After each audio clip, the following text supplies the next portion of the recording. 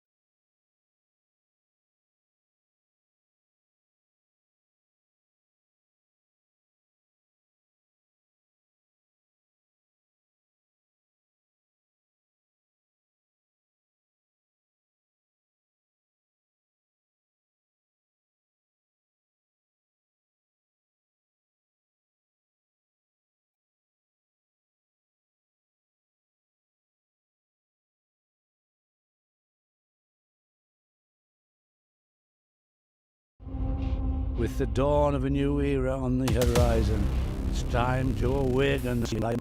Time to rise and go to war. Hear our cries now, hear us roar. The team is now for. We'll pick our right, we'll pick the law. Together we march, set our sights. Achieve our own vision. Hero of the Lord, hero of the new. The great knows, the finest. It's time to be born, born again. Never been a new chapter return.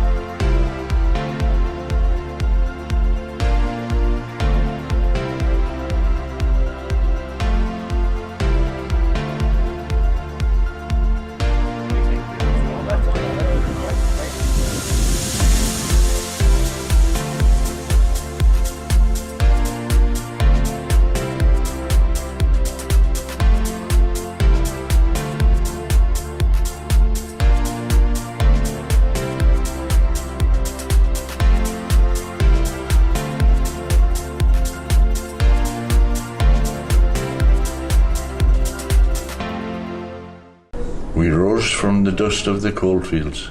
A dream of bringing professional cricket. 30 years later, we stand together. With many successes on and off the field. A trophy cabinet full of silverware. A professional pathway for boys. And girls in the north. And community programmes that both enhance and transcend the sport in our region. But we want to achieve more. We want to reach every corner of society. A welcoming place for people of all backgrounds. Supporting the community to which we belong. We want to be at the forefront of inspiring generation. Inspiring people to be better players. Better people. Better members of society. We are working hard to welcome everybody. Developing inclusive environments. With a commitment to encourage Equity. diversity And inclusion in everything we do. We aim to make a positive change across cricket. our wider community. We must be accountable. Cricket is a game for everyone. Our programmes are for everyone. Seat Unique Riverside is for everyone. Durham Cricket for the north, for everyone. Durham Cricket for the North, for everyone. Durham Cricket for the North for everyone. Durham Cricket for the North for everyone. Durham Cricket for the north, for everyone. Durham Cricket for the North, for everyone. Durham Cricket for the North for everyone. Durham Cricket for the North for everyone. Durham Cricket for the north and everyone. Durham Cricket for the north, for everyone.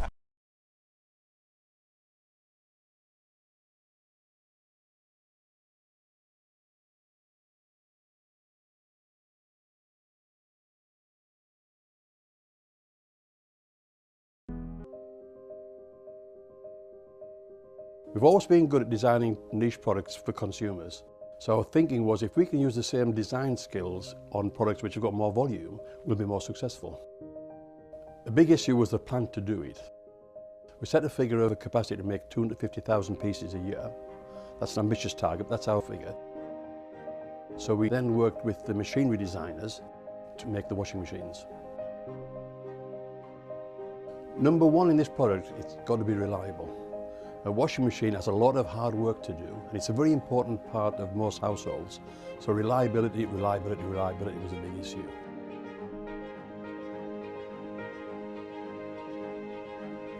I think any new product, we've got to learn about it, and that's important. We've got to learn about it so we understand it inside out.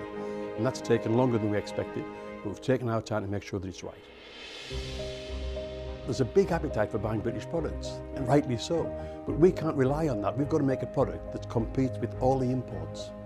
And of course, remember, we've got our core business here of making domestic dehumidifiers and bottled water coolers and industrial dehumidifiers. So that takes our time, and we don't want to get this wrong.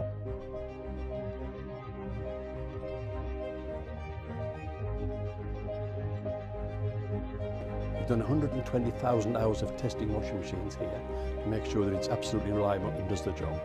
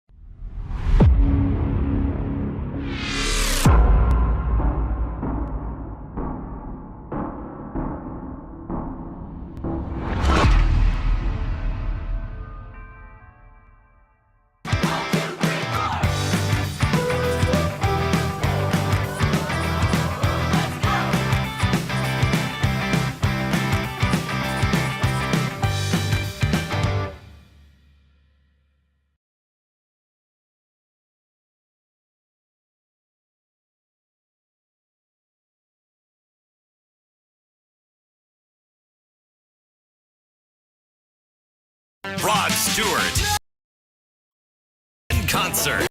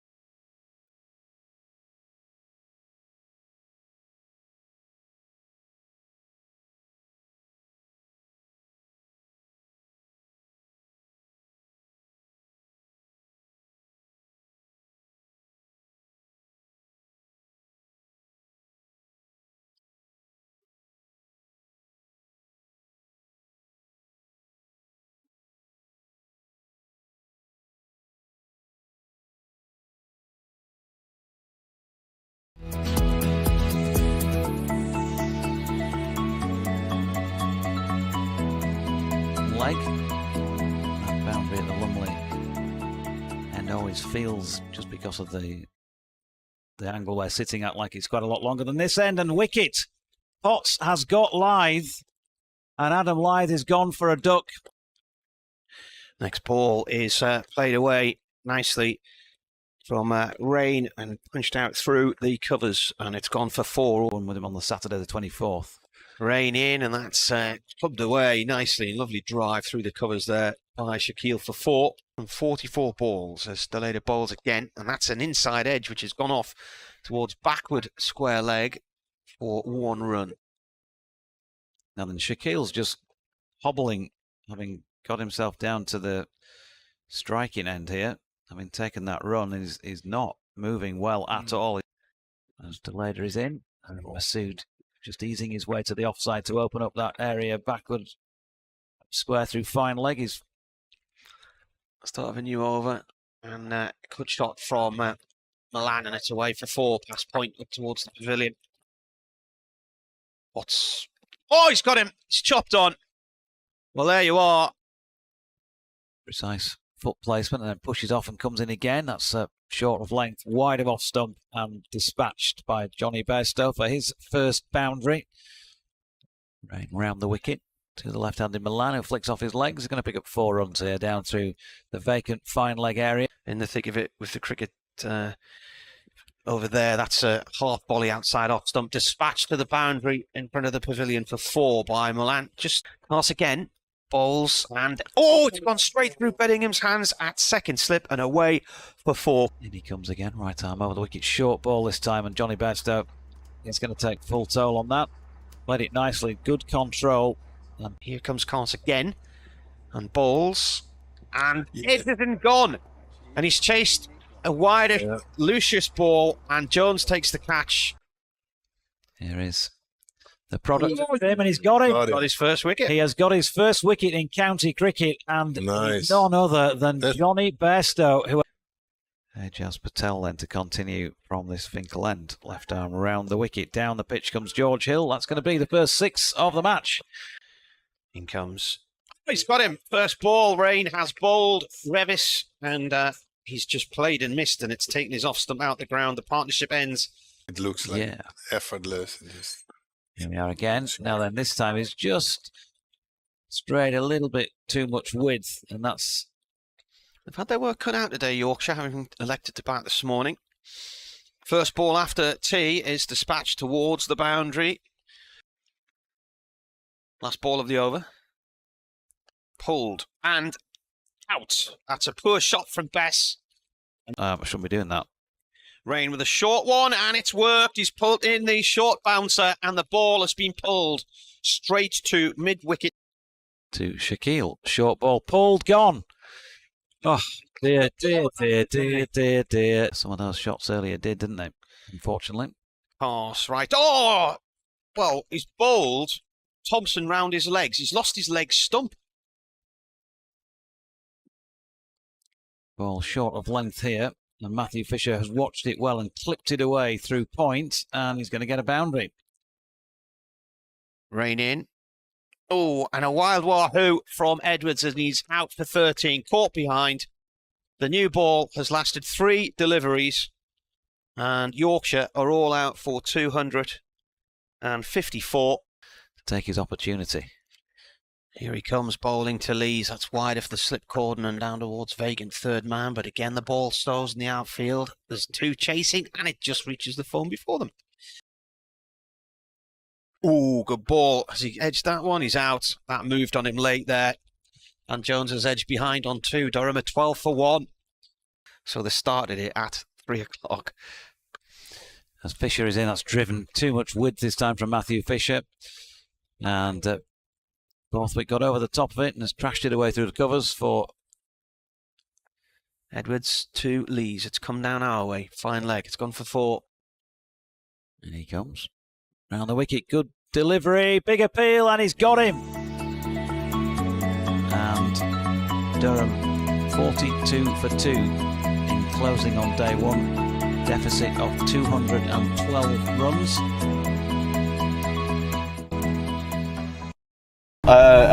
To be honest, I didn't really know what to expect from it, but I think it went pretty well for me personally, and luckily as well for the team, as we bowled them out within the day.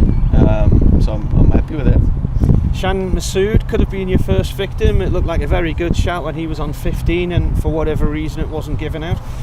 Yeah, umpire said pitching outside leg, and looking back at it through the footage, it did seem awfully close to that. So, you know, give the umpire the benefit of the doubt for that one. Now, if you're going to get a wicket, not bad to get your first wicket. Somebody of the international calibre of Johnny Bairstow. Talk us through that one. Yeah, well, I wasn't really feeling too great at that stage, and then to have him chop on, and in the scorebook it says bowled obviously is even better.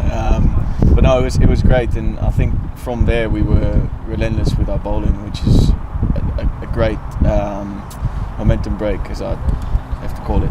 When you say you weren't feeling too great, were you just tired, or you didn't think things were going your way?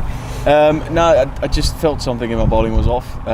It may not look like that, or it may not have been like that, but that was in my mind. So no, I was happy to get the wicket, and I think from there on it did get a little bit better for me, feel-wise.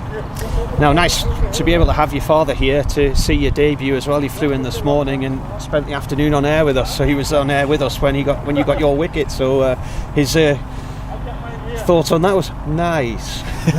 So, he's not a man of many words, so no, it was good that he was here. It was nice to see him, and good that he got himself in the commentary box. I mean, he loves it, so I think he'll be happy with that.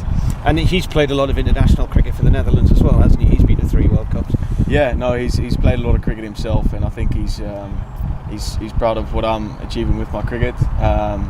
And it's great to see him here. I mean, it's obviously a nice feeling for me.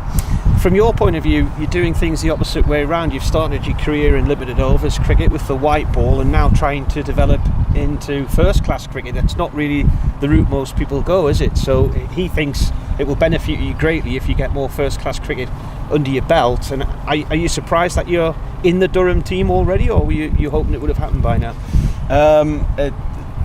I am a little bit surprised, to be honest. I think it's partly also that there's a couple of injuries in the squad which have given me the opportunity to sneak myself in. But you know, it was always the plan to try and get in the Red Ball team this season, sooner rather than later. So I'm happy that's happened, and I've got the chance this week to show what I can do.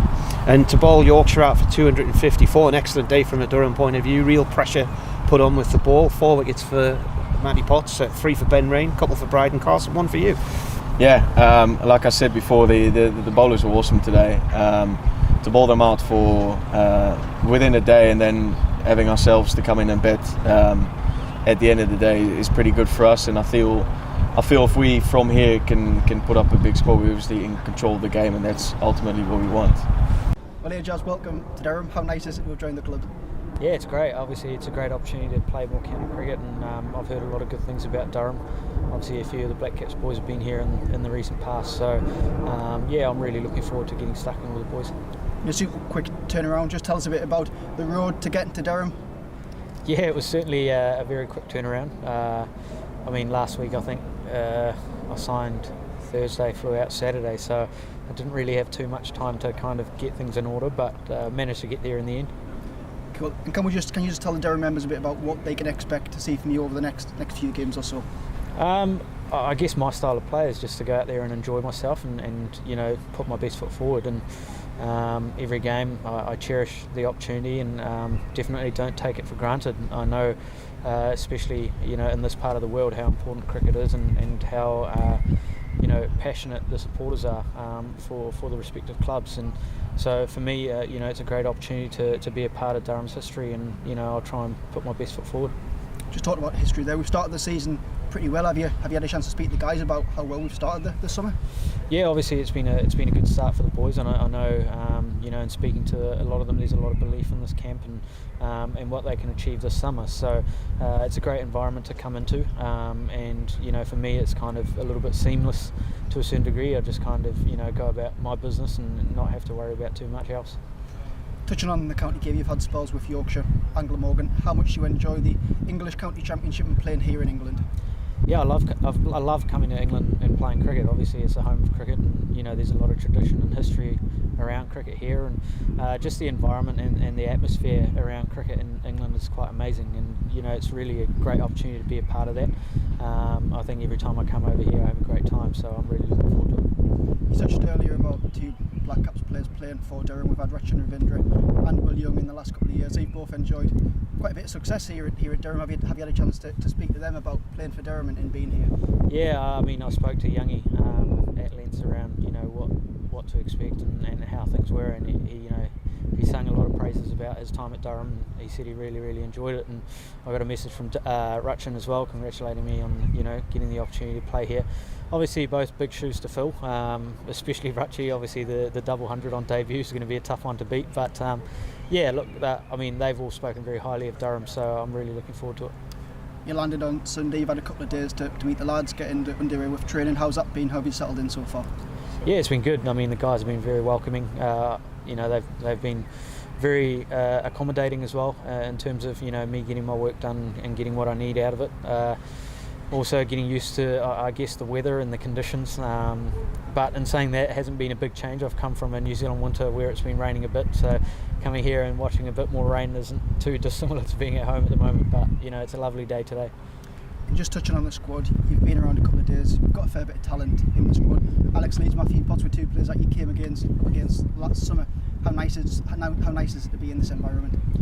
Yeah, obviously, they're both quality players, and you look around that dressing room, there's a lot of quality cricketers and guys who have had a lot of success already so far this season. So, for me, it's kind of just, once again, fitting in seamlessly and watching them do their work, and then not putting too much pressure on myself. I think sometimes as an overseas you can kind of get carried away and thinking you have to do everything, but we've got a lot of talent in this group and in this environment. So for me, it's just kind of doing my job, watching the others do theirs. It all starts tomorrow here against Yorkshire. How excited are you to put that Durham shirt on and represent the county for the first time? Yeah, very. It's going to be very exciting. Obviously, my first stint of county cricket was against Yorkshire, so it'll be cool to see some familiar faces, but also a lovely challenge to take them on as well. But he wasn't feeling like they were on the back foot because they'd taken the 2 wickets, and he was pretty positive about the 45-50 minutes or so they had with the ball at the back end of the day to take those couple of wickets. All right. Katie's with us. Good morning, Katie. Good morning. You were here when was it? Last Saturday, wasn't it? It was last Saturday. I wasn't here very long. No, I noticed. I looked at the scorecard, and what happened then? 60 Northern Diamonds, 60 all out. Yeah, and then nearly won, didn't you? Managed to take 6 of them with us. So yeah, it was absolutely nothing against the Durham pitch. It was a lot lovelier than we made it look. But yeah, tough day in the office, that one. But I do always enjoy my time up here. It's like this cultural reference that because you are so young, you may go over your head, this Lev, but he's messing about with the controls here. His Emo. He's a bit like sort of Trevor Horn of the 80s. I'm expecting Frankie Goes to Hollywood to walk in the back of the box. It's like a mixing desk here going on. Yeah. 24 track. 2 tribes. 2 tribes, 24 track. Yeah. That was 1984, that wasn't it? 2 tribes. It was. Yeah. Right. 9 weeks at number 1. Yeah. Got the 12-inch in the house somewhere. Johnny Bairstow's staring through our window. I don't know why. Might have recognised me. I thought I might give him a wave. What's right, that John? T-shirt you've got? It's Maggie Rogers. It's a singer. Uh-huh, yeah. I don't think Johnny saw that from here, but she's not Maggie Rogers. That's not on the 6 Music playlist. I'd be surprised. I bet she is. Is she? Yeah, she's a good one. I'll have to have a listen, see what the crack is. Is she in Eurovision? No, but I am a Eurovision fan. If people yeah, well, we'll not it. be discussing that today. Well, Graham Hardcastle, the Yorkshire website writer, took his wife Vicky to one of the semi-finals the other night. Did he? Yeah, brownie points for years, I think he said. Really? Yeah. Yeah. It's a strange looking map, that, with Australia involved, isn't it? Anyway, we're ready to rock and roll. It's 11 o'clock, the floodlights are on, and it's overcast and damp out there, and Borthwick is on strike, and he's on 21, and he is facing Jordan Thompson, who has bowled 4 overs and taken 1 for 13. At the other end, Matthew Potts, night watchman Esquire, who is on 2. I think he got a decent knock in a match last year as a night watchman. I'm trying to think which game it was. In fact, it'll be in my yearbook. which was lovely and pristine until a can of Coke fell all over it the other day and it wrecked it, basically. Not only do I now desperately want to know which match that was, I want to see the wagon wheel as well. Oh, You're not doing the wagon wheel do anymore. that for you. Oh, you let yourself down there. Yeah. Here's a bowler again. That's 4 runs, possibly down to fine leg. A little tickle, and it's going to hit the foam now, and it does. So there we go. Leg bye signalled. Right, well, I'm going to go through scorecards from last year, and I'm going to have to look and see what's up the order, aren't I? And then try and work out which game it was. Which could be quite a challenge for a village lad like me.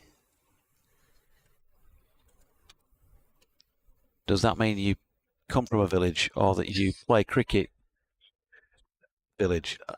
Ultimate village, yes. I come from a village. Looking at the back end of the season, he came in about 7 or 8 at knots, but that wasn't the game. I'll find it, don't worry. Of course, halfway through the summer, he wasn't here at all, was he? So, Thompson then, Durham 46-4-2. And this is defended by Borthwick. It goes off towards short extra cover. Bryden Cast just wandering past us, having had a net session. Did you drive up this morning, Katie? I did, yes. Those roadworks on the A1 are fun, aren't they, through Durham? Yeah, we do have to do it quite often, being that Yeah. our second home up here, but I don't know how our coach Danny Hazel does it every day. Does she drive down every day? Yeah, she's... Does she still live in Chesley Street? Yeah, as far as I'm aware, as far as she tells us. I mean, I don't think she'd want us to know where she lives, but yeah.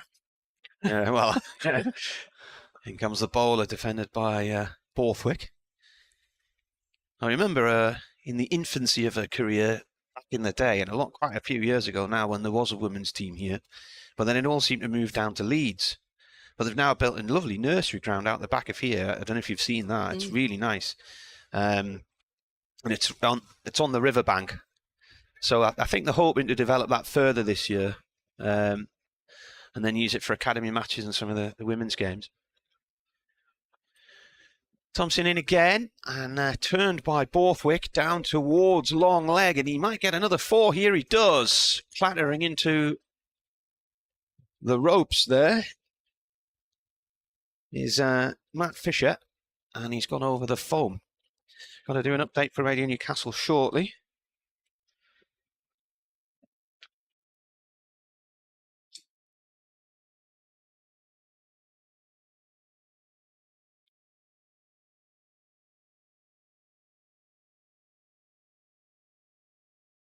$50 up for Durham, 50 for 2 in the 14th over.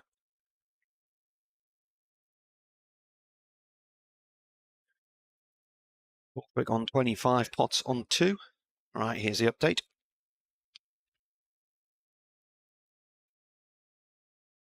Well, it was a beautiful day here yesterday. T-shirt weather, sunny and warm. It's like being back in the middle of February today. It's dark and murky, and there's a bit of mizzle in the air, and the floodlights are on. So not the best batting conditions for Durham. They resumed this morning on 42-4-2, trailing Yorkshire by 212 after bowling them out yesterday for 254. They've now moved on to 50 for 2. Scott Borthwick, the skipper, is on 25. Matthew Potts at the other end, the night watchman, is on 2. Commentary on the BBC website and the sports app. And this is played away out through towards the point boundary by Borthwick for 3, I think it is. So he keeps strike. Yeah, Finlay Bean out there doing the fielding, so he's on as 12thers, presumably replacing Saud Shakil once again. You mentioned Matthew Fisher diving for the ball. Anytime Matthew Fisher moves off the straight, Yorkshire supporters have their hearts in their mouths, Lev, after those succession of injuries. Was he the one who collided with the front of the stand? No, that was Dom. Well, he wasn't the front of the. Well, he was the front of the stand, I suppose. Yeah, the base, concrete base of it. Dom Leach. Right. Although they brought in that match against Lancashire, which was then abandoned. They brought him off because of that incident. But the reality of it was that the pitch on the Howard stand side of the square that day was unfit, and I think they'd been a bit hasty in going on. Right. So Dom Leach, who thankfully was, although he was taken to hospital, was spared any serious injury there. His injury was just the catalyst for let's get off the pitch because we probably shouldn't be on here anyway. I don't think it was a particularly, strong related to that incident. It was just other stuff on the field. Anyway, that was in history, and here in the present, Durham 53 for 2, and Matthew Fisher, despite the dive, is fit to open the bowling from this Finkel end of the ground. Borthwick pushing back to the bowler, and there is no run. We'll say hello, Lev, from BBC Radio Leeds' point of view. Star now of BBC Radio Leeds commentary, not only off the field, but on it, with our coverage from Scarborough the other day. Yeah, friend of the show, on and off the pitch. You got a few mentions as BBC Radio Leeds' very own Katie Levick the day. I'm not sure the contract will probably back up the hype. How did you wire that Bishop's up? latest ball is a dot. Radio mic. We should have done that. No, we didn't. Should have had a pitch mic. We give her an opportunity to come on and do some do some commentary with us, and then at the very moment we need her most at Scarborough in the first game covered by Radio Leeds ball by ball of women's cricket, she snubs us. Unbelievable. Didn't even step in the box. That's the problem with the modern generation, isn't it? Yeah. Just no appreciation. No.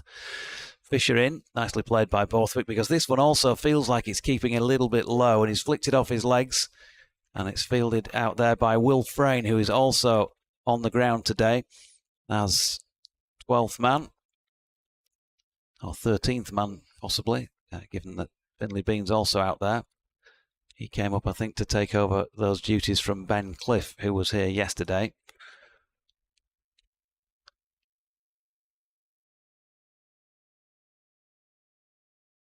Fisher setting off on his run-up, but then stops because Borthwick's still not happy with some part of the equipment and is resetting. He's on 30, and it's 55 for 2 following that 2. Fisher in again, and that's pushed into the offside by Borthwick. So what was that experience like playing on here last weekend, result aside? Yeah, it wasn't the most enjoyable from a Diamonds perspective, but these things happen in cricket. It was just a bit of an anomaly. Not entirely sure what happened. We played some bad cricket, and the Blaze had a girl that took a 7-fer, so just their day. We came out fine, at least took 6 wickets with us, so it wasn't a total embarrassment, and then bounced back at Scarborough, which was nice to get a win on the board. Cracking game of cricket that on Wednesday. Here's Fisher, and that's flicked into the leg side by Borthwick. There's no run. Yeah, a really good game of cricket. Sophia Dunkley showing her class. You had first use of the ball there, and had them at 55 for 5, and it looked like you were going to run through them, and then she just said, "Whoa, hang on a minute, I can play." Did nothing out of the ordinary, did she? Just accumulated 100. No, just really knew how to play an innings and showed her international class and battered through for them. Fisher in again now then. Borthwick getting that towards the outside edge. It's out towards Jordan Thompson at point, and there's no run to complete over number 15. The second over of the morning, with Durham on 55 for 2. Night Watchman Potts on 2, and Borthwick is not out on 30. Who will Durham, Marty, be pinning their batting hopes on? Obviously Borthwick, who's got a start here. Yeah, Ollie Roberts has been playing well. Yeah. Bedingham has had one decent score this year, but it'd be nice to see him get a few runs. Potts, by the way, I can't find the stats when he was a night watchman, but he does have a higher score of 81 against Northants 2 years ago. Put on a partnership for the 9th wicket of 149 with Liam Travaskis, who made 77. And he's on strike now. He's still on 2. And he defends this delivery from Thompson. Got to ask the important question about that trip to Scarborough. How much are the fish and chips down there these days? Because they've gone through the roof, haven't they? Fish and chips. Still got the receipt there. Expensive. Yeah, of course. yeah. £7. Sorry, for expenses purposes, they were £17.75. Yeah, right. Has it got the VAT number on it as well? £7.75 actually. Fish and chips. Yeah, at Reynard's, by the roundabout there. That's left alone. So that's back up towards the town, that one on the corner, rather than there's a little one behind the ground, isn't there, where we park? Yeah. Oh, you might park there, but, Where do you park? Special arrangements, you see. Yeah. My own spot on the side of the ground is. Yeah. Yeah, enjoy that walk in with your bags, won't you, when you come down to players in July, whatever it is. Yeah, unfortunately, it clashes with a big weekend for us.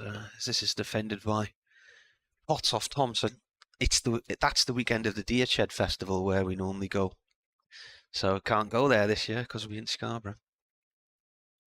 Have you booked your accommodation? Well, you could take a couple of days off. I'm sure Lev would fancy doing some ball by ball with me if she's not got a game that weekend. I love a trip to Scarborough. We need to keep the sort of the balance in terms of accents and things like that. And, you know, how we northeast versus Yorkshire and that kind of thing. So, ball that comes in again from the Lumley end and a carved shot away through vacant third man. We're open early today, and it's gone for 4 right down below our commentary position. Nice shot off Matty Potts there. Yeah, it was. Open the face. That was Chris Tavare-esque, that was. Yeah. Legitimate stroke. Talking of accents, I mean, we've got all sorts from Ash. We've got a bit of Aussie, we've got a bit of Geordie, and he's a Rhinos fan, so we've got a bit of Leeds thrown in there as well, I think. Yeah. No, he hasn't been talking rugby league, has he, again today? Yeah, we was watching it as I came in. He just talks a good chat about the game. Talking that to me. I've absolutely no idea what he's on about. I think half of it he makes up. No, he doesn't, I can assure you. No. Well, it's an M62 corridor sport, though, isn't it, really? Is it? Yeah. They're unhappy with the ball here, are they? No? Seems to be something going on out there they're not happy with. Adam Light's having a word with Ben Debenham, the umpire, and he's wiping his hand on the ground, suggesting it's too wet. I don't think it is actually raining at the minute, is it? It's just a bit of mizzle in the air. Are they complaining about the state of the ball? They're trying to get the ball dry? Overly drying the ball to try and get a point across? Yeah, there's definitely some exaggerated ball drying going on there, I think, from Dom Bess. Page 3 of the book of exaggerated ball drying. 3 slips, and he's come all the way back into third slip, and they're ready to bowl again now. And that's another nice shot from Potts. Doesn't get any runs, though, as it's cut off by Fisher at point. This late cut. Official ball dryer Bess wanders straight over. You need one of those beer towel things, you know, they used to... Can't see any of them hanging, little towels hanging out the whites, can you? Is Sticky Wicket's not open yet? No. So who's not out there for Yorkshire? The rubber mats these days, you can't carry one of those out there, can you? It looks to me as though there's no David Milan in the field. That's why there's 2-12. Thompson in, defended by Potts on a length, right on off stump. 2-12 is on there. End of the over, 4 from it, so Durham 59 for 2 here on the BBC. If you want to get in touch, the usual avenues of communication are open. At Marty Cricket on Twitter, at Jonathan Doidge on Twitter, wearecricket@yahoo.co.uk on email, and then there's a really long one from him, which I can never remember. BBC West Yorkshire Sport at gmail.com, which, right on cue, great broadcaster that you are, you've set me up because Malcolm is the first emailer of the day and says, got back from a fruitful day's birding on the parched, arid steppes of Castilla-La Mancha, just in time to see our 2 wickets last night. I've always been a fan of George Hill. He's the one I'd least have liked to have faced. Hope we can go and bowl him out today reasonably. Thanks to Malcolm. Castilla where? Castilla-La Mancha. La Mancha, somewhere in Spain then. I mean, that might be a totally incorrect pronunciation. Based on my Dutch yesterday when Tim was sitting here, absolutely zero idea how to pronounce foreign places, languages. Here is Matthew Fisher round the wicket to Borthwick, who's clipped him off his legs down to long leg. And they'll get back, they'll get through for a single. Again, there might be some exaggerated ball drying because that was along the deck all the way. So, well, it's not easy batting under floodlights. If you're bowling with a wet ball, it's not easy for you either, is it?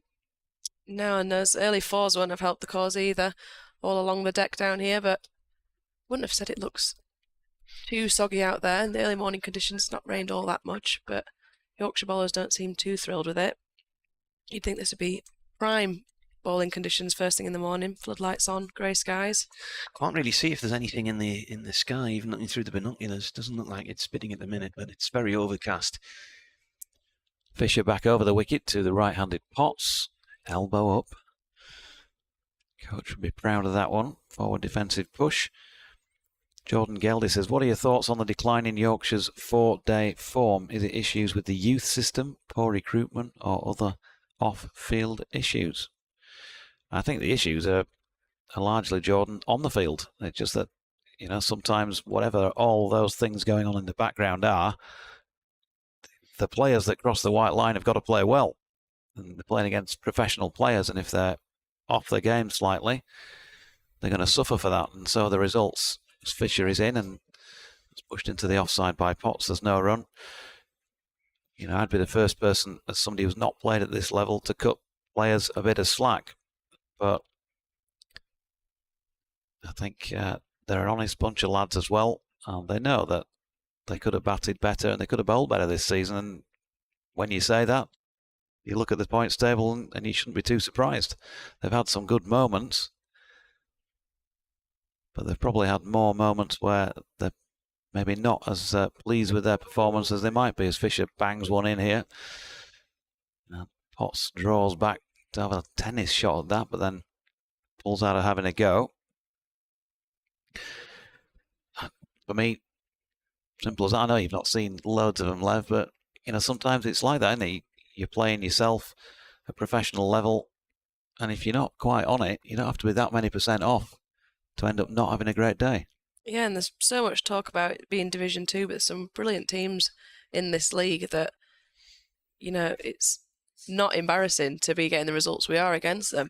There's some top quality players. If you just have a look at some of the batting lineups, international quality all the way down, it's just a good standard, and they've just not been on it, and you're getting punished at this level.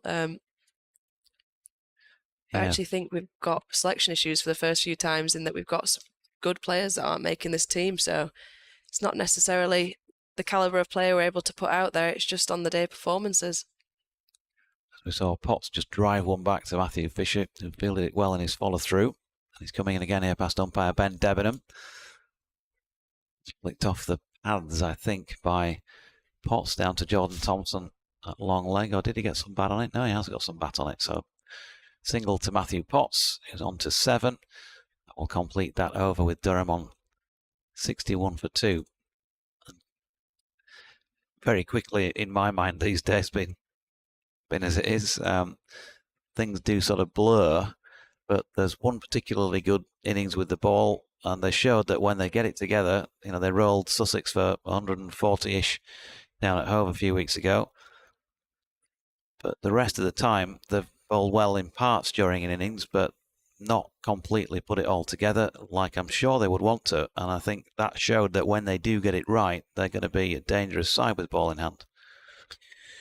New over from the Lumley end from Thompson.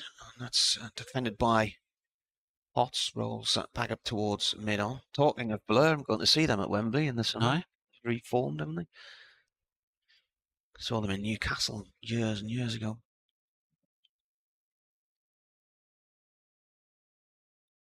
Bit of Britpop. Yeah. Modern Life is Rubbish. I think it's 30 years since that album came out. Here comes the bowler. Oh, that stays low. That's worth a shout. He's out. That's skidded right through. An absolute grubber there for Potts. It's hit him low on the pads. Not really much he could do about that. He's out for 7. LBW to Thompson, and Durham are 61 for 3. Yeah, first bit of invariable bounce shown today. Just get it on. Not a lot Potts could do with that. And first time Thompson's had a bit of a go at Potts this morning. Bowled Borthwick first up, and he gets his reward. It's what you want to see. Try and get the night watchman back in the shed early. 193 the deficit. Follow on. You can do when follow on here. Not much you can do when the ball pitches and doesn't get up like that, is there really? Right, so off he goes. A round of applause as he heads back up towards the pavilion. And Robbie Robinson, or is it David Bedingham, the next man in? Bedingham, is it? David Bedingham walking out now.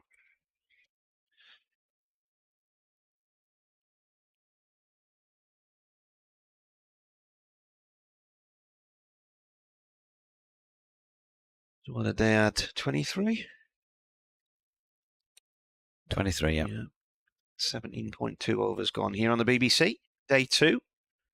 Murky Chesley Street. First bowling point, of course, as well for Yorkshire. Yep. 3-2 on the scoreboard now.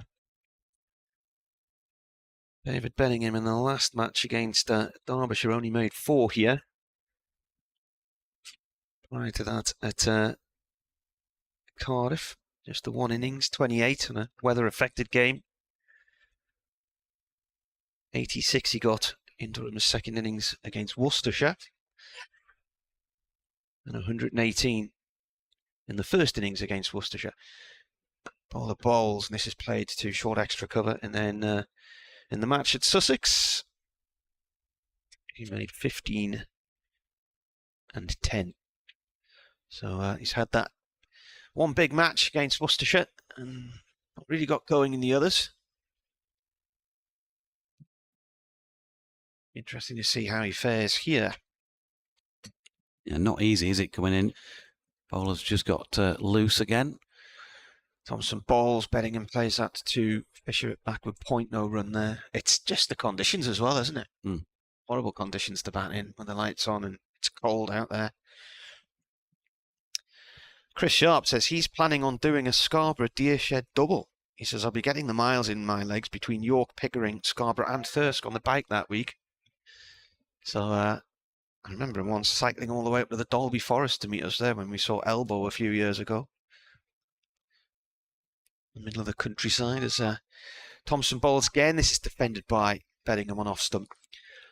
Martin Bloomfield says, morning JD, is your piano playing any better than your continental pronunciation? No. What was that place called? Castillon the Steps or something? Castilla-La Mancha. Sure. I think that's going to be on the coast somewhere. It's not. It's right in the middle of the centre of Spain. Thompson in again. Defended by Bedingham. The ball runs back up to the bowler's end. It's a wicket maiden for Jordan Thompson. So he's taken 2 for 24 now in 7 overs. In fact, when me saying on the coast, look at the map there, that couldn't be more central Spain if you tried, could it really? Bang in the middle. It's a region in central Spain. So your geography is as good as my pronunciation. I just thought Manchester might have something to do with the coast. But... So 61 for 3. Richard Dawson says, on this day, the first ever official cricket county championship match began on the 12th of May, 1890. Yorkshire beat Gloucestershire by 8 wickets at Bristol. Well, at least they got a game in there. They didn't get one this year. Fisher round the wicket here to Borthwick, who's got that towards the inside of the bat, and it dropped at his feet in the pitch. There's no run. Martin Bloomfield follows up that pop at my continental pronunciation and my lack of piano playing skills with, whilst you have Lev in the box, I'd like to see her get some international recognition this season. One suggestion would be for Birmingham to let her bat up the order, improving her chances of becoming an all-rounder. That one suggestion was to try and go for another country. That was where that was leading. Here's Fisher round the wicket again. Borthwick leaves one wide of off stump.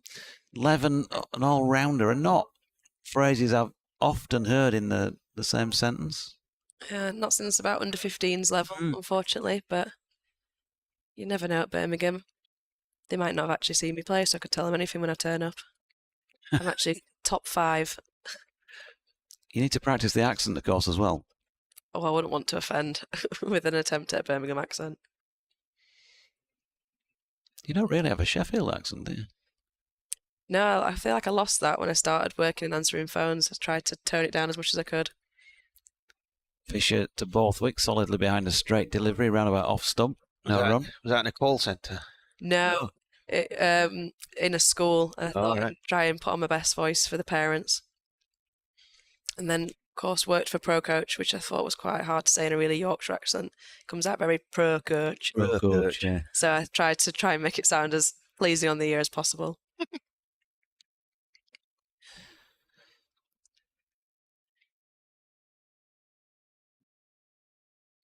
Here's Fisher then, leaving us behind once again.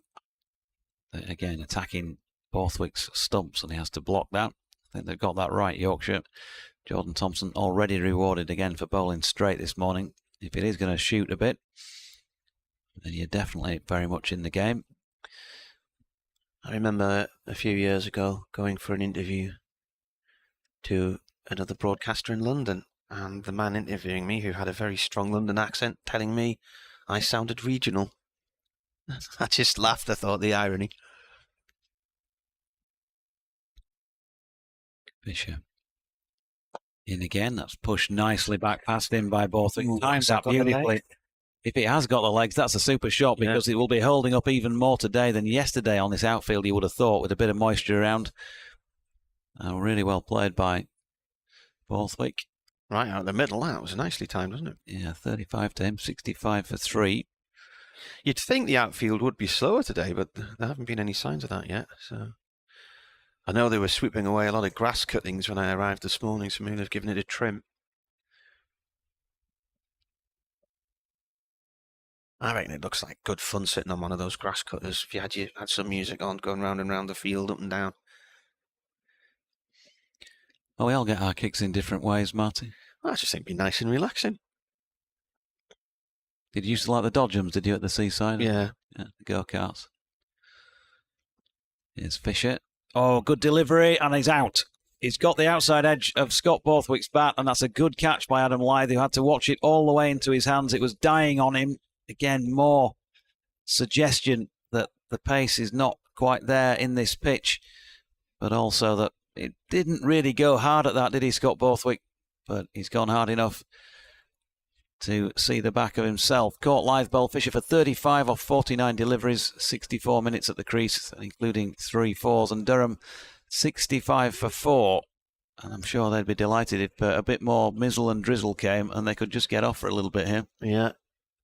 Yeah, very good grab from Adam Lythe there. And Yorkshire have not had the best record in the slips in recent years. That was dynamo all the way, and straight in the pockets as soon as he took it suggests how cold it is out there. It's not the nicest, it'll have been a nipper, but good grab to put Yorkshire on top, because Borthwick till then had looked quite commanding and was timing everything nicely. Got a few fours away this morning. So just rewards, as we said, keep the stumps in play on this sort of pitch. There's a bit of invariable bounce and you'll get your rewards.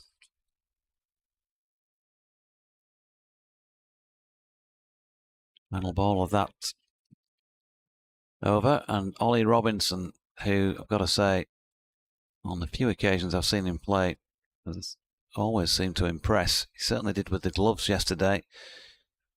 And you'll probably hear me say it more than once in the match, but I think he's a cracking signing for this county. He's at the non-striking end at the moment because it's going to be David Bedingham who's going to be facing up to Jordan Thompson. Good little period of the game here for Yorkshire. Picked up a couple of wickets in the last few overs as Thompson comes into bowl, Bedingham on strike. This one's full on the leg stump and clipped away beautifully by Bedingham. He'll pick up at least 2 as Fisher does the fielding at deep square leg. I reckon it's a really good morning to bowl, but a horrible morning to field, if that makes any sense whatsoever, because that wind is freezing outside, and that makes Lythe's catch even better, I think, at slip. It's the last thing you want, one of those coming hard and low in these conditions, but he's done well to grab it. He's a good slipper, to be fair. Finger ends. Oh, naughty. That northeast wind. Thompson again bustles in. Bedingham allows this one through to Bairstow behind the stumps. As Alan Walker's more than recognisable gait comes around the ground. Big Huddersfield Town fan. Be very happy with the last few weeks of the Magic Neil Warnock. Magic Neil Warnock, yeah. Does it again. Yeah, he says he's done, doesn't he now? says that's it, he's done. I think he said that about 3 or 4 times, hasn't he? Yeah. It's Thompson in, and Beddingham just plays across the straight one there as he plays that to mid-on for no run. 67 for 4, and Yorkshire, after probably feeling they were a little bit under par yesterday with 254 on the board, have fought back nicely with the ball. Took a couple of key wickets before the close of play last night, and then picked up the 2 this morning. Yeah, Jordan Thompson onto 120 first-class wickets with the 2 that he's picked up in this innings so far. Well, he had him at 26 before this innings began. And he comes in again, and Beddingham looks like he was going to try and late cut that one, but got a bit cramped, and Jamie was asking for 2 there. Those familiar listeners for Durham, maybe not for Yorkshire. We've got a bit of a super fan over towards the members. Jamie loves screaming out his favourite number of 2 or wanting a wicket. Did he come to the Diamonds game on the weekend, Jamie? He didn't come this Saturday, but he was there last year. Yeah, legend. Thompson comes in. This is a little bit over pitched and driven nicely through extra cover by Beddingham. Didn't pick up at least 2 as that is collected down there. Is that Edwards down there? Yeah. Until he's like 6'45", and he picks up 3. Beddingham. The score moves on to 70 for the loss of 4. Yeah, he could possibly do some damage, Mickey Edwards. He's slightly back of a length, he's tall, and if you do go back foot and the ball doesn't bounce as much as you're expecting, like a few have done in this match, then you're going to be in danger. A little bit of inconsistent bounce at that one of Potts, I think, hit him right on the shin, right in front. He looked like he was shaping up well there. Yeah. There's not much he could have done about that one. But yeah, you're right. Those ones that hit the pitch hard should get the most out of this pitch. Thompson will come in. Last ball. This over. 2 wickets to his name so far. And Ollie Robinson allows this one through to the keeper for no run. Durham 70 for 4. The great thing about Jordan Thompson is he just keeps running in.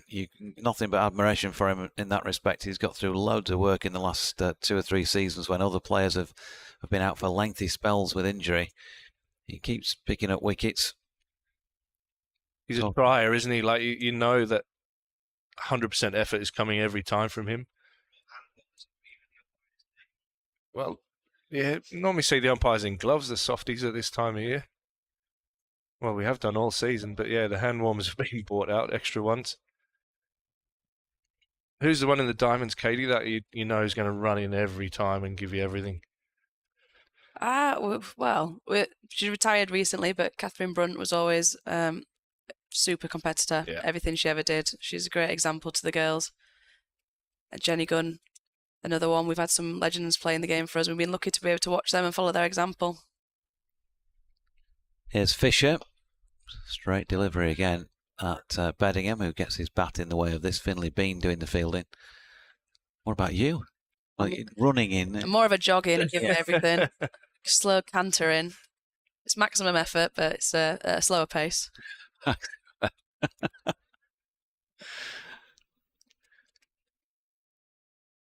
Seemed to be coming out all right the other day. Yeah, in good form at the moment. Feeling really in good rhythm, which is nice. You worry when the body gets a bit older that it might feel a bit tougher, but it's going all right. Tell me about it. As Fisher, it's wide of off stump and chopped into the ground by Beddingham. That's a really good piece of fielding at point by Matthew Revis. Down quickly, and he's getting Don Bess out of the slips all the way across the jog and giving the low 5. That's hurt. He's signalling for something straight away. Hand warmers. 100%, yeah. 100%. He's wanting them off the skipper, I reckon. It's one of those days. I've umpired quite a lot of junior matches over the years when my kids have been playing. It's one of those days where you walk on with a coffee in your hand just as an umpire because it's a junior game. You're not that bothered. You keep your hand around it to keep yourself warm. Fisher is in, and that's wide of Robinson's off stump, and he's able to leave. But the days when I was playing, of course, if you walk around with your hands in your pockets out there, your captain, the old stager would be saying, "What are you doing? Get your hands out of your pockets. Yeah. Blow them." I'll definitely be carrying mine tomorrow, that is for sure.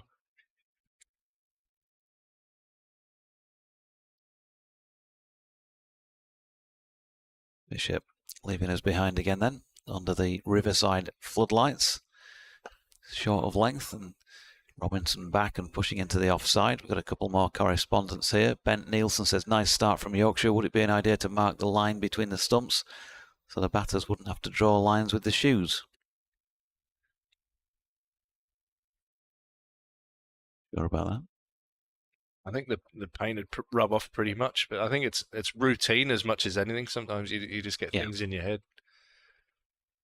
What makes you comfortable at the crease and get ready for the next ball. 2 to come in the over, 71 for 4. Fisher goes fuller this time and driven back at him by Robinson. Fisher rings the hand, having stopped it.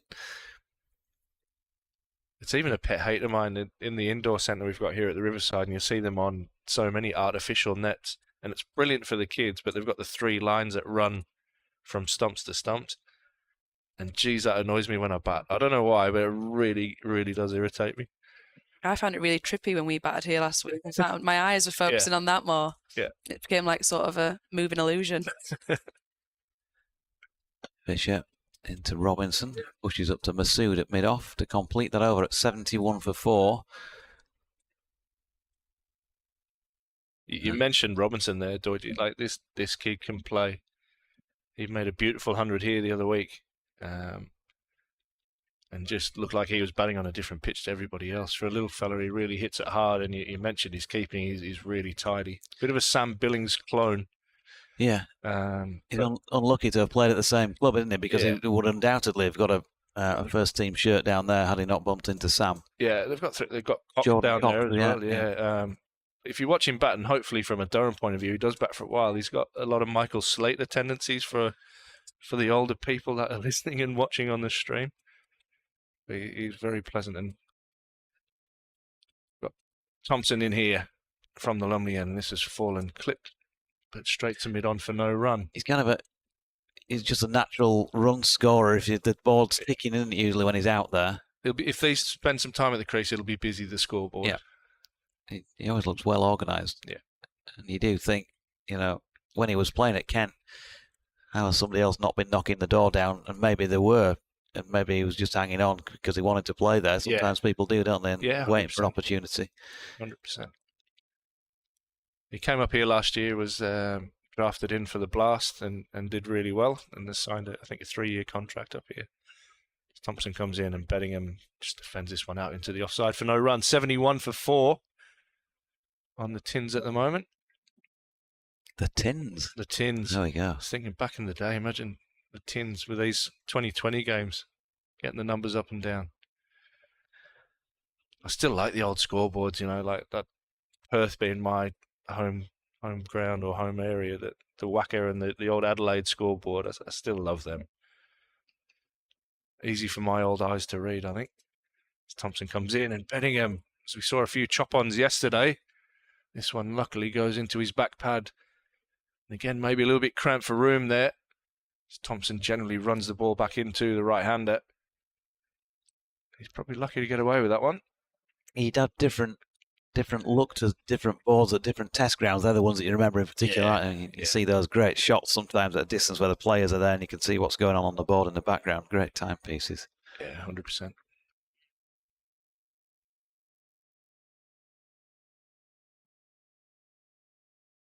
Thompson comes in again from the Lumley end, and this one is hit him on the pads, and he's given. As we're just saying there, Thompson just starting to get the ball to shape back into the right-hander, and Bettingham playing across that one.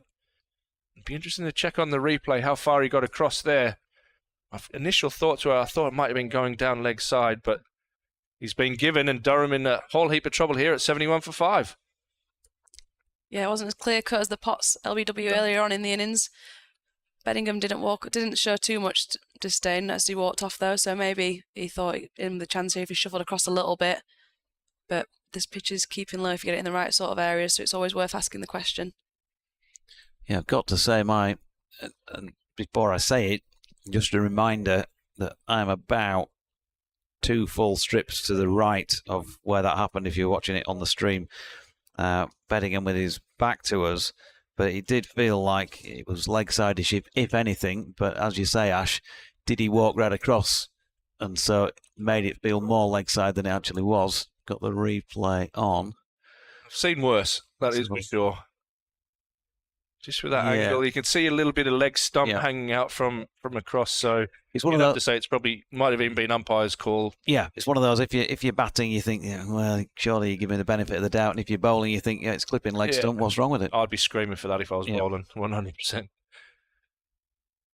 But a big wicket there, Beddingham, very dangerous. 71 for 5. And I think Thompson's just chatting through with the umpire there around him, stepping across a little bit. Good work that from Thompson. Just, great decision, ump. See the way he just walked across there. It was definitely out. Well, he's loving this. And he talked to me on an interview last week, did Jordan.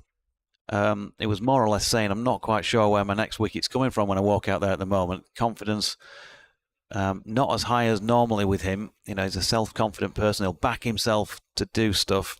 So great to see him back among the wickets here with a 3-foot and counting.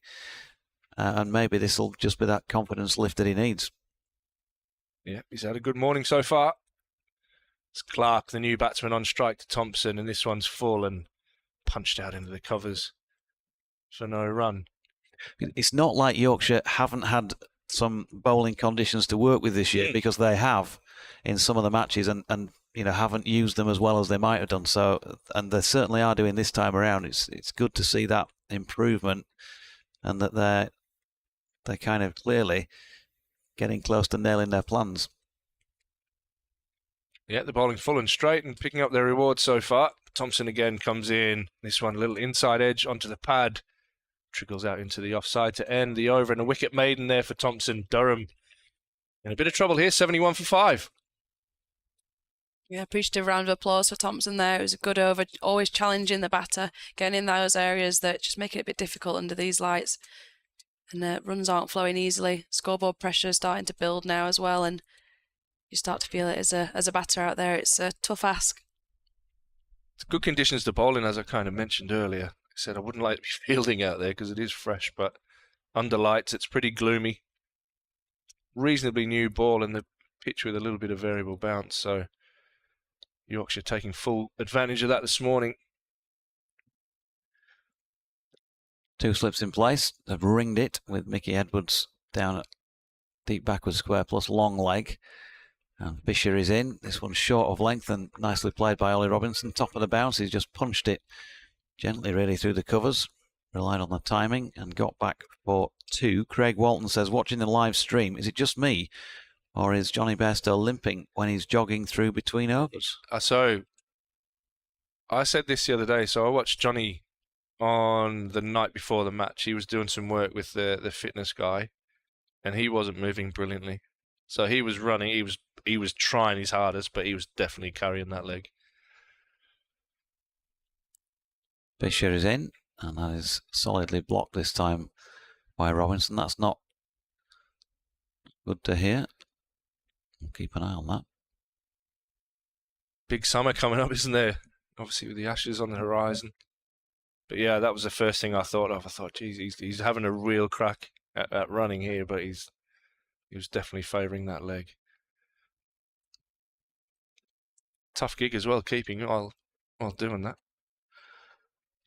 Yeah, he's in the crouch position. Takes up his stance as Fisher bowls. That's nicely played by Ollie Robinson, who's clipped it away back of point. And it's just going to beat the chasing Matthew Revis to the boundary. So there have been a few boundaries this morning, but Yorkshire can be forgiven a bit of that because they've been taking wickets, 2 of them to Jordan Thompson and 1 to this man, Matthew Fisher.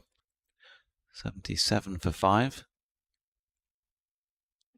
Just having a look around at the other bowlers there to see if there's anybody warming up, because it's been a 45-minute opening stint from these two. Should be looking for a change shortly.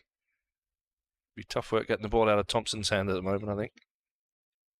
Be tough work warming up as well, I think. You're one of the other bowlers in the outfield currently. Fisher in again, goes short this time. ducking Ollie Robinson. Don't see enough bounces in county cricket, I don't think. No. That's rare. Is that the first one today, I reckon?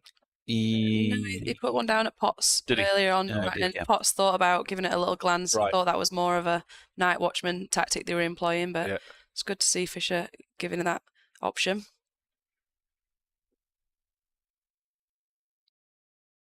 Here he is again then.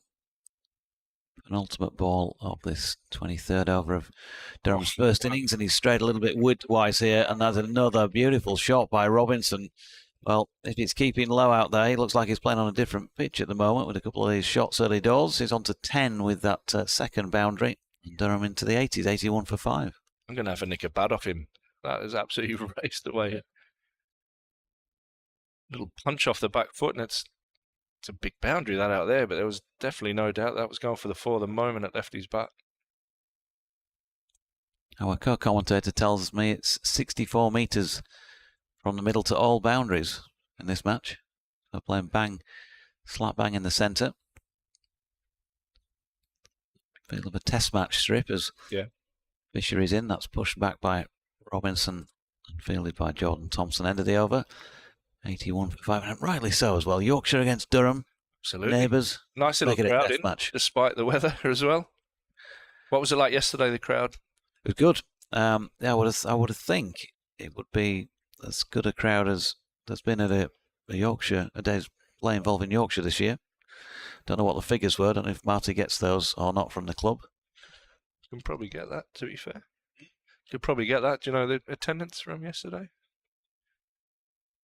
But there's been some good crowds. I think Durham are playing a pretty good brand of cricket at the moment, and the crowds have started to come in and watch, which is reflective of that. Teams in the northeast and probably similar at Yorkshire, once the ball starts rolling, then the crowds start to follow as Thompson comes in and Clark defends this away out into the offside for no run. But yeah, some of the best crowds. Derbyshire, wasn't it, the other week? And it was a really good crowd in for that. We had your mate Fletch in, Doige. Fletch was tuning in yesterday. Was he? Yeah. I'm very surprised at that.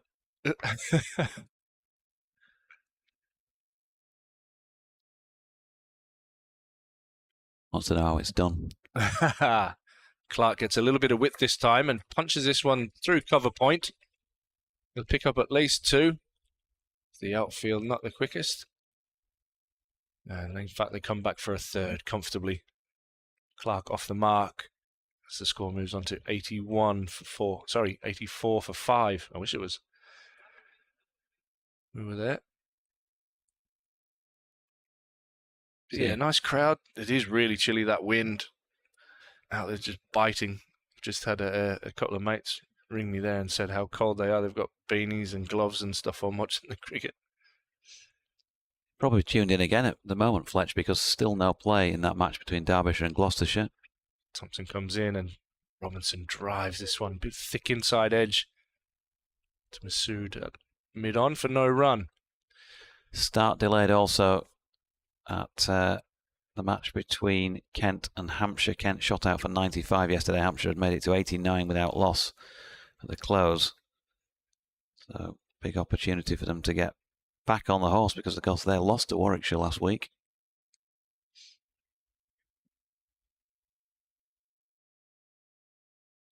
Thompson to Robinson, who pushes this one again with nice timing out into the covers. They are playing at Northampton, where the home side are 109 for 2 against Nottinghamshire in their first innings.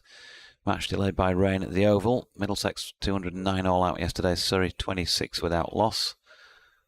Somerset 128 for 4. Division 1 game at Old Trafford against Lancs, who put them in. So not a lot of play around the other grounds yesterday. Essex were rolled for 126 at Edgbaston and Warwickshire 65 for 2 in their reply. Thompson into Robinson. Again, full and straight by Thompson for no run. They've just taken second slip out and put Dom Bess in at catching mid-wicket maybe. Looking for a catch off the drive. And then at Sophia Gardens, Worcestershire, 109 all out yesterday. Glamorgan with a healthy lead of 106. They're 215 for 7 in their first innings. And they have started playing now at Grace Road as well, where Sussex are 44 for 1 in the early stages against Leicestershire. Thompson and Robinson just opens the face on this one as he pushes this again. Nothing more really than a defensive push out into the offside, and he picks up 2. Takes the score on to 86 for 5. And that might see a couple of bowling changes. I think Thompson, probably for the first time today, looked a little bit tired in that over. We are going to see a change from the Finkel end.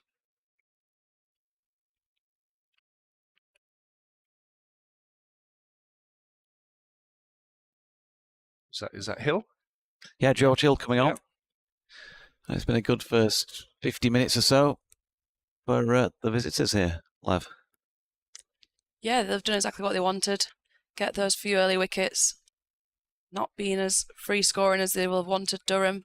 Keep some scoreboard pressure on, and really is a big ask now on these two. Robinson in particular, being in the runs this year for Durham.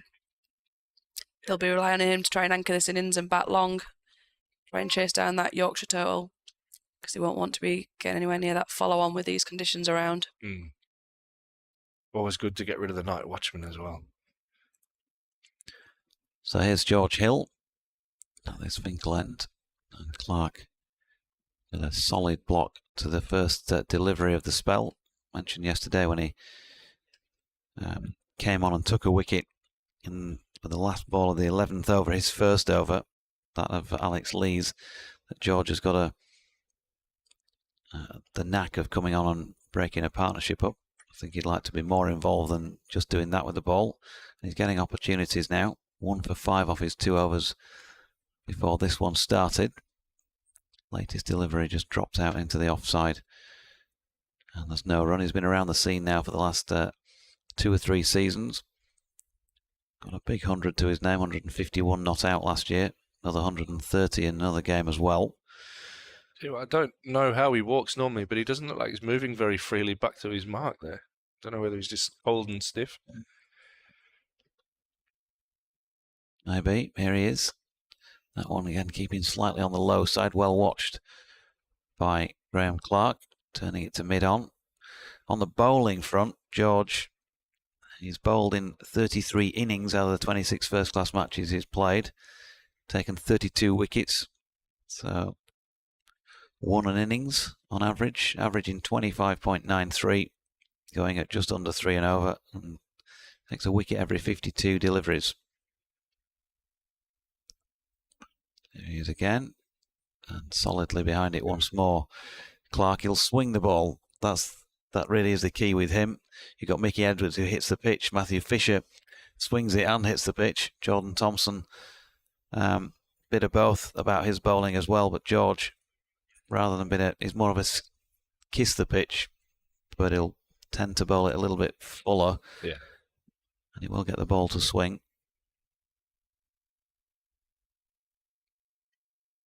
In again. And Clark just playing these straightish deliveries to the leg side of straight. Shan Masood must be feeling... well, he was saying he was feeling pretty happy about life last night anyway on his fairly upbeat end of first day interview. He'll be really happy now. 168 runs to play with, 5 wickets to take. His team have not only got back in the game, at the moment they're on the front foot. Another handy delivery from George, which Graham Clark can but defend. So maiden over, 3 overs, 1 maiden, 1 for 5 against the name of George Hill. Durham 86 for 5, 25 overs into their first innings. The way it's going, then we might be in for a shortened game here. Quick game's a good game. Why do people always say that? You can get to the bar quicker, I reckon. Well, that'd be a bit from my point of view anyway. But we are going to see a double change here as Edwards is going to have a go from the Lumley end. The big tall seamer from Manly in Sydney. Wonder if he's a Sea Eagles fan. I think they're pretty proud from the Northern Beaches area. I reckon he is. I was just having a look there. The Panthers were 12-0 up over the Roosters. For Right. any NRL listeners earlier on. After the Warriors got up over the Dogs this morning. Marty's looking at me, thinking, what am I talking about? That's just noise. Who are the Eels playing this weekend? The Mighty Raiders. Tomorrow, yeah. As Edwards comes in right arm over the wicket, and this one's allowed through by Robinson to Bairstow behind the stumps. Some of the great moments in the sport that I've ever watched come from that sport. Remember the Origin last-minute try when Meninga was playing?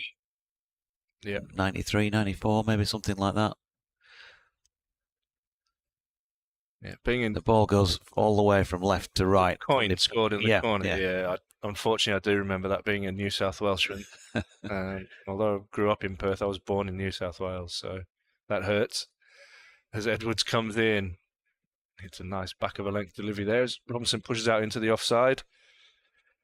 Yeah, they're trying to think of their counterpart. St Helens, maybe, that team in the UK that always managed to scramble a win from nowhere, and Queensland always managed to do that over New South Wales. In the State of Origin, the one I remember massive, I think it was at Elland Road as well, was a late try from the Kangaroos where Meninga just pushed off everybody. And Ricky Stewart started it. Oh, that was at Old Trafford. It was there. Old Trafford. Yeah, running towards me, yeah. Yeah, incredible try. Edwards comes into ball and a flirt outside the off stump from Robinson, playing a miss and through to the keeper for no run. I can still see that from end on at Old Trafford.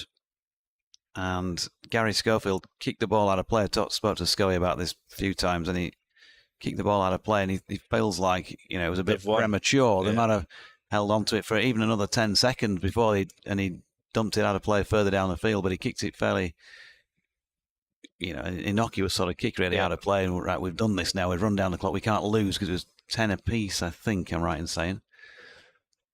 So Edwards comes in, and Robinson again has a little flirt at that one through to the keeper. Because that was the series that Great Britain had won the first test. Yeah, I was there for the first test at Wembley. Wembley, yeah. That was a Talking great about day. that this morning, weren't we? Yeah. And then the second test there. Just does feel like words so far. I wish I could join in. Paul Loughlin of St Helens came on and scored a try, an interception later on, and sort of touched it down halfway out, and he could have gone closer to the post, and he took the kick and missed. That would have nudged him in front, I think. As Edwards comes in, and Robinson drives, gets a thick inside edge, which goes out to mid-wicket, and they'll pick up a couple. Yeah, I apologise. I'm a rugby league geek, to be fair. I love the game. But the winning try, Lee Jackson, who tackled like a demon throughout the series, missed Ricky Stewart, as you say. He dummied him deep inside his own half. Yeah. Meninga on the shoulder, took the pass, and he's running straight towards us. And just before he takes the pass, he gave Carl Gibson, the big, on the shoulder, was it? I mean, come on. A little bit of a nudge. Big elbow. Cleaned him out. Probably had the forearm guard on. Yeah, Katie remembers it really well. As Edwards comes into ball, and Robinson again flirts at this. I thought actually there might have been a little edge on that from directly behind. But he's beat the outside edge 3 times in that over, and Durham 88 for 5. Before we go back to cricket, just to say Meninga, what a presence he was and still is when he went to pressers last year for the World Cup. Yeah. Still the big man, and you're kind of just in awe when you're in the same room as him. But the footwork he had for a big fella was outstanding, the balance. I think that's one of those features of great sports people. Meanwhile, back in the real world, George Hill has the ball in his hand. Tell you what, I did well not to fall asleep there. I thought I'd better keep awake because I've got a 12 o'clock bulletin to do. Here is Hill, and this is bowled and defended. I'm looking at the flag. Well, it's actually just suddenly died on me, the flag on Lumley Castle, but it was at full pelt a minute ago. And the flag gave the impression that the weather is coming from the northwest, but all this murk is drifting in off the North Sea. So we're sort of in a bit of a a swirl of wind there. See, now it's pointing southeast now, that flag. So we're in a tornado. Is that Yeah, what we're we're in saying? the middle of a We're in tornado. the eye of the storm. Yeah. Hilling again, and played short to mid-wicket, this time by Clark. Goes without saying, Durham need a big partnership here. Dig them out of this fixed and found themselves in. They lost 3 for 10 in 5 overs earlier. And while one of them was night watchman Matthew Potts, the other two were key batsmen, Scott Borthwick for 35 and David Bedingham for 6. So, as Ash said earlier, a good day for bowling, perhaps not for fielding. As Hill comes in again, right arm over, and that's whipped away by Clark up towards deep square leg, Castle side of the ground for 1 run. I noticed when the hand warmers came out earlier, Ben Debenham grabbed one for himself. He's not got gloves on. Meanwhile, Paul Baldwin, who is currently at square leg, has got a big snood on, so you can hardly see any of his face. The hand warmers have made the live BBC cricket feed as well. There you are. Just checking that it loaded up. So here's Hill again from our end, the Finkel end, right arm over. He bowls, played by Robinson off towards the covers. No run there. Who's fielding in there? I think it's Meninga, isn't it? I've heard that name so often, I thought I'd say it once on air at least. Finley Bean's in.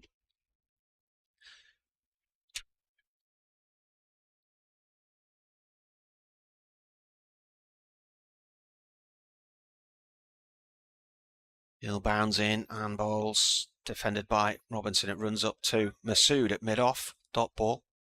Yeah, they just make up names and words, don't they? And it's just like another language. I started to wonder if someone was playing a Meninga drinking game at home. Yeah. It was just trying to It's a bit early. liven up the coverage. What time is it? It's just gone past midday. Every day is a school day, though. Yeah. I suppose it's 5 o'clock somewhere. Is that what they say? 89 for 5, Durham. Last ball of the over. Slightly slower delivery this time, played to Masood by Robinson at mid-off, end of the over. If you want to get your emails in, wearecricket@yahoo.co.uk. Bernard's mentioning over 8 yesterday before lunch with various delays. The game was already over 25 minutes late. Obviously, further time was lost as the day progressed. But whilst Durham were bowling, they were not causing most of the delays and the resultant slow over 8. Well, at the end of the day, the over 8 was spot on.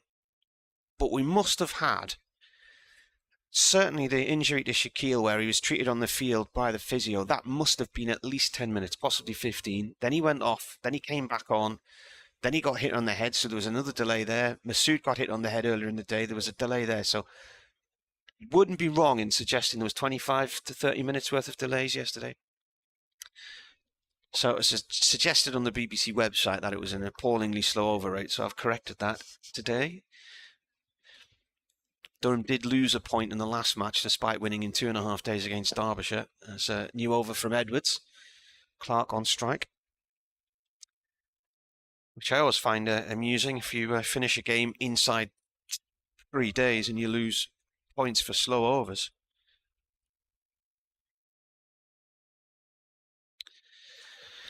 The batter coming to us on the news in a moment.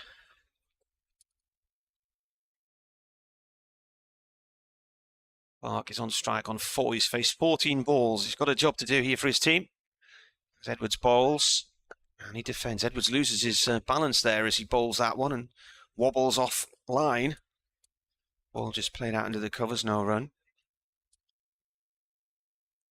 Here we go.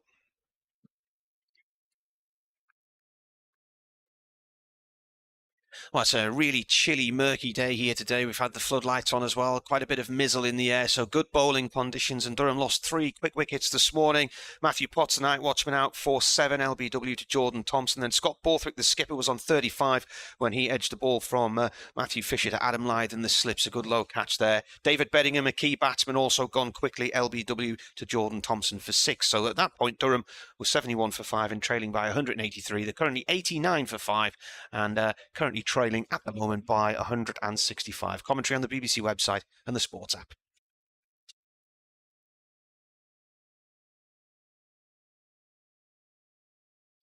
There we are, update for Radio Newcastle. So Next bulletin will be in about an hour's time, just after 1 o'clock.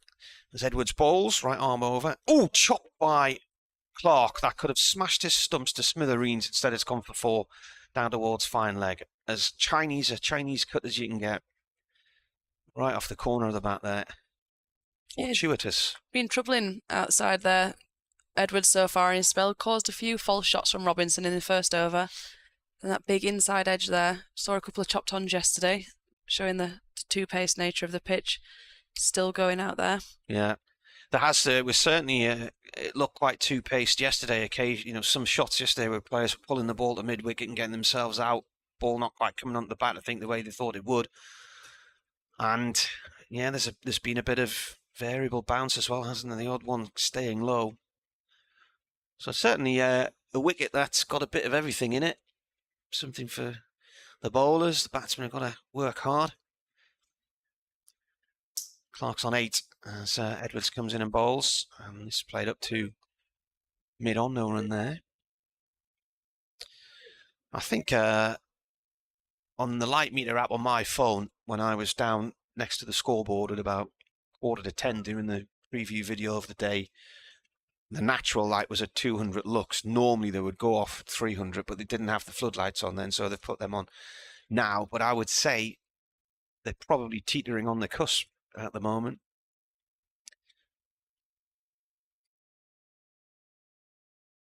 Edwards from the Lumley end, driven by Clark, out into the covers. No run there. And that is the end of the 28th over. 93 for 5 here on the BBC. I'll tell you what, Katie, when I look up at the scoreboard, every time I look up, having been staring out at the greenery, it always gives the impression it's drizzly, doesn't it? The darkness of the scoreboard, but I don't think there's anything in the air at the minute. Just a gloom hanging. Yeah. Or it could be that tornado inching closer. Maybe. Swirling the flags around. Well, the flag on the clubhouse roof is pointing to the southwest. The flag on the roof of Lumley Castle is pointing to the southeast. And the weather's coming in from the east to the west, so what is going on? There's always a bit of a sort of mini climate here, down in this bowl. Here's a new over then from Hill, and played by Robinson towards short mid-wicket.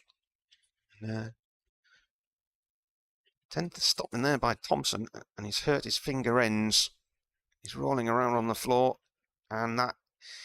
Well, there's a perfect example. Cold day, you don't want one on the finger ends. That's going to sting, and that's going to hurt. Yeah, there's been a few good stops and a good catch from Lyth today, despite the conditions, and you say you don't want to get your hands in the way of them, but putting the bodies on the line, these Yorkshire lads so far, and regretting it instantly afterwards by the looks of it. Thompson's still wringing out his hands after that stop. That was probably just going on to mid-on anyway, but good intent from the fielder. Fisher's just handed the ball to the umpire, and as Hill now comes in and bowls. That's a great ball. Playing a miss there from Robinson outside the line of off stump. Throw to the keeper. He handed the ball to the umpire, who umpire had a look at it, handed it back to him, and just told him to dry it and get on with it. We haven't had the little hoop gauge out yet today. Durham built pressure yesterday with the ball. Yorkshire doing the same today. Challenging conditions. Good game of cricket this, as bowler comes in again. Into the crease goes Robinson, and plays it away safely, but quite late. And I think Bairstow thought he'd been beaten there, because he leapt in the air with his arms in the air as if he was about to celebrate a wicket, and the ball thumping into the stumps. Does look quite gloomy on the camera shot as well on our monitor here, doesn't it? I think the white balance has probably been pushed as far as it can be on the camera. Hill in. Finkerland turned nicely by Robinson out through mid-wicket. Edwards chasing it. Got a big smear of mud on his left knee. Seems to be limping as well as he chases after that. 2 runs there for Robinson. I feel like all the Yorkshire bowlers so far seem to be walking a bit gingerly. I think it's just must be cold conditions and they're not warmed up. A little bit slippy underfoot, perhaps. It is a weird light, isn't it? It's very strange. And here's more over-exaggeration of ball drying.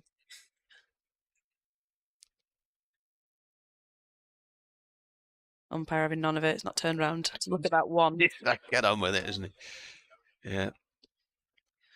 2 balls left of this over.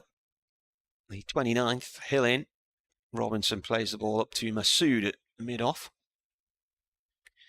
They were having an inspection this morning at Derby, so I don't even know if they were considering they were going to get on there today either.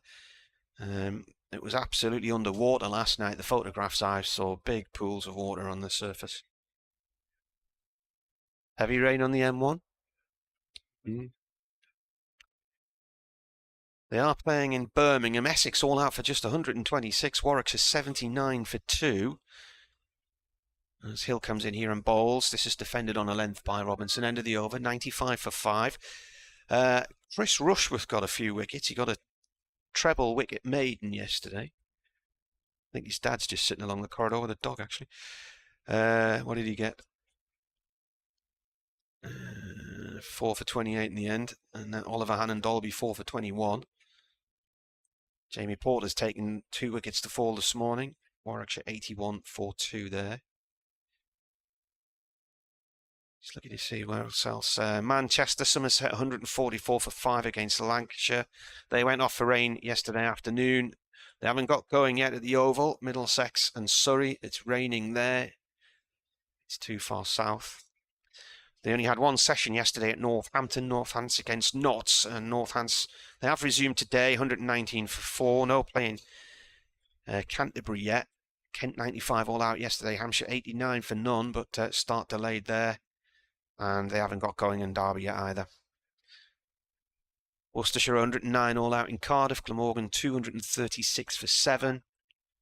And Sussex are playing Leicestershire. Sussex 53 for 2 against Leicestershire. I'm not sure they got going yesterday, actually.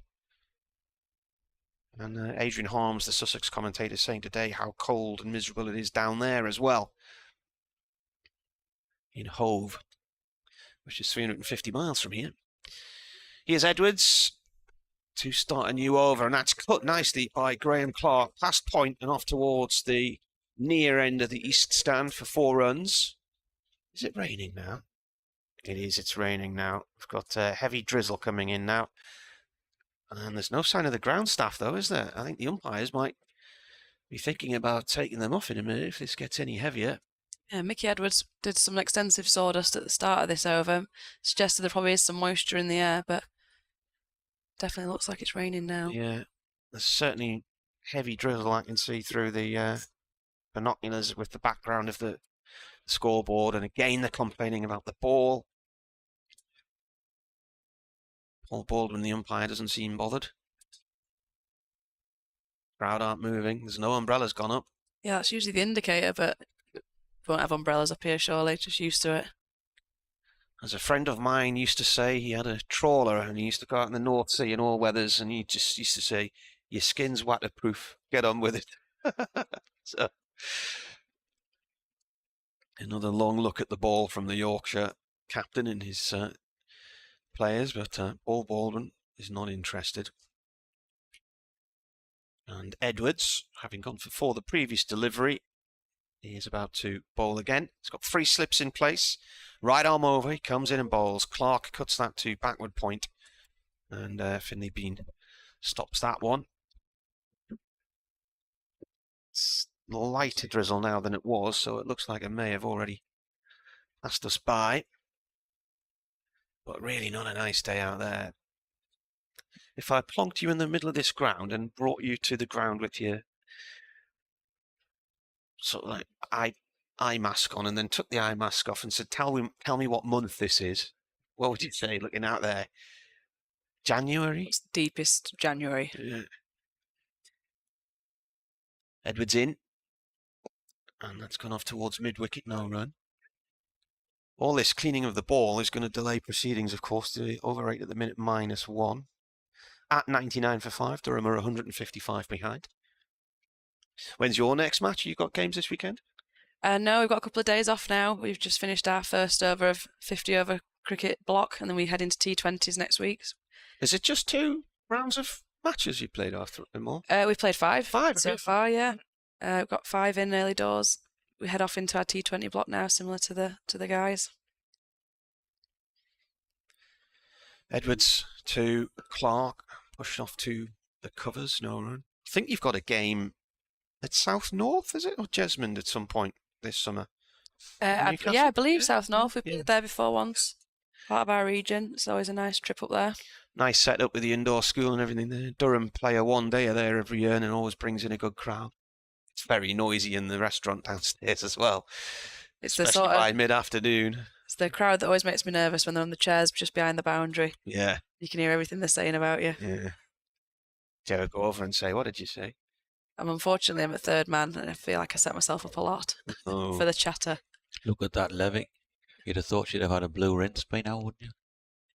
Knocking on a bit. Why would they sound like that in Wales?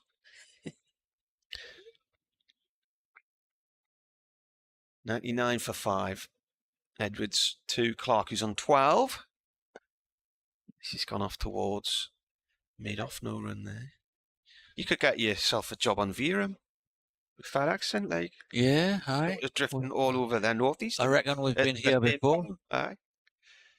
I reckon we've been here before, Marty. There's just one thing that confuses me. When you said you weren't there that day, you were, weren't you? You're the person who killed him, aren't you? They film a lot of it around our way, you know, Vera. Down on the seafront. What, Cardiff? Yep. The mumbles. Last ball of the over, which seems to have taken an age to bowl. Here comes Edwards, and driven by Clark. Diving stop at mid-off. No run. End of the over. 99 for 5. Yeah, there's one episode. I've got a few of them on. I've got them on CV's link, but I never watched them. But there was one. Yeah, based in the port of Sunderland, involving a ship which was moored opposite our house as they were filming it. So, umpires having a chat here. I think the murk has that bit of drizzle's passed by now. No, actually, there's still a little bit of drizzle in the air.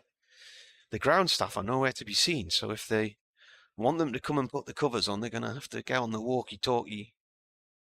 Are they staying out, or what are they doing? Are they going to do a light reading here? They're going off. Looks like they're taking him off. Or are they? They've called Shan Masood's getting involved, Johnny Bairstow.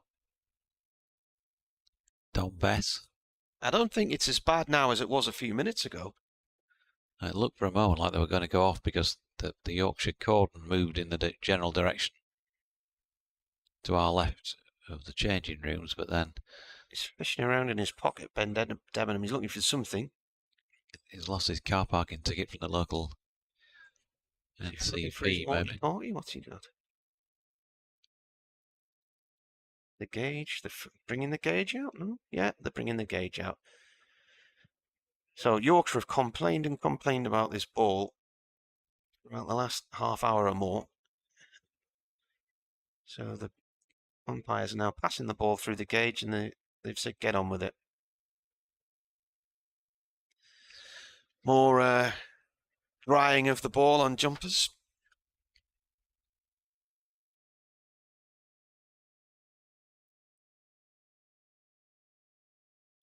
Fisher just having a chat with Ben Debenham. Probably something to the effect of, you wouldn't be using that, would you? You wouldn't want to use that if you were bowling. It's not good for the crowd, is it? Having a cricket ball that's wet and doing nothing. Need a different ball. It's all about entertaining. Here's George Hill, straight, and said Fisher does the fielding at mid-on. There is no run. Boris says, morning all. Afternoon it is now. Enjoying listening to the comms and hoping it's another interesting day with variable pace and bounce. Good to hear the praise of the Diamonds game on Wednesday. Shame it was not a little bit better advertised locally, but I'm concerned about your choice of fish and chips. I'm listening from a property overlooking North Marine Road in sunny Barbados, and you can't beat North Bay Fisheries near Peasholm Park. Now then, good delivery from Hill, which has Robinson playing and missing to another ball. Given the way he played it, slightly crouched, that didn't bounce as much as he really wanted it to play the shot he was playing, which was a square cut, really. As for Reynards, he says, and he's put up a food ratings link that I haven't clicked on, I've got to say, but I'm guessing that's disparaging. But you take things as you find them. Had some excellent fish and chips the other night at Reynards, no problem. Lots of fish and chip shops are available. And in Scarborough in particular, as the latest delivery from Hill is pushed back up the pitch by Robinson to the bowler, and there's no run. Jonathan says, hi everyone, many thanks for your comms and devotion to the county championship cause. Just something for you all to discuss. Why are bonus points so necessary? It seems to me that they're an unnecessary distraction from the natural flow of each match. My suspicion is that if they were removed from the table, the order of the teams would be the same. Hill to Robinson once again. Pushes that out into the offside where Matthew Revis, I should say, fields at point. And there's no run. It's not something I really ever question in my head, to be honest with you, just because it's always been there. The bonus point situation, why are they so necessary? That's a way of determining between wins, isn't it, I suppose? Hill to Robinson, nicely played again. He's pinged that one off somewhere near the middle of the bat. Might not quite have the legs. No, Revis chases it down. They're going to get back for 3. A good sliding stop from Matthew Revis. 19 now to Robinson. And 100 up for Durham in 30 overs and 5 balls. Not that it means a huge amount in the long form of the game, but just as a measure, Yorkshire got to their 100 in the 33rd over, so Durham only marginally quicker. Davey Fennick's been on. He says, I hope Ash has told Chesley Street is unavailable tomorrow so he can fill in for you while you go and see the red and white. It wasn't far off a discussion earlier, I don't think. Well, I was trying to come up with a plan as to how I can get there tomorrow, but I can't, so unless this finishes. If you get some rain tonight and Tynemouth call the game off tomorrow, you might have a chance. Who's your umpire tomorrow, do you know? I actually don't. I don't. Yeah, I think the girls will have to go without their dad tomorrow. They'll probably enjoy it. Yeah. Hill. Oof. In good delivery. That one of the rare occasions today where George Hill has got it through on the rise past the outside edge of the right-handed Graham Clark's bat. That is the end of that over. 31 gone then. We're half an hour, 37 minutes from first scheduled break of the day, the lunch break. Clark 12, Robinson 19. George Hill 6 overs, 1 for 11, including a maiden, and Durham 2 for 5. Still 152 behind Yorkshire's first innings total. Nearly avoided the follow-on. Alan Cunningham says, I'm not sure why Yorkshire seem so keen to come off. The conditions are very much in their favour. And Thomas Horn says, I've just come off the golf course. It's freezing. Yes, we know. I think the condition of the ball will be the main focus for Yorkshire. And on the bonus points, I guess, going back to that, I think probably more for a draw, really, isn't it? Where if you've dominated a draw and you're getting the same points as the opposition. Yeah. Here's Edwards, and that's clipped by Robinson wide of backward point, and it should go for 4 to the boundary at the far end of the County Durham stand on our right-hand side, and it does. I think it's pretty obvious from seeing Ollie Robinson bat just in this short spell again. You kind of players are good, and their shots, in inverted commas, they don't always stick in your head, but he's very comfortable, isn't he? Square on the offside, just in front of the square, just backward of square, either laying his bat on it or just pushing into it. Hang on a minute. A little bit of width. It's been at least 2 minutes since the last complaint about the ball, so they're doing it again now. Yeah, I think anything that runs over the outfield here, there is moisture in the air, and that will be obviously sitting on top of the grass. Now, it fit through the little guide just a couple of minutes ago, didn't it? They've now decided, have they, that it's going to be changed. I don't know. Has he just walked away? What's the difference between 2 minutes ago and now, other than one shot across the grass? Yeah.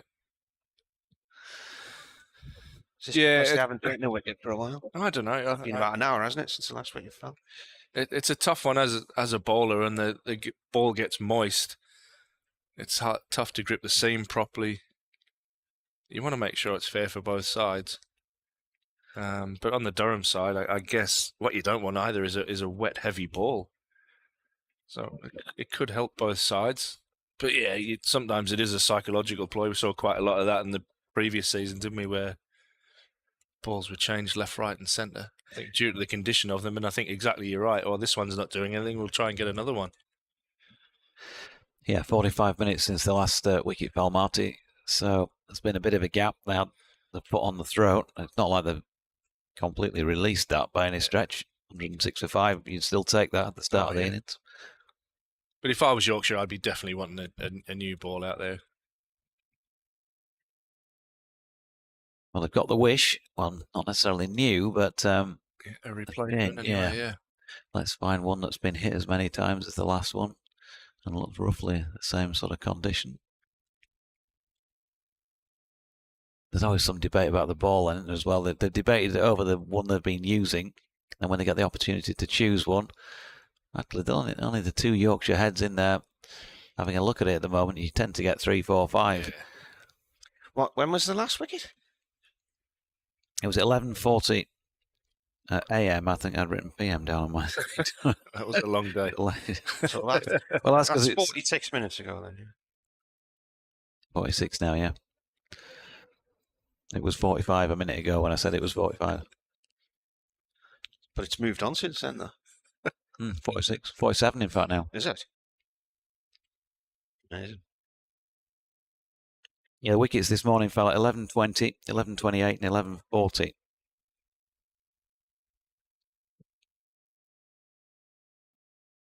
Oh.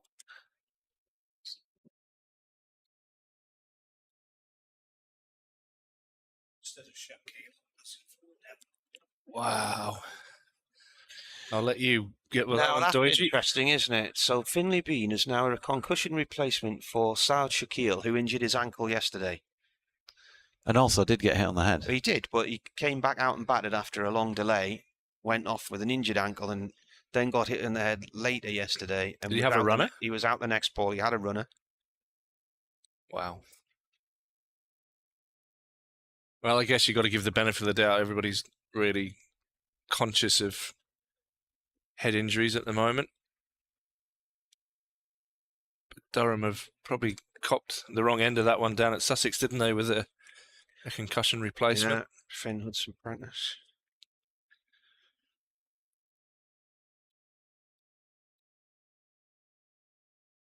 Thank you to Graham Madison for updating us there. Next ball from Edwards from the Lumley end, bowling here to Robinson. It's left alone. It's the off stump. That'll get you typing, mate, won't it? Nice. So Finlay Bean can now bat in the Yorkshire second innings. I think Yorkshire have only had one involvement in one of these before. That was just when it first sort of started a couple of seasons ago, probably now. 3 seasons ago, maybe, when they brought it in. Ian Holland it was, anyway, at Hampshire, and he came in to replace whoever. Next ball bowled to Robinson. He plays this out through mid-wicket for 1 run. And he was out first ball. All right. Ian Holland was subbed into the game and was out first ball. Yeah. Bit of a slip there from Masood out in the outfield, and a bit of a glance down at the surface. There may have been others, I can't remember now. Yeah. Interesting one.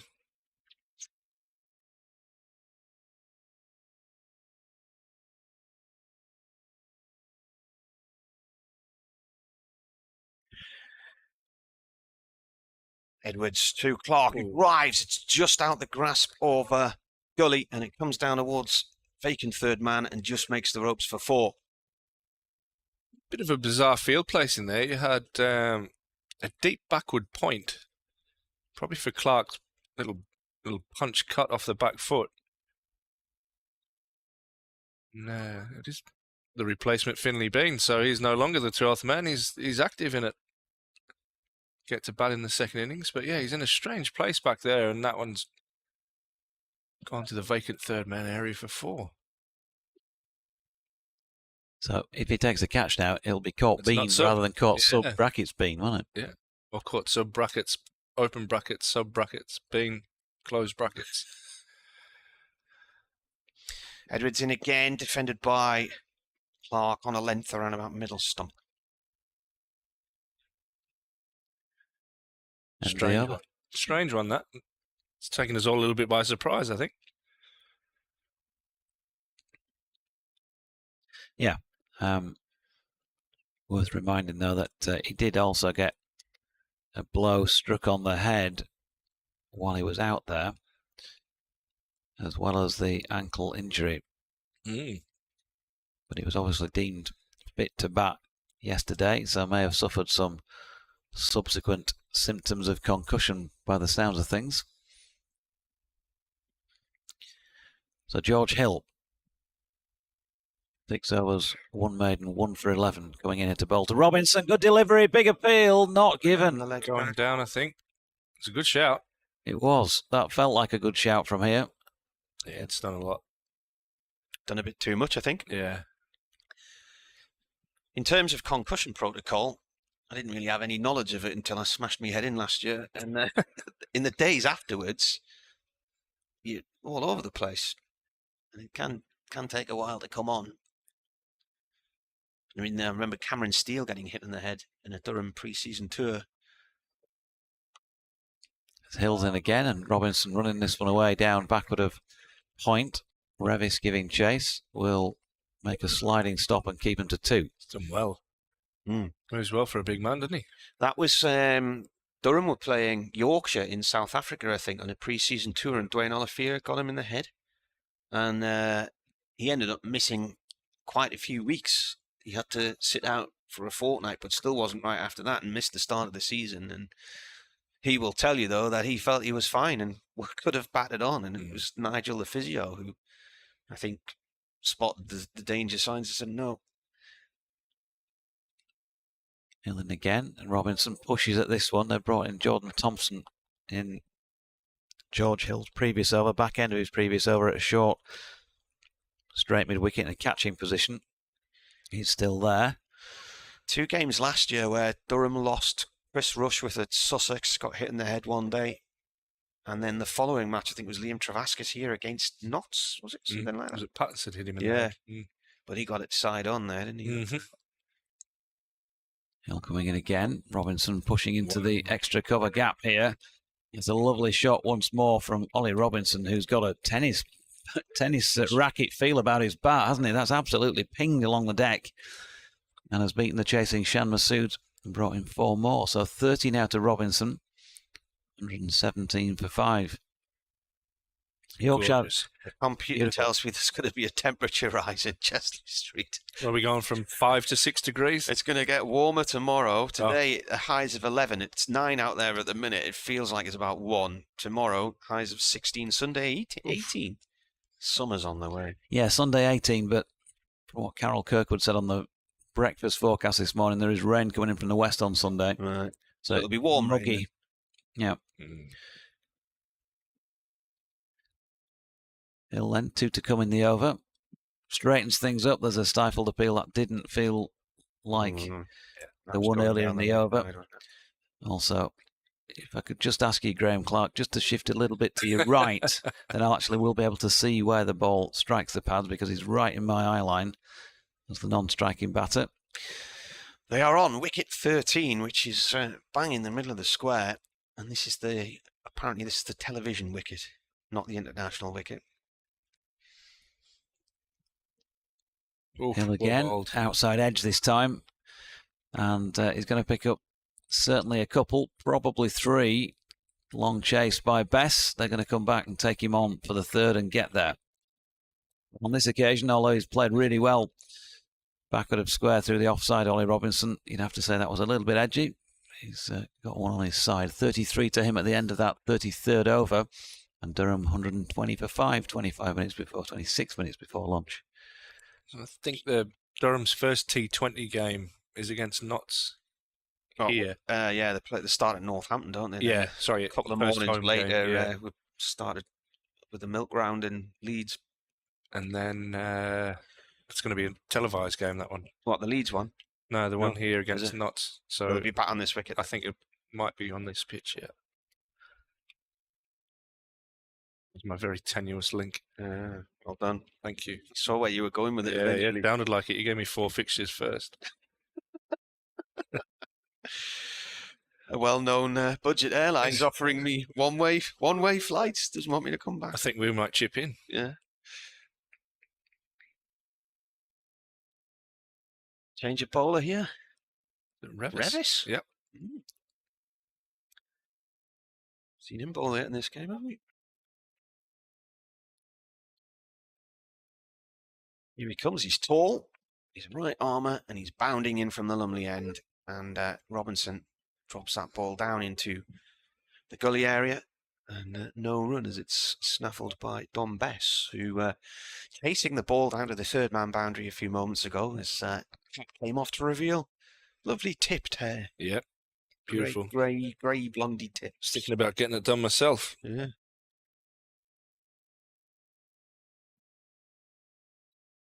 And then what would you do with the rest of the day? I don't know. Be very quick. Yeah. In comes Revis. Played off towards deep point for 1 by Robinson. When did these two come together? 71, that's a 50-run partnership. There you are. 70 balls. Much needed. As I tweeted nearly an hour ago. Good rebuild from these two. After Yorkshire had a very good first hour, picking up the 3 wickets. But a big time now, just before lunch. It's got really gloomy again.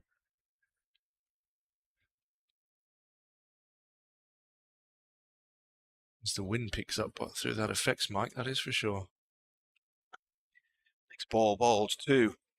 Clark is defended. It runs up to mid-off. No run.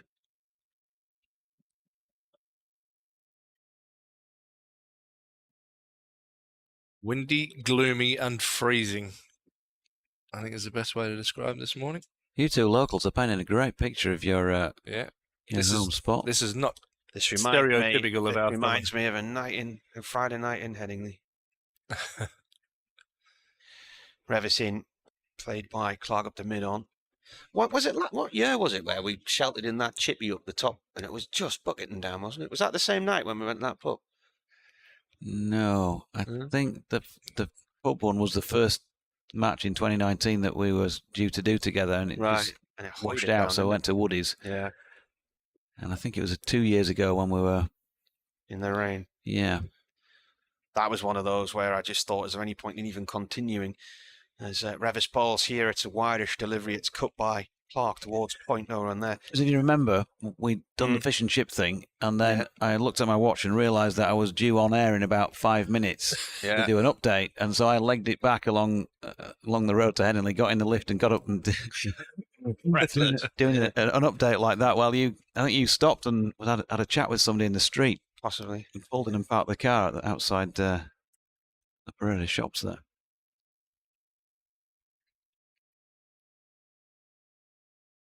It's ball of the over from Revis, and Clark pulls that hard up towards mid-on, and the diving stop by Masudi. Possibly could have got a run there, but he got that far up the track. He was watching where it had gone, and I think it would have been easy to just continue and finish and get a single, but they didn't bother.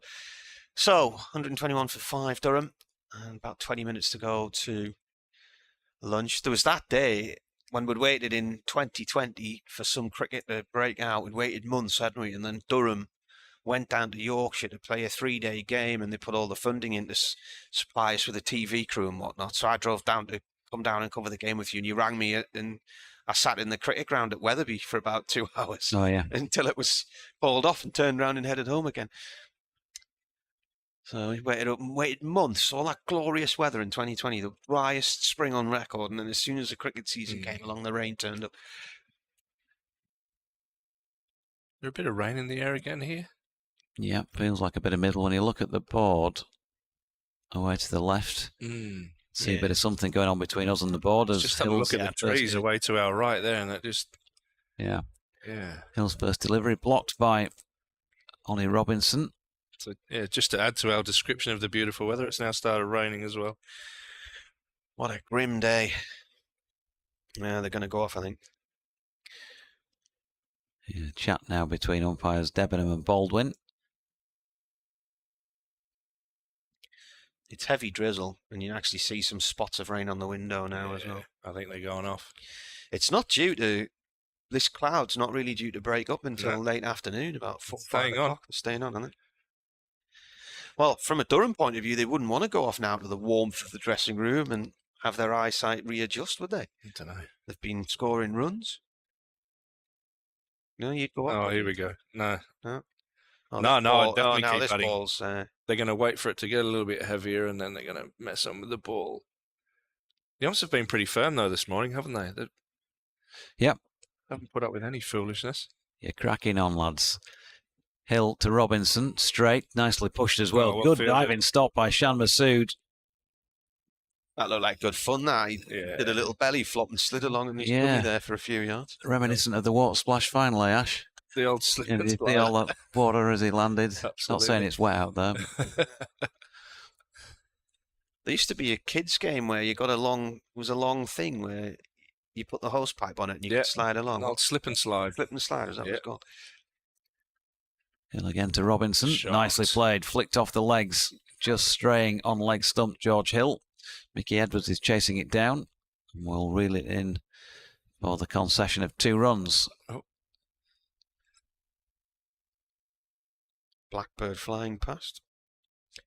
Where's he off to? I think we're going off, gentlemen. You reckon? Yep. Yeah, it's got to be heavier, isn't it? It looks, at the minute, it looks like a bit of mist passing through. Yeah, it does. Just The mist opportunity.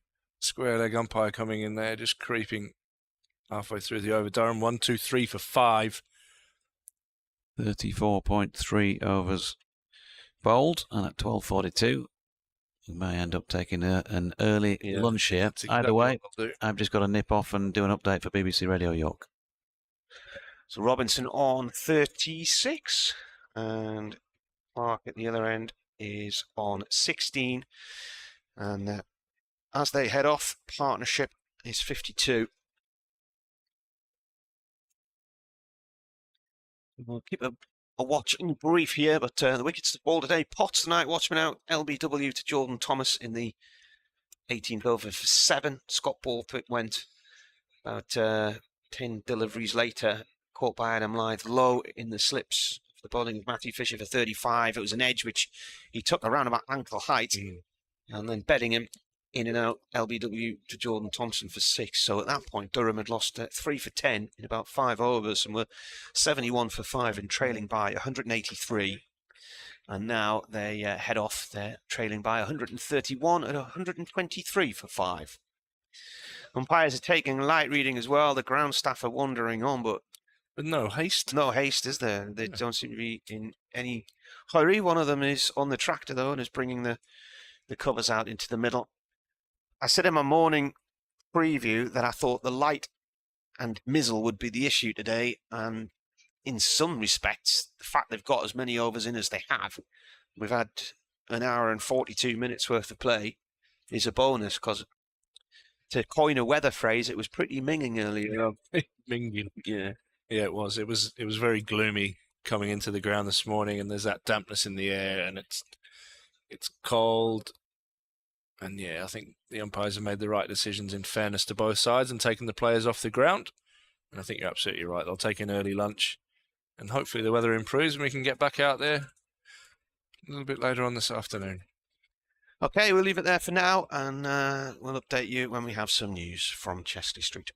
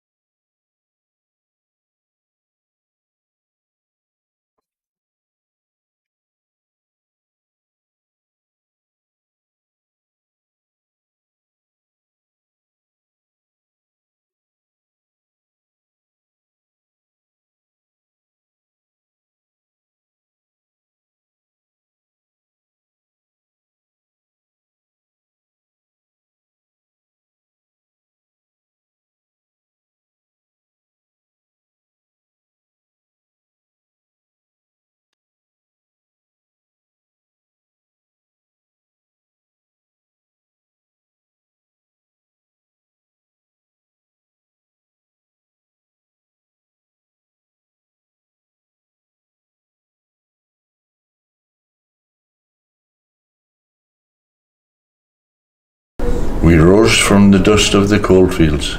A dream of bringing professional cricket. 30 years later, we stand together.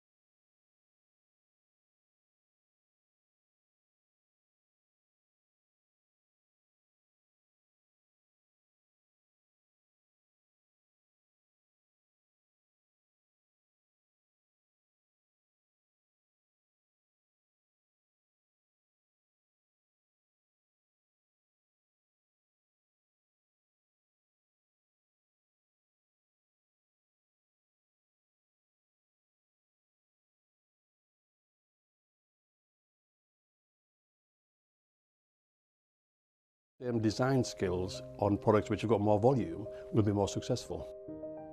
The big issue was the plan to do it. We set a figure of a capacity to make 250,000 pieces a year. That's an ambitious target, that's our figure. So we then worked with the machinery designers to make the washing machines.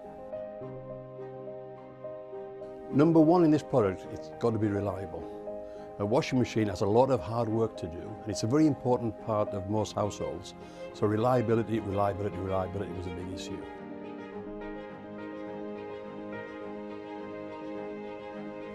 I think any new product, we've got to learn about it, and that's important. We've got to learn about it so we understand it inside out. And that's taken longer than we expected, but we've taken our time to make sure that it's right. There's a big appetite for buying British products, and rightly so, but we can't rely on that. We've got to make a product that competes with all the imports. And of course, remember, we've got our core business here of making domestic dehumidifiers and bottled water coolers and industrial dehumidifiers, so that takes our time, and we don't want to get this wrong.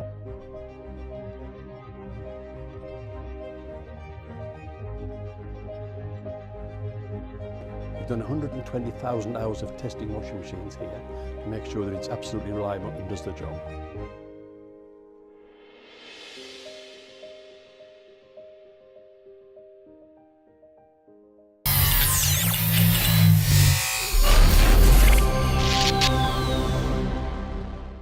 Yes, well, Yorkshire made 254. Durham resumed this morning on 42 for 2 and lost 3 quick wickets. Potts, the night watchman, out for 7. Scott Borthwick, the skipper, caught in the slips on 35. And then David Beddingham, LBW, to Jordan Thompson for 6. They needed a partnership desperately at that point. They've had one. 52 runs been added by Ollie Robinson and Graham Clark. Robinson on 36, Clark 16. But they went off about 20 minutes ago when it was raining. And they've taken an early loss. The ground staff now are doing a bit of clearing up. Hopefully resumed underway in about the next 20 minutes or so.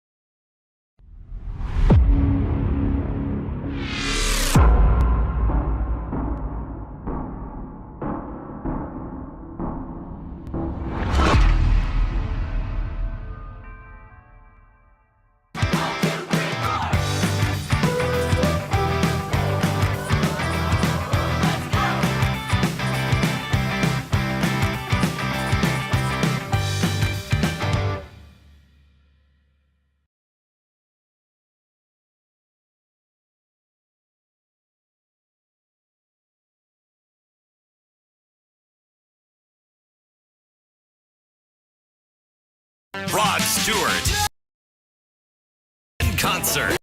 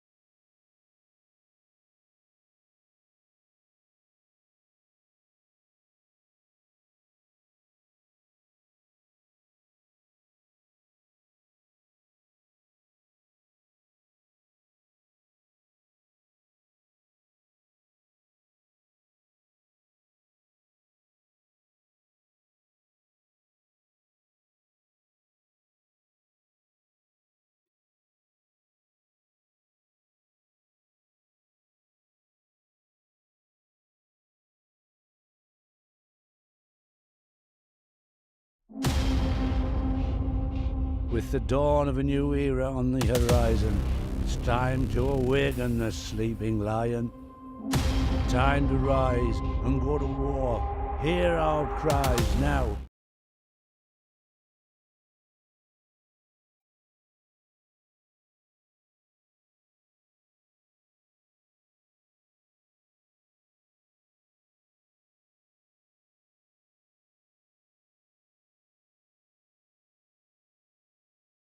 Hear us roar.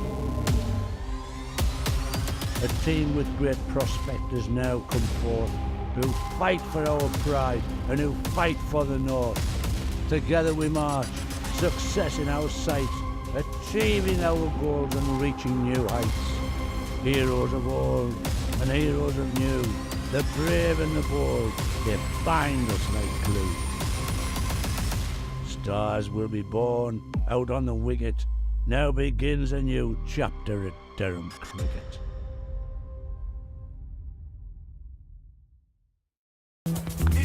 Oh, that's six. That's a biggie. Lovely use of the feet. Excellent from Travaskis. And he's gone.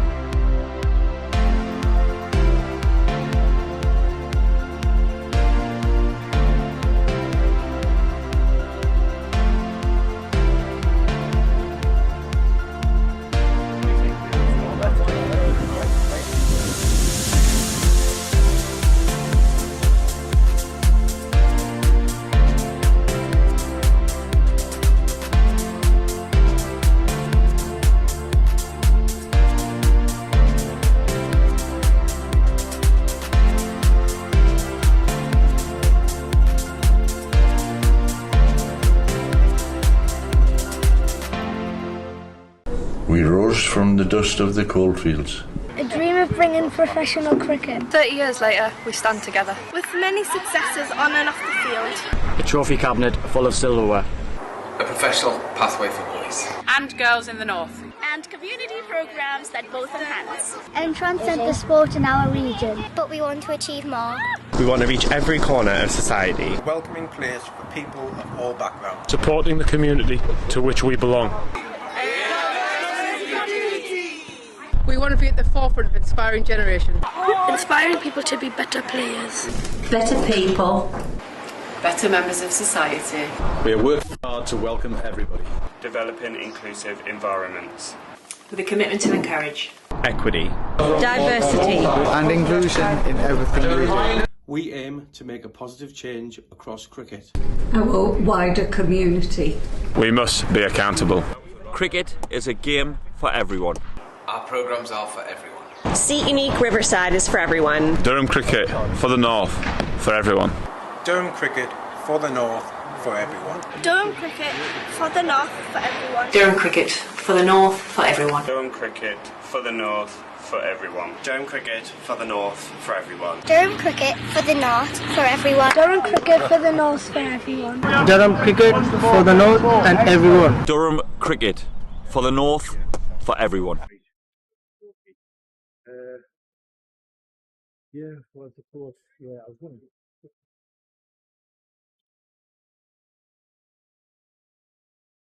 Yeah.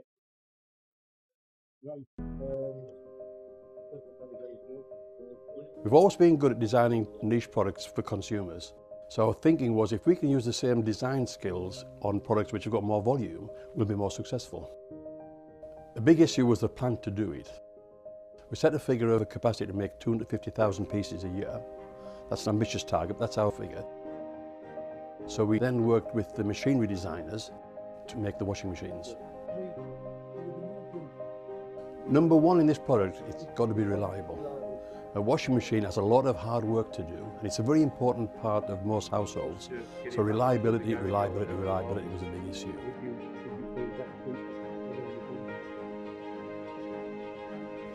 I think any new product, we've got to learn about it. And that's important. We've got to learn about it so we understand it inside out. And that's taken longer than we expected, but we've taken our time to make sure that it's right. There's a big appetite for buying British products, and rightly so. But we can't rely on that. We've got to make a product that competes with all the imports. And of course, remember, we've got our core business here of making domestic dehumidifiers and bottled water coolers and industrial dehumidifiers. So that takes our time, and we don't want to get this wrong.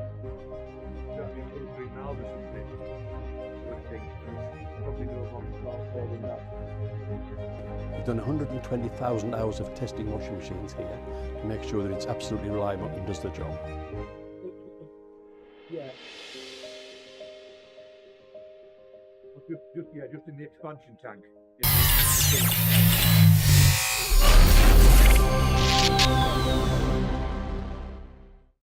Right. So we just.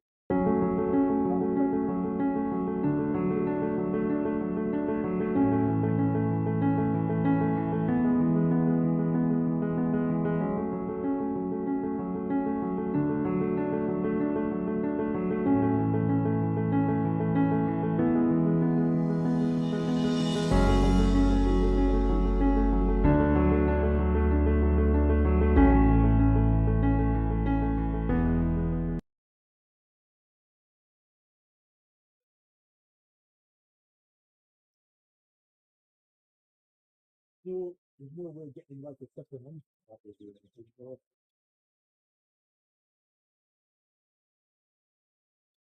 yeah. Right. Yeah.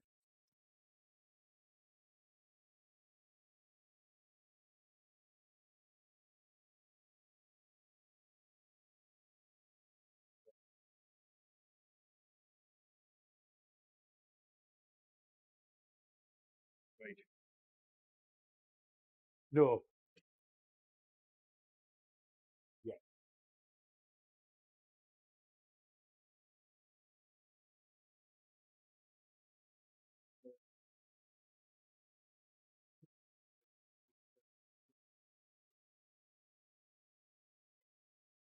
Right, we'll do that. I can take it a little bit, and then if I won't, I'll hardly use it. Just when you can, you can do it. If that's all right. Yeah, yeah. I've got my daughter's car coming in on Tuesday with you.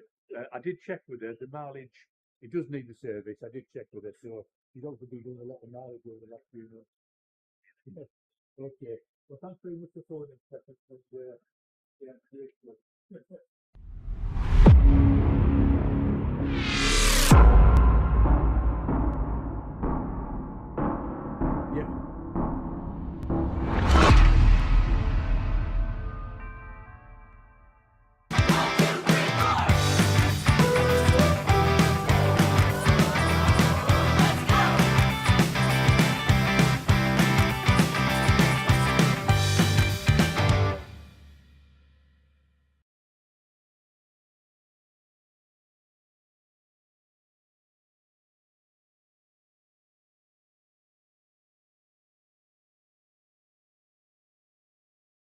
Rod Stewart. In concert.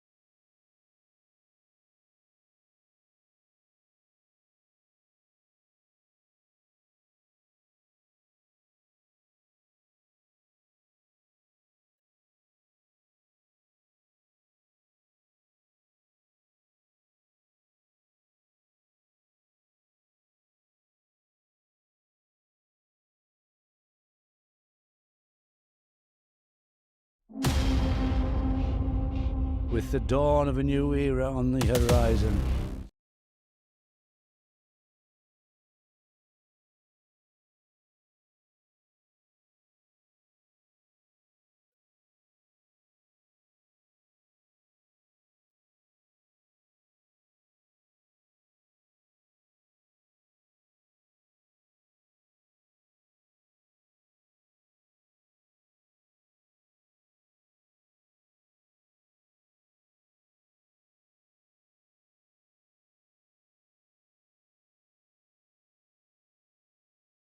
Time to awaken the sleeping lion. Time to rise and go to war. Hear our cries now, hear us roar. A great prospect has now come forth, who fight for our right and who fight for the north. Together we march, success in our sight, achieving our goal and reaching new heights. Heroes of all.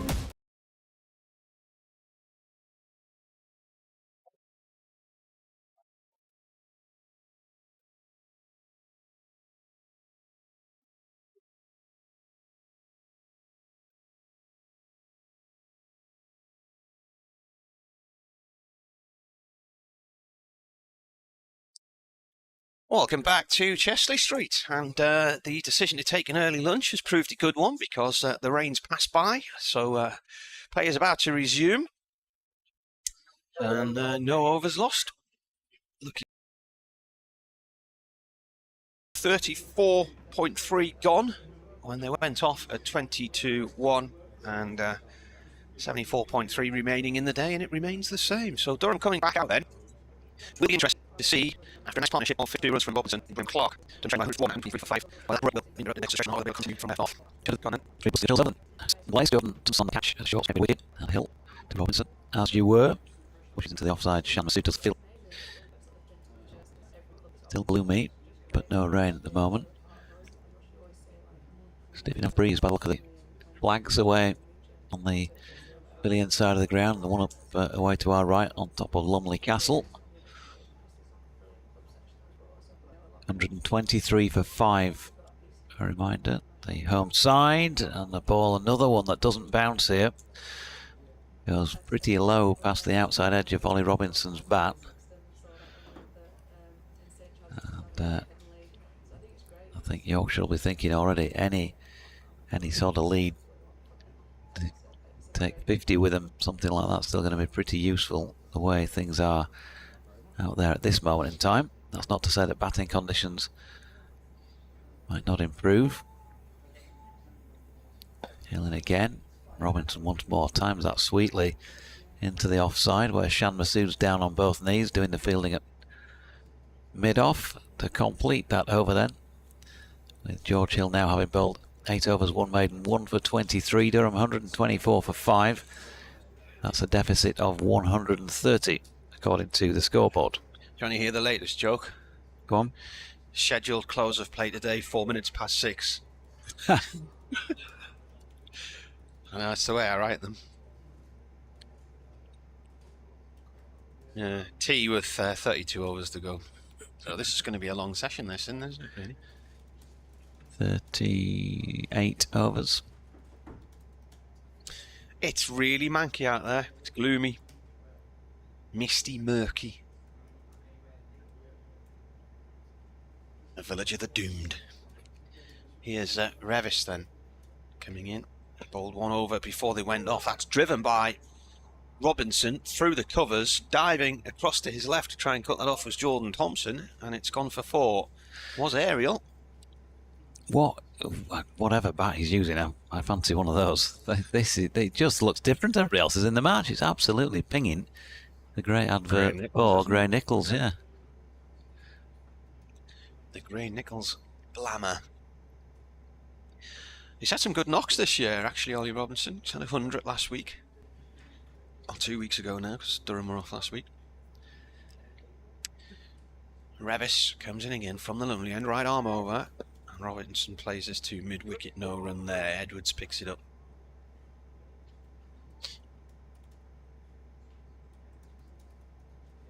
Certainly very strong through that offside particularly square, but he's also driven quite nicely through extra cover as well.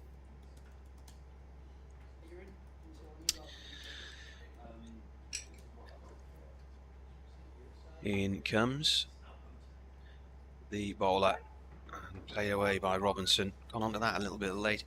Damo says, quick question, if I may. Does the over 8 only get affected by the bowling side? Given the amount of faffing around yesterday, there were runners, mysterious injuries and supposed concussions. Well, the concussion checks are in the laws of the game now. If anybody's hitting the helmet, they have to be given a proper look at by the physio, and then there's normally a 10-minute recheck, isn't there, where they come back out again 10 minutes later. That's been happening this season. Then comes Revis. This is defended by Robinson.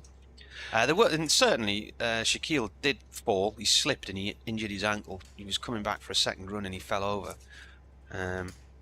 So yeah, the umpires time all of the stops, and then they build in time at the end of the day. So the Durham's over rate when the Yorkshire innings ended was bang on the nose. It wasn't minus anything by then. Yeah, Yorkshire's -3 after that morning session. Revis in, and Robinson plays this back safely to the bowler. To answer our correspondent's question, sorry, what was the name again? Damo. Damo, to answer your question, I mean, just common sense would say that no, it was not only the bowling side, because there could be some faffing around.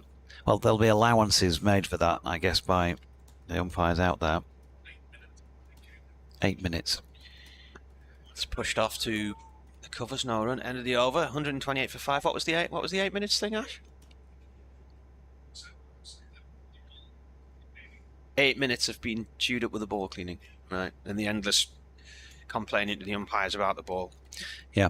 So what I'll say is, sorry, I need to clarify and correct what I've just said, because I think that came out wrong. So it will be the fielding side only. There are allowances taken into account of what's going on out there, but it's not the batting side. If you dawdle around gardening, that is not going to take points off the side who are out there in the field, because you'd get that quite a bit, wouldn't you? Yeah. I suppose a bit of gamesmanship in certain games during the season. So Matthew Fisher is now into the attack from this Finkel end to take over from George Hill, who just finished off his final over, as it turned out, with the morning spell. First ball pushed quite pleasantly into the offside by Graham Clark, who's also been timing it nicely enough, but nobody's timed it as well as Ollie Robinson in this match so far. Absolutely pinged a few of his pushes along a slow outfield. There'll still be some drag out there, despite the fact that the rope has been round to get rid of the surface moisture. Fisher in again. That's pushed back by Clark once more. These are conditions that you'd still rather be bowling in than batting in, if you can keep the ball reasonably dry.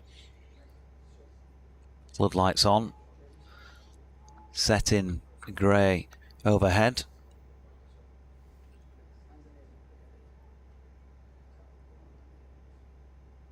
Fisher in again, over the wicket. All wide of off stump that Clark watches go by. You can get in touch on @JonathanDoidge or BBC West Yorkshire Sport @gmail.com. Good afternoon to you, Lily, who says Yorkshire made a good start. You wanted Durham to be 7 down before lunch. Afraid you've not got your wish there.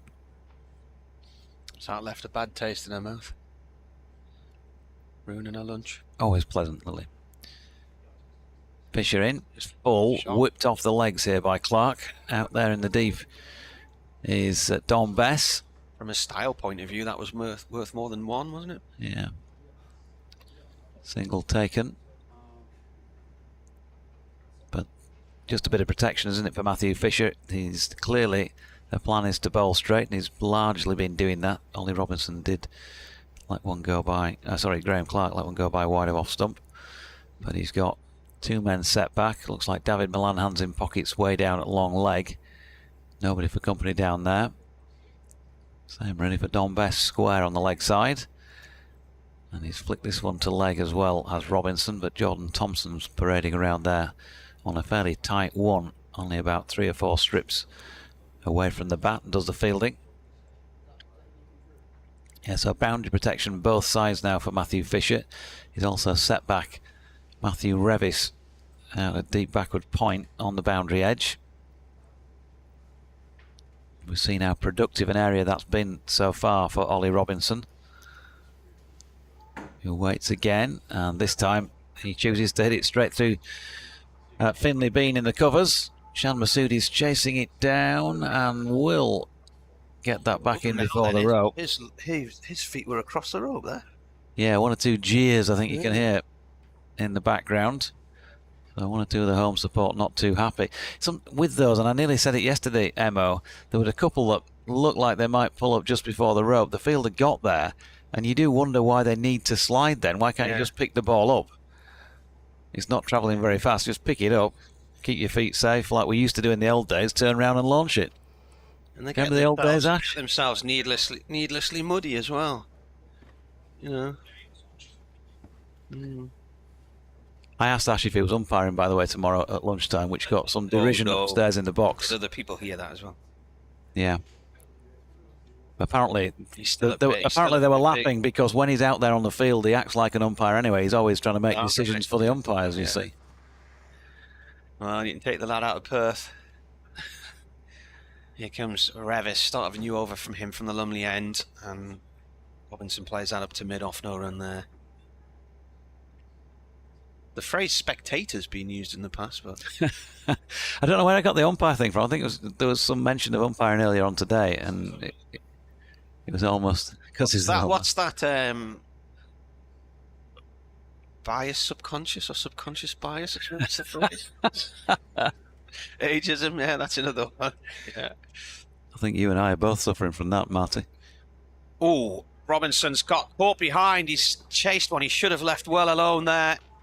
And a little tickle way wide of the off stump. He's on 44 and a big wicket from a Durham point of view for them to lose there.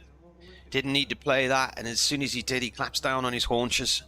Disappointment with himself. Bairstow taking a diving catch. He's out for 44, 61 runs, the partnership, and I think it's spitting with rain again now. The umpires, I think, are having a chat about the weather, but well, a disappointment there from Durham, and he'll be knowing himself not to have played that. He's looking at the toe of the bat, so he's towed it very finely to the keeper. Yeah, it looked like it might have been sort of bottom under edge, didn't it? It was very low. Again, it's kept low on him, hasn't it? It's not bounced as much as you expected. And well done to Matthew. There, mate. Excuse me. You get the right game up in front of me again. Matthew Revis, well done to him with the on the bowling front, back in the side for this match, and he's done a job in taking a wicket. Ollie Robinson really was crouching down to try and get to that, and it was much harder to hit than it was just to leave it.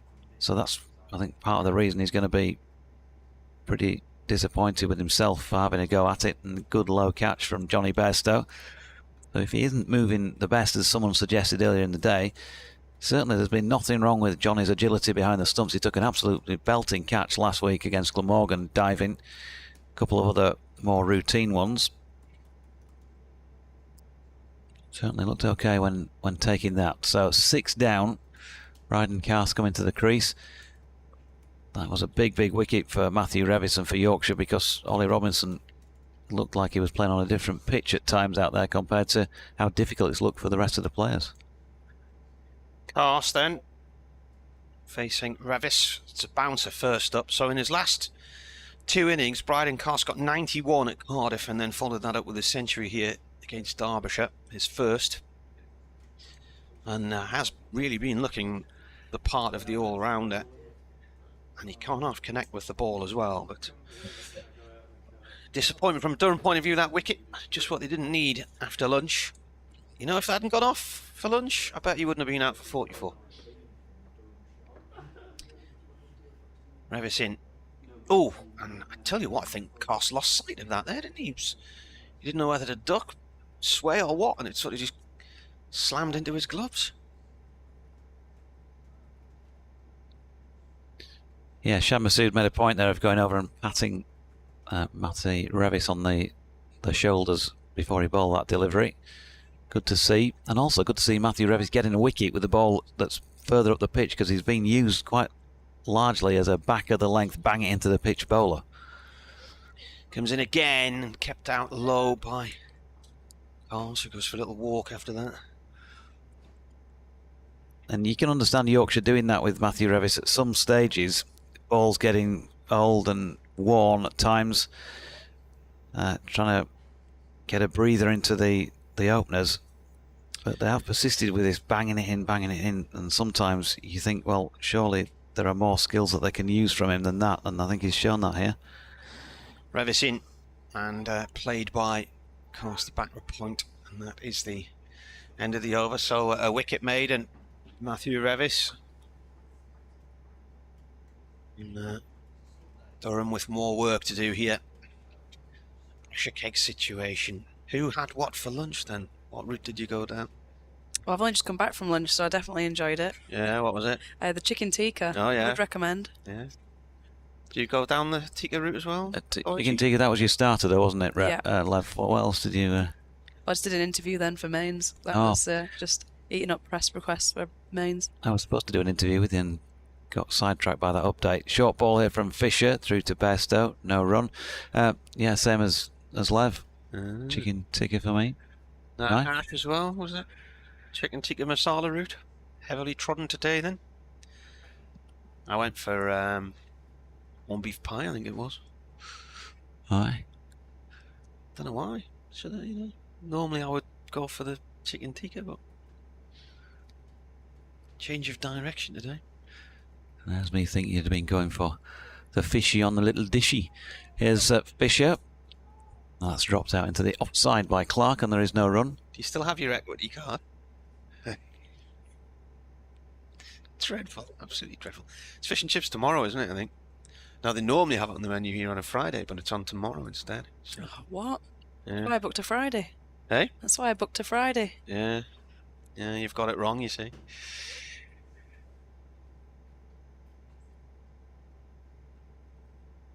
Here comes Matthew Fisher once again, past umpire Ben Debenham. Bowling here to Clark. Push it out into the offside, and Revis does the fielding.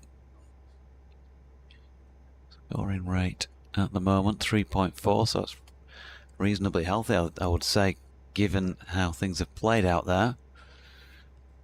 Nothing wrong with that. Now picked up a few boundaries today. Yorkshire have continued to pick up wickets, haven't they? 4 in the day so far. A bit chuffed that they've struck early after the resumption. Fisher in again, Clark again pushing to Revis. You can just see that darkness in the wicket ends. Both the strip they're playing on and the practice ones either side. Or the used strips either side. Moisture.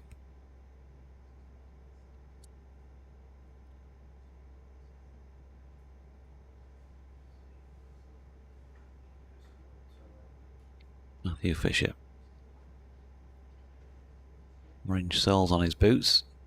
That's pushed into the offside by Clark. You remember when the fashion was for those brightly coloured heels on shoes with either bright orange or blue?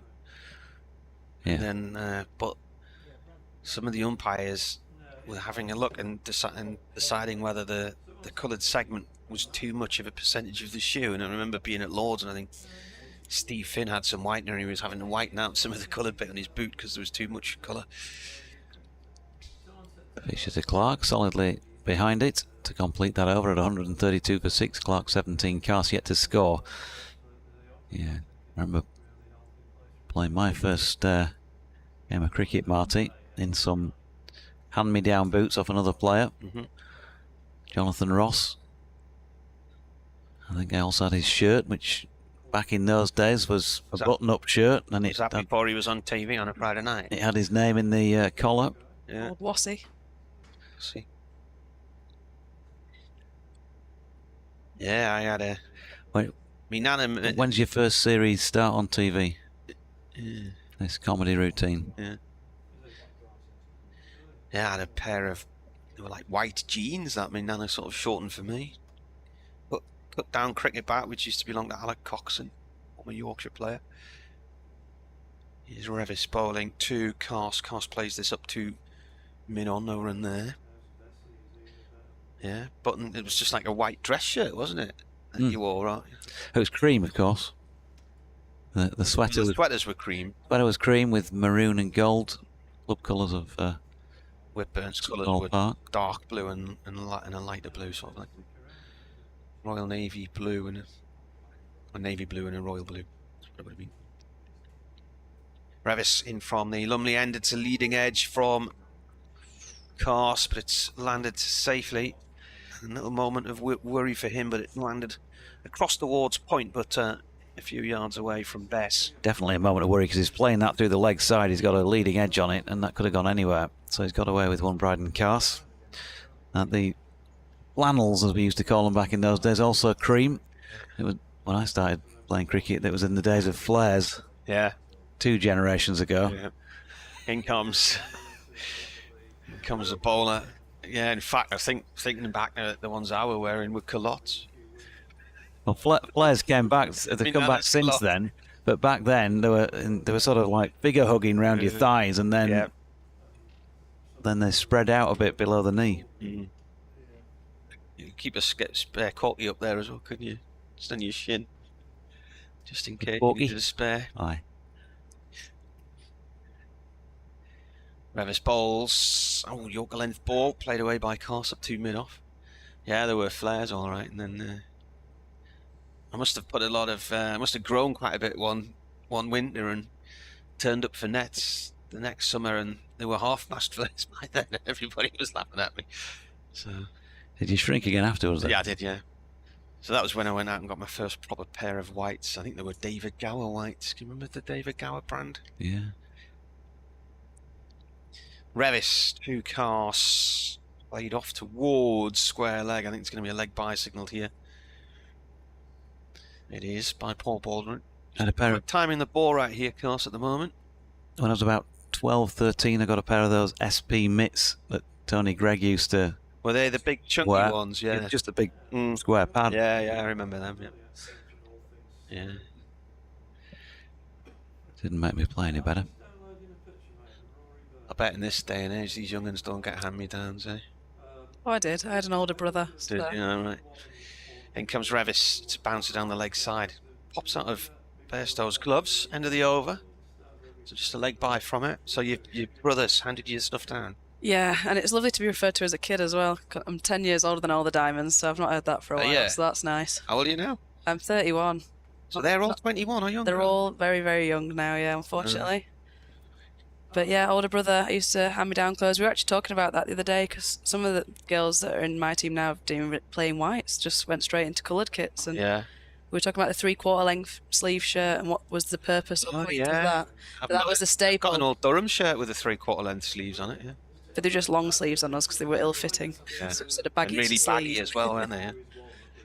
Here's Fisher bowling to Cast, who pushes out into the offside, no run. What's the point of that? They were around about when you were playing, Ash, weren't they? Those 3/4 length sleeves? He's still playing now. He's not umpiring, you know. He's still playing. Playing for Durham, I mean. Nothing. Ash shortened his arms so the sleeves looked about the right size.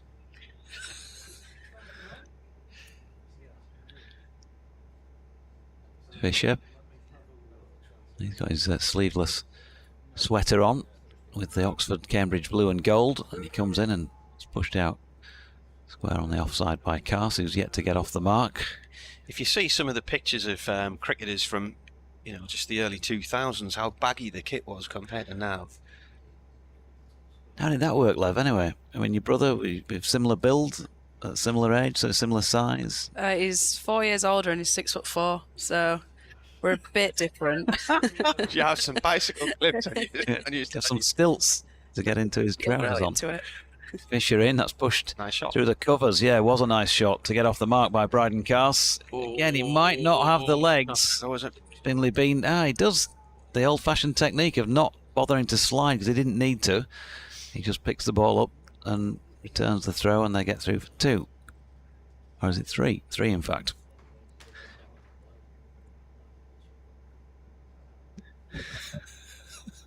So you'd have been drowned in this gear.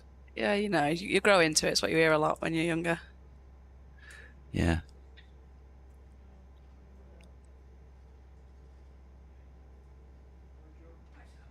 Fisher then to Clark. .3 in this only first over of the Durham first innings so far. Another dot because that's way down the leg side, and there have been few of those today from Yorkshire, which is a good sign. This is up there with their better bowling performances collectively so far this season. And of course they are missing strike bowler Ben Code. We've got a, as we understand it, not a particularly bad groin strain, but just one that they wanted to rest him for this match, given they've got a few weeks without red ball cricket after this. Ball short of length from Fisher, which is left by Clark. Yorkshire lad says he's just been walking around the cricket pitch at Massam, looking towards the Black Sheep Brewery. Hope the business survives following their recent financial problems. Yeah, I saw something on the local news about that last week. Not been good.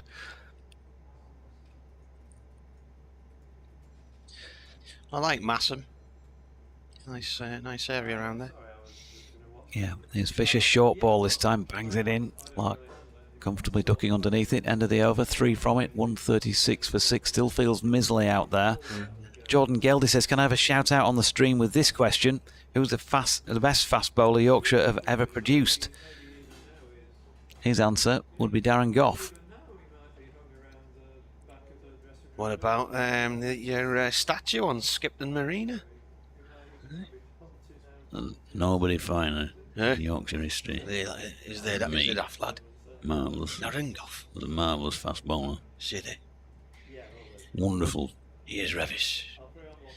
Comes in the bowl to Carse. That stays low on Carse, but he pushes it away up towards mid-on for a quick single. But by Masood. Well, she got a mention earlier from Lev, and Catherine Brunt has got to be up there as one of Yorkshire's finest fast bowlers. Yeah, both Barnsley representatives. My first thoughts then, Goffey and Brunty. FS Truman, of course, but there's been a few good ones. I don't think you're going to be getting many people arguing with FST. This is pushed away by Clark off towards the covers. I tell you, I like Patterson actually. I mean, not particularly rapier quick, but he was always Johnny on the spot, wickets wise. Yeah. I think vastly underrated. In more recent times, of course, player who played for both these counties. A bowler. Liam Plunkett. Oh, aye. In America now, isn't he? Revisin, he bowls. Pushed off towards the covers, no run. Ryan Sidebottom. Chris Old, Ash was saying, away to the right. Yeah, Steve Harmison played for 3 games for Yorkshire when he was on a loan.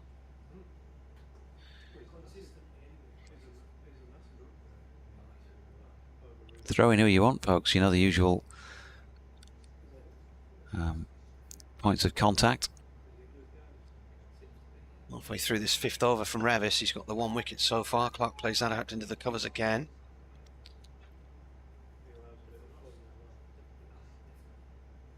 Bent Nielsen says, thinking of the Durham Stream intro about the north, I keep expecting Egret, is it? Agrid. Ah, right, okay, it's not something I watched, so no. Cultural reference I didn't get there, sorry. Yeah. And Jon Snow, not the newsman, to turn up. Seems winter's already there, weather-wise. Revisin balls, it's a bouncer, Clark leaves alone. It's like this all around the country today, apparently. In fact, I think the better weather's to the north of us today. Sean in Round here says, good afternoon. Hasn't the lad from Perth done well to lose his Scottish accent? Nice to hear Lev bringing an air of sensibility to the proceedings. What? Today is not a banging it in type of day, Revis. It's a pitch it up and let it swing day. Last ball of the over then. Lumley end to Clark. Clark pulls at that one and it's out through deep mid-wicket. Has it got the legs to go to the boundary? I don't think it has. Masood's chasing it. And they'll run 3. Jamie's very excited by that bit of action there.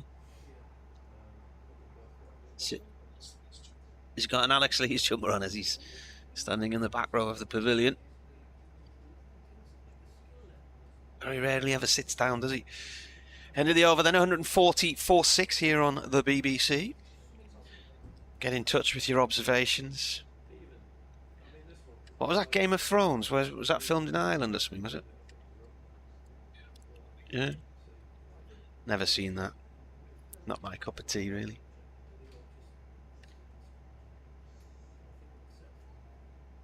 Ireland. I mean, they could have filmed it in Yorkshire, couldn't they, really? Yeah. What better place? Matthew Fisher bowling here to Graham Clark. Similar to Fisher's previous over, Clark just dropping it out into the offside. I'm surprised nobody's filmed more at somewhere like Durham Rocks. Yeah. Because that would be a good location for some of these things. But that's National Trust side, I think, isn't it? Yeah, make it up there usually at some point once a year these days. It's nice up there. Above Pateley Bridge.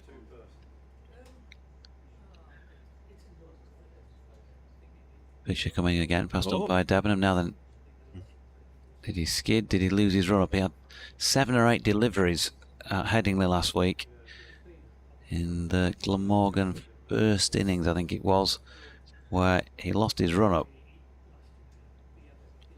So I spoke to him at the end of the day, asked him about it, and if it was a general problem, he said no, I managed to get through it, but I started thinking about it too much after I'd lost it twice. Driven this one by Clark, it was a full-length delivery. Fielded by Shan Masood eventually. Out in the offside, no run. Used to call it the yips, didn't they, when a bowler lost the run up? Remember Sean Tate flying all the way over from Australia and coming here and just couldn't get it right. It was no ball after no ball. Had him out at lunchtime practicing his run up.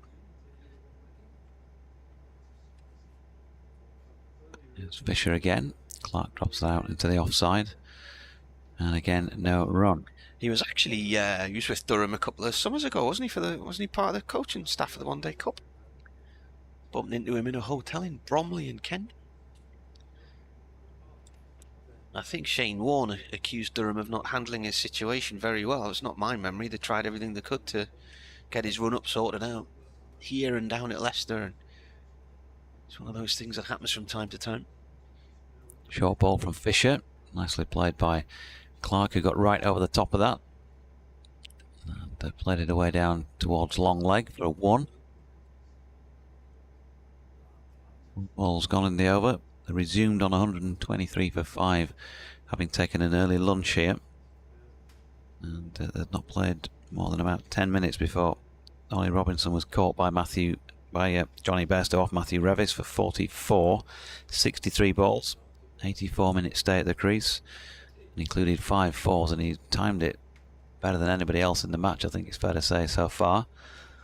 Ball short of length here by Fisher. Easy duck from Cast this time. Cricket's broken out in Derby. Looking at the picture from our BBC Radio Gloucester colleague Ed Seaborn, it doesn't look like they'll be on there for long. Leaden skies and under the floodlights. Looks grimmer than here, doesn't it? Oof. Not a lot of cricket being played down there this season. Fisher in again. Oh, good delivery this time, which spits a little bit on Bryden Carse, and he did well to get his hands slightly lower than the ball as it went through. Hands on head from Fisher, end of the over, 141 for 6. The way he looked at that, there's the ball past him, he threw his head round to look at the keeper as if he'd edged it.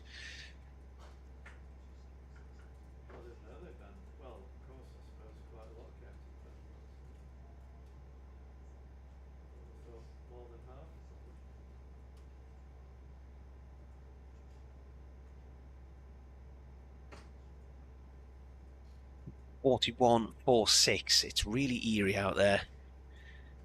Revis in to Clark. Clark taps this out through mid-wicket. And Edwards is sweeping on that deep mid-wicket boundary right at the far end of the pavilion. He's a big lad, and he had rather a long turning circle there as he tried to ready himself and right his balance along the boundary rope. 3 ran, so Clark is on strike on 4. Clark has 24, Durham 144 for 6, trailed by 110. Another partnership here. Unique out a 60, 70, maybe even 80 partnership now. That will do them the world of good.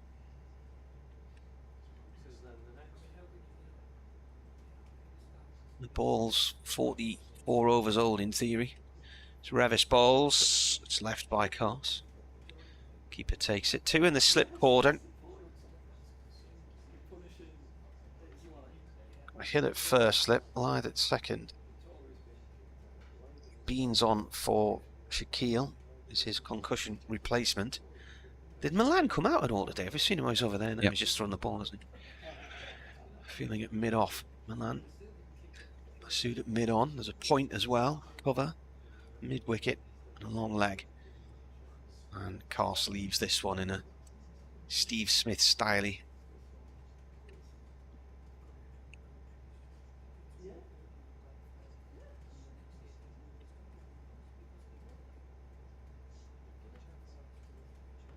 Still not raining. It's 2 o'clock. You're not update for Radio Newcastle in 4 or 5 minutes. When's your next update? 2:30. 2:30. Revis comes in. Right arm over. Tries to York Cars. Cars digs it out and plays it up to Masood at mid on no run. Once I've done the update, I shoot and jump on here. Yeah, get limbering up there. A few stretching exercises. Eh? Are you warm enough in your tracksuit? He needs to get that finger exercise for umpiring tomorrow.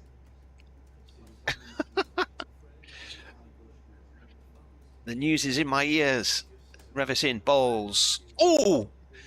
Now then, that should have been left. That was a similar delivery to the one that Robinson got himself out on, and leaning a long way to a lowish, wideish delivery there. Clark clipped at it, and it took the bottom corner of the bat and somehow missed the stumps and went off down towards fine leg for 1.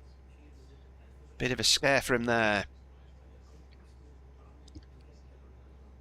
This is like being back in February, isn't it? This weather, and the rail strikes are back as well, so that all falls in with what was happening in February. Or was it January? I'm trying to remember when the last ones were. Clark on 24. Revis comes in. Just 1 slip now. He drives. Ooh! And Hill dives and stops that in the gully. He did well. It was flying low and hard. And he's hurt himself, I think.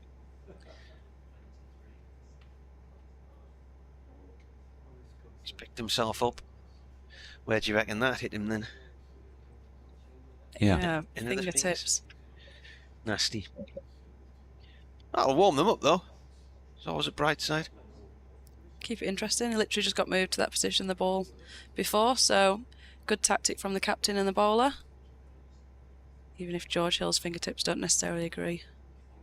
Well, he's got his hands in his pockets as he walks up the other end, hunched against the cold. Here's Fisher from our end, the Finkel end, right arm over to Cars. Cars plays the ball back to him. 2 minutes past 2, so the update's coming shortly. And then we'll bring Ashthorpe back in, along with Doige and Lev. Doige and Lev, that's like some double act at the end of Blackpool Pier, isn't it? And put them straight, Lev. We actually prefer Lev and Doige. Lev and Doige. That doesn't work. It's got to be Doige. Got to be Doige and Lev. Like Lev and Doige. Robert Lewandowski. Yeah. Lev and Doige accountancy firm. In comes the bowler. Driven by Cost. Short extra cover, no run there. Lev and Doige, the useful midfield general.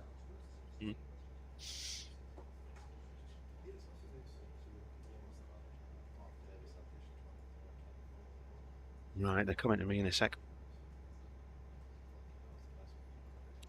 After the Newcastle news. They go in there first.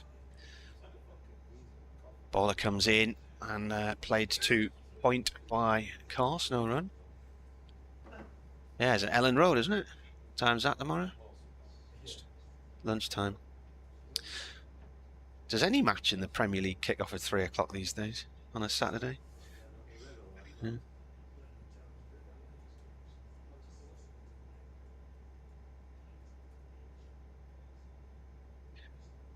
Fisher on the turn. Carson strike on 5.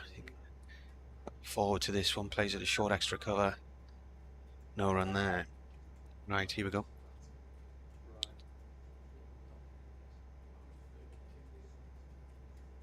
Durham batting here in their first innings. They were 123 for 5 at lunch, and then Ollie Robinson fell just after it for 44, chasing a delivery from Matthew Revis that really he should have left alone, and it came off the toe of the bat and into the keeper's gloves. He put on 61 for the 6th wicket with Graham Clark. Clark's still out there on 24, Bryden Carse at the other end on 5. Durham 145 for 6, trailing Yorkshire at the moment by 109. It's a very cold, dank, wet, miserable day here in Chesley Street.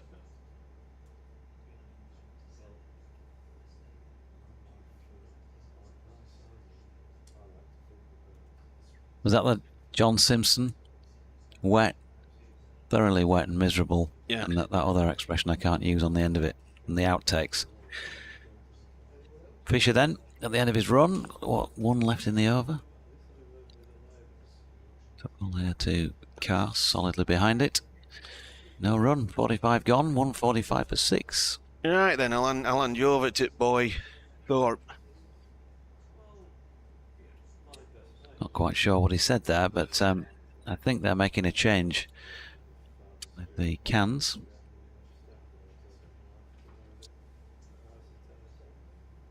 Lev, thoughts on this first, what, 40 minutes or so back? Yeah, been tough going for Durham. Getting that early wicket was great for Yorkshire. Carse has not looked the most confident at the crease so far. You want to keep trying to target that end.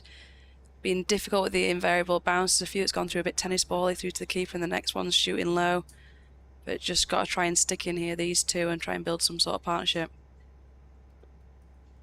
As Revis comes in from the Lumley end, it's defended by Clark out into the offside for no run.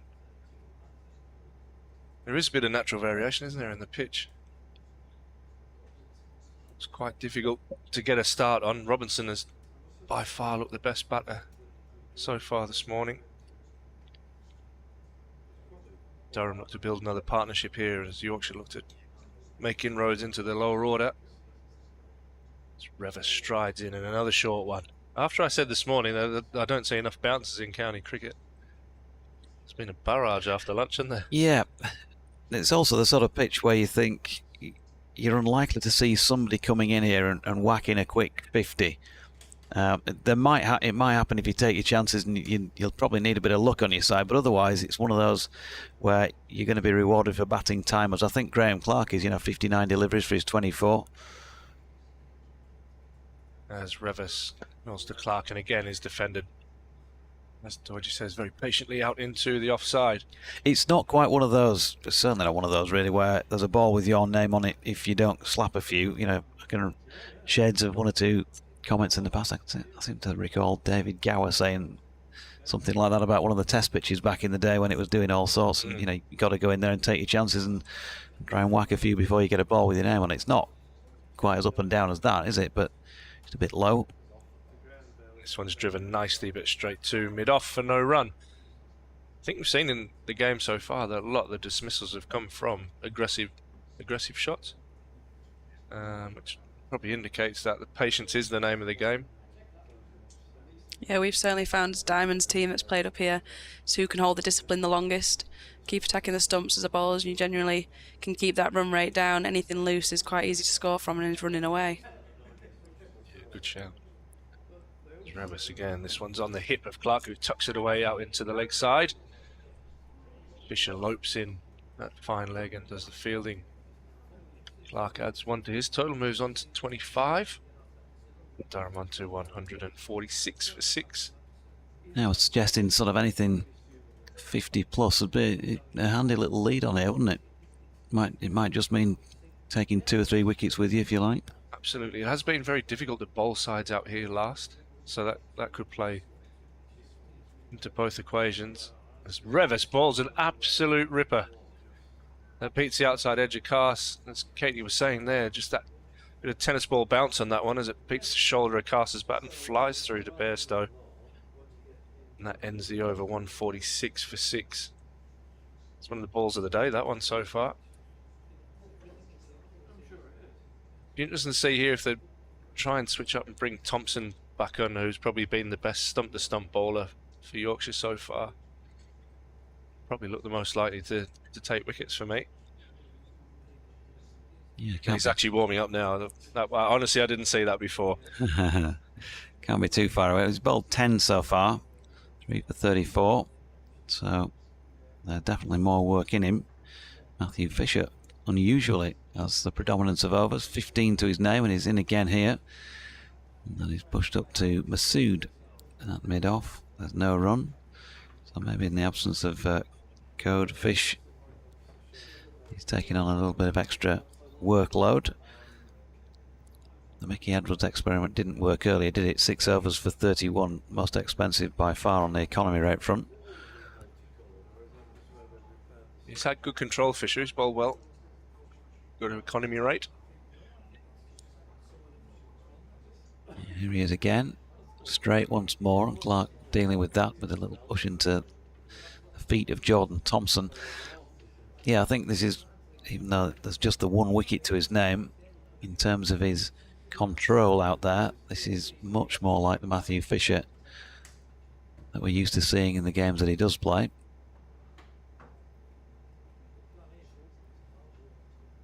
And he'll be hoping that even though that there is just that 1 wicket, he'll pick up a couple more, a bit more reward for his efforts.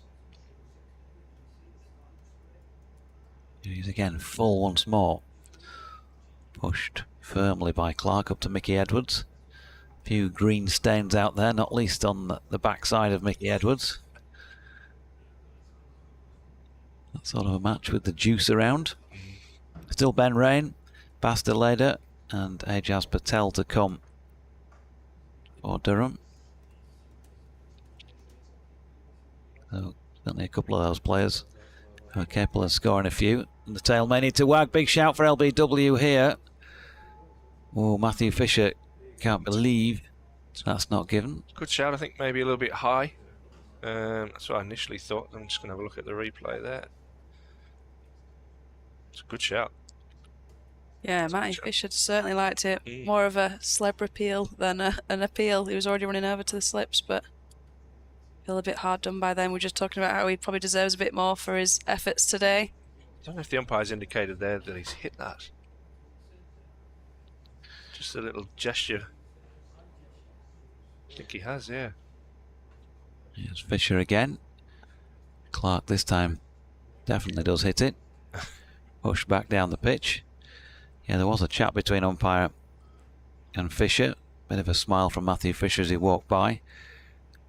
And was gesticulating with his hands as if to say, look, I've set him up that way. This next ball, I'm going to wrap him on the pad right in front with the other one. And you must raise your finger, Ben.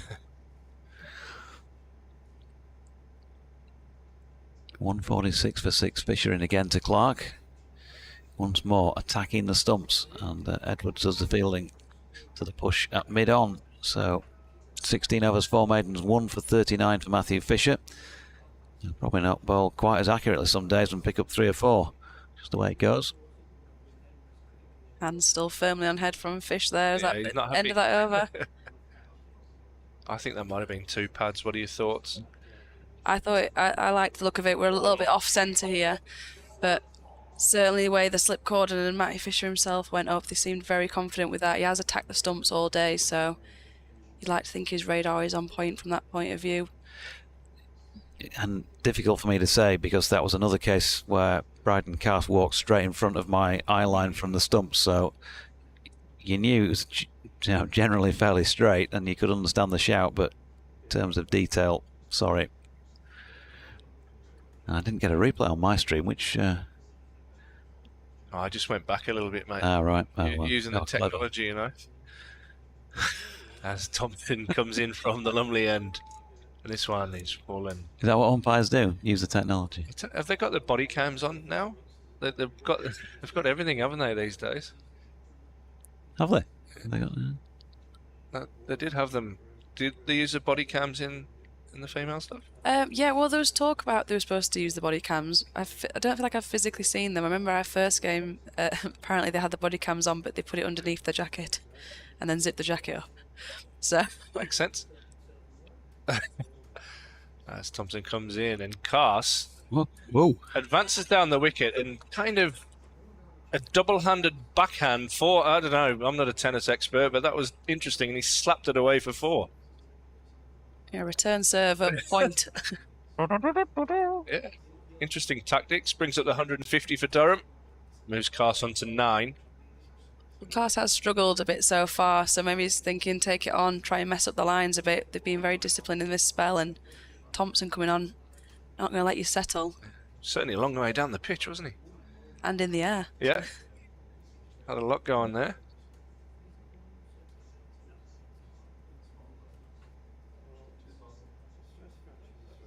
Thompson comes in, and this one's cut fiercely to backward point. Ben Cliff, I think, is your man. I was going to say, I'm just looking for a number on the back of the shirt there. 26. A bit of rotation between the 12ers. Substitute fielders, yeah. Yeah, Will Frame was out there earlier. Didn't see him out there for that long, did we? He might have planned it nicely. Got the early lunch, and yours is the next session.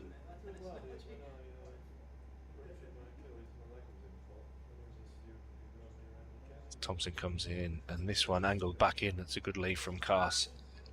As he gets down low and watches that one all the way through to Bairstow. Edward Harland says, I heard a quick reference to Wetherby CC earlier. This club is no more and has folded, I'm afraid. Oh, that's a shame. I think Marty said he hovered there one game waiting for it to be rained off. Ah, yeah. He's chatting with you earlier. Right. He kept ringing me, saying, shall I carry on all the way in or not? Hope you ignored him, as this one is inside edged onto the pad and no run.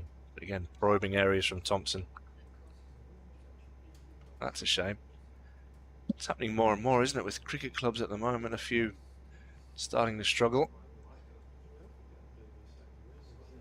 Yeah.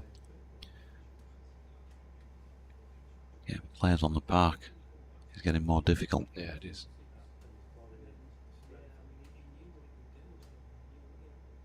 Thompson, last ball of the over. This one's right on the money, and Cass defends out into the offside for no run. Just that extravagant boundary off the over. 150 for 6. Clark on 25. Cass on 9. I've received a poster with a lovely viaduct on it. Copley 11 versus Pudsey Kongs 11. Charity cricket match. This has come from Helen Hoyle. Sunday the 28th of May. Bar is open at 12. Well, it says 12 PM on here, but I'm going to be pedantic and say you can't have 12 PM. It's 12 noon. The match starts at 2 o'clock. There's a raffle on, there is food around, and it will be, according to the poster, a brilliant family day out of fun and laughter supporting a great charity. So that's Copley against Pudsey Kongs. Charity cricket match, Sunday the 28th of May. 2 o'clock start, bar open a couple of hours earlier. Why wouldn't you want that? Here's George Hill back on in place of Matthew Fisher at this Finkel end. First ball to Graham Clark is pushed out into the offside. Good little move, just keep him rotating. See who can get in and among. And I mentioned George Hill being good as a partnership breaker. Got a good little record at doing that with the 20 odd wickets he's taken so far in first class cricket. Can he break this one? It was a big shout for LBW here. It was fairly low on the pad by the looks of things. Oh, fairly high, was it? Okay, yeah. Ash is saying, there you go. Bryden Carr stepping across in front of Graham Clark again. Bryden, come here. Yeah, come on, please. Let's get on the mic, the walkie-talkie out to the umpire. Yeah, needs to stand at least a strip wide, just to give me a chance for sighter. Looks like there's some rain in the air again, doesn't it? Yeah. Hilling again. Clark towards the inside of the bat. Has got that away down to Milan, who's coming in from the long leg boundary. And fires it back to the bowler's end. They got 2. 152 for 6. to all the lovely correspondence that you and Marty get, etc. And one of my ex-students has apparently he's tweeted Marty and he said for me to keep it interesting because he's fallen asleep. That's probably where I'm at right now. Cheers, Sam.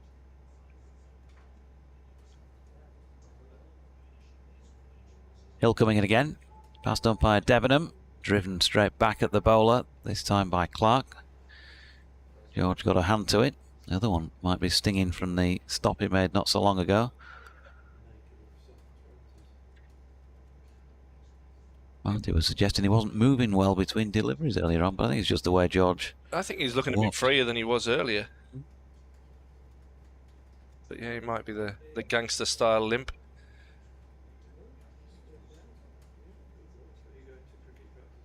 In again, right arm over. Pushed into the offside square this time. He started off nicely here, bowled a really nice length. Challenging Clark on both edges. Sam mustn't have enjoyed our Mal Meninga talk as much as Katie.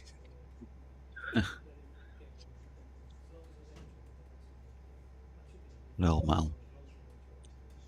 He was a player his. Hill, and then Graham Clark driving at that. He's bowled it slightly straight, sorry, onside of straight. End of the over. Mickey Edwards doing the fielding. It's 152 for 6 after 49. I think one thing you could say here, Lev, is that situations like this, you need to not get bored with your ball in your hand, don't you? Just like the batters have to play with discipline, you've got to be disciplined with the ball as well. Yeah, it's just who can hold the skills for the longest, and you got to just play that boring game sometimes and not be tempted into trying something different every other ball, because more often than not, just keeping the stumps in play is what's been effective in this game. Change of bowling. JT is back on. Here he comes in from the Lumley end. Cars pushes this one down to mid-off for no run. I mean, it's been a gloomy day, but it seems to have got gloomier again. One shade of dirty grey in the sky. Pretty hearty crowd in. Fair play to them for sticking it out for so long. It's certainly not pleasant watching conditions. Lots of coats and beanies and gloves out in the crowd.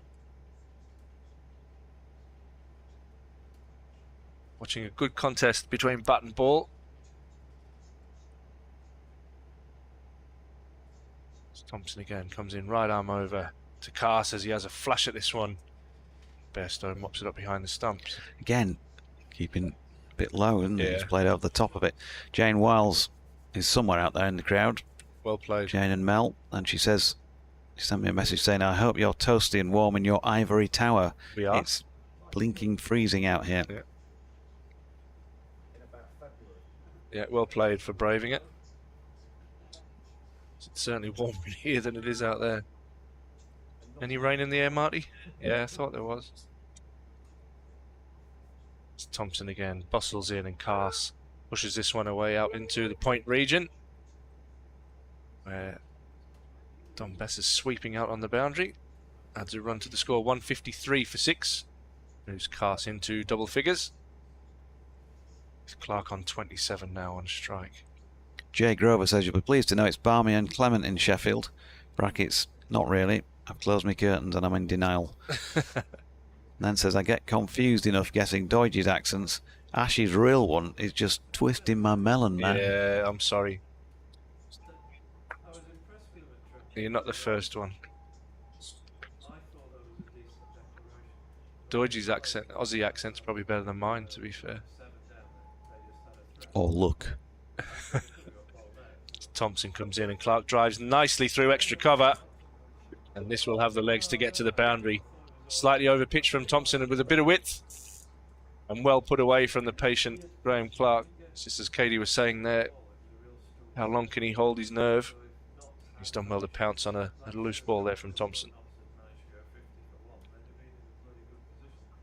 Yeah, Jordan just kicked at the ground in frustration with himself, because he knows if he uses the pitch, as he's already shown us, he'll get rewards, but wasn't his best delivery, was it? was full and wide, and Clark's been really patient. He's put away the bad ball there. 157 for 6 puts Clark on to 31. Martin Bloomfield, by the way, says on the fast bowler front, not the quickest, but major stalwarts nonetheless. Tony Nicholson, yep. Paul Jarvis. Yeah, good shout. And of course, recently retired Pato.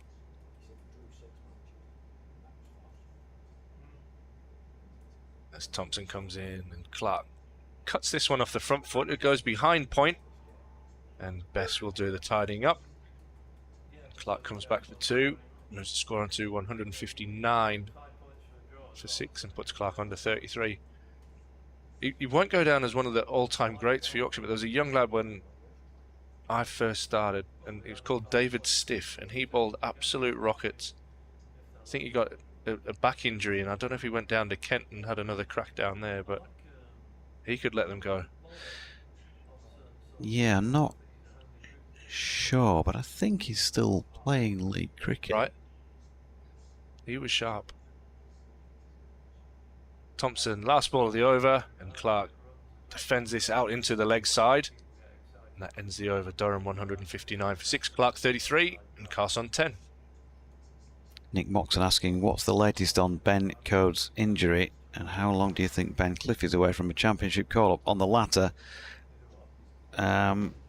he's got to be in the thoughts, hasn't he, because he's been included in squads now. But in terms of exactly how long that'll be, don't know. This happens sometimes, doesn't it, for quite a while before players actually do get an opportunity.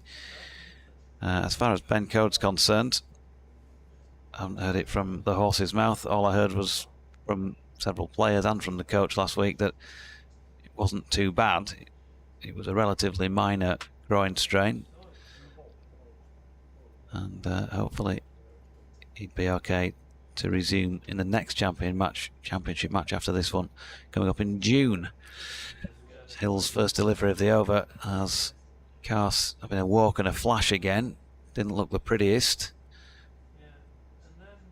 Made its way through to Johnny Bairstow's gloves.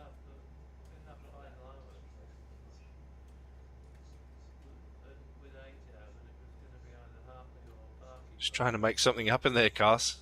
He hit one the other week when he got his 100. He hit one over the gym. It was a monster. George Hill. Oh, good delivery this time again. Feels like it doesn't bounce as Cars might have expected the way he played it. Slightly doubled over to make sure he got some bat on it. He's deflected it away down to long leg for 1. John Ver, Yorkshire's second team scorer, is with us. Good to hear from you, JV. And he says Stiffy was at Hanging Heaton CC. John used to play there himself for many years, but moved to Harrogate for this season, so he's still playing. Cool. Hope he's doing well. But yeah, he was sharp.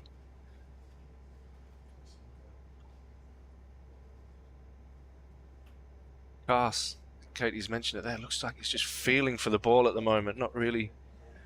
Talk about bowlers having rhythm, and I think batters have rhythm as well, and he looks a little bit out of sorts after a couple of really good weeks with the bat. In comes Hill again, solidly behind this one. Graham Clark pushing to Mickey Edwards, and there is no run. I'm going to have to duck out and do an update for BBC Radio Leeds, so I'm going to leave this one with you twos. Safe hands. Yeah, Car's not really got any out of the middle so far, and you can tell he's just trying to search for that, isn't he? 100%. Playing some extravagant shots we've not really seen so far in today's play. Yet to come off for him, but he's still there at the crease. Bill's in, just pushed back past him. But no run. Yorkshire won't mind seeing Cass doing a bit of extravagance though. If they can just keep their discipline like we've mentioned a few times, he'll get himself out as quite a few people have so far on this pitch. Yeah, I think the more risks that are being taken, the more chance of wickets. And there you go. Cass just feeling for that one outside off stump. A really nice channel from Hill. He's got his reward. It's Clark actually. Sorry.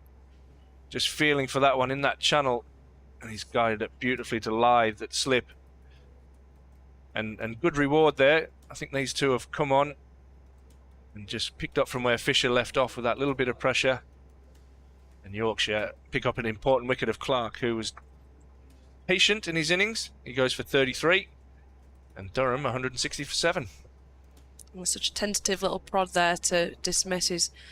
You can see how frustrated he is with himself as he walks off there. He's done the hard work and he's really battled hard, and then just had a little prod at one he probably didn't need to play. But that's testament to Hill, who just kept putting it in the same areas in this spell since he's come back on, and he's made something happen. Clark maybe watching Cast at the other end go a bit flamboyant, thought I might have to drop anchor a bit here, and he's probably played a shot he wouldn't necessarily go for, but it's been his undoing, unfortunately. Yeah, he's been really patient there, and he'd be disappointed in the way that he's got out. But he's battled hard and got Durham to 160 for 7 as Basta lead comes out. Looks like he's wearing every jumper he owns. Yeah. There's a few layers. I think the Yorkshire fielders are even trying to put the bibs on to keep warm at the moment. But an important breakthrough there. Hill now with 2 for 26. Picking up an important wicket. Just don't know how, but it seems a little bit brighter out there. The mizzle seems to have gone out of the air.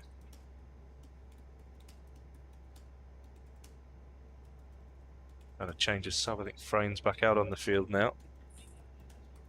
Mid off.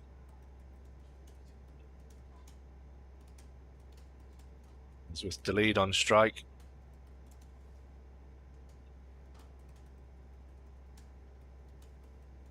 Very capable all-rounder.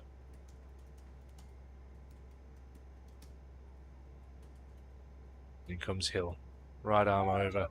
Right on the money, and this is defended nicely by Delete out into the offside, and that ends the over. Durham 160 for 7.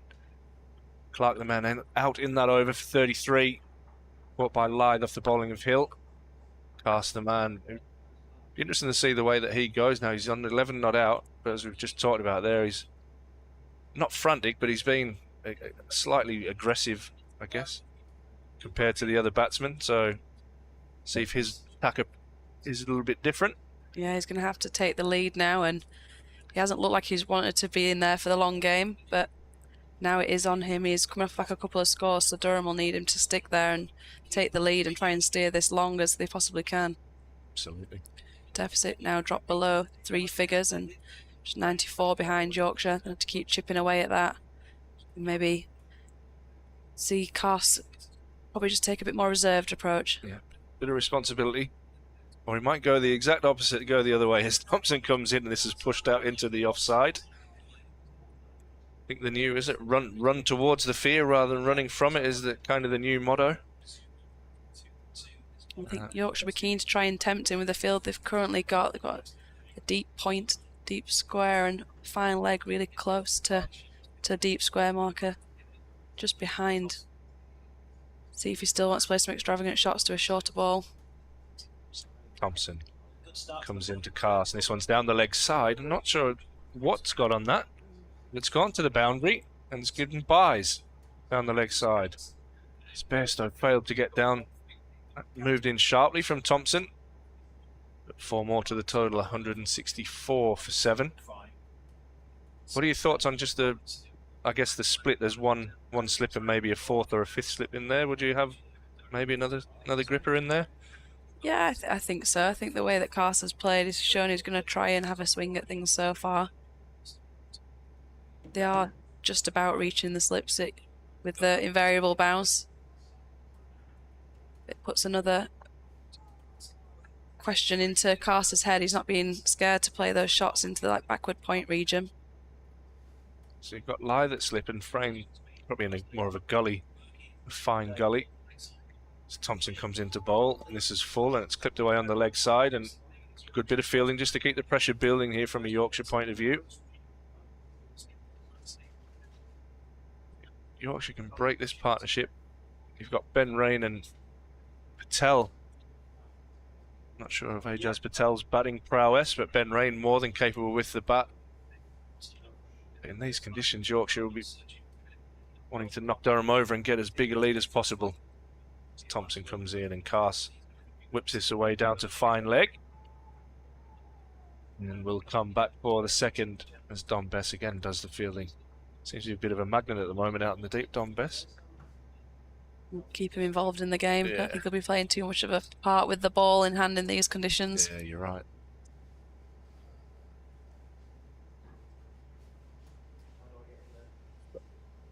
Danny Hazel's husband asking me if I'm coming for a centre wicket hit. No chance I'm going outside. Thompson comes in and casts. A little bit more control and seems a little bit more comfortable at the crease as he pushes that one out into the offside for a single. And moves the score under 168 for 8 and casts on to 15. Sorry, I've jumped ahead. 167 for 7. Cass is only on 14, so brings the lead on strike. Jordan Thompson 3 for 48, being the pick of the bowlers for Yorkshire.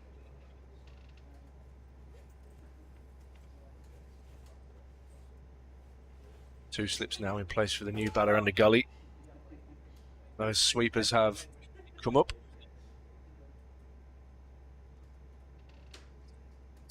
When she came back to I'm over and the lead pushes this one down to mid-on for no run. Thompson again on the money. That ends the over 167 for 7. Cass on 14 to lead yet to get off the mark. Levick is alongside me in the box at Northern Ireland. She's the most famous person on the ground today, I think. She's looking at me. Well, Katie Levick and Rihanna, I understand they might be on stage together at this ground later on in the year. Glenn said she does a great couple of numbers with Rihanna, so there'll be a recording contract in the offing. We'll keep going here. Hill. It's going to continue from the Finkel end. Right arm over the wicket. Cass, and he squares Cass up as he pushes it out into the gully region for no run. Good probing areas here from these two Yorkshire bowlers. The umpire's just having a little look at the follow through of Hill. And as a batsman normally does after that, he goes and cleans up the old danger area. Does a bit of gardening.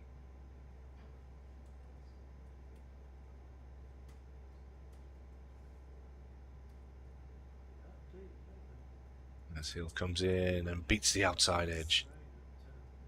Good probing areas from Yorkshire.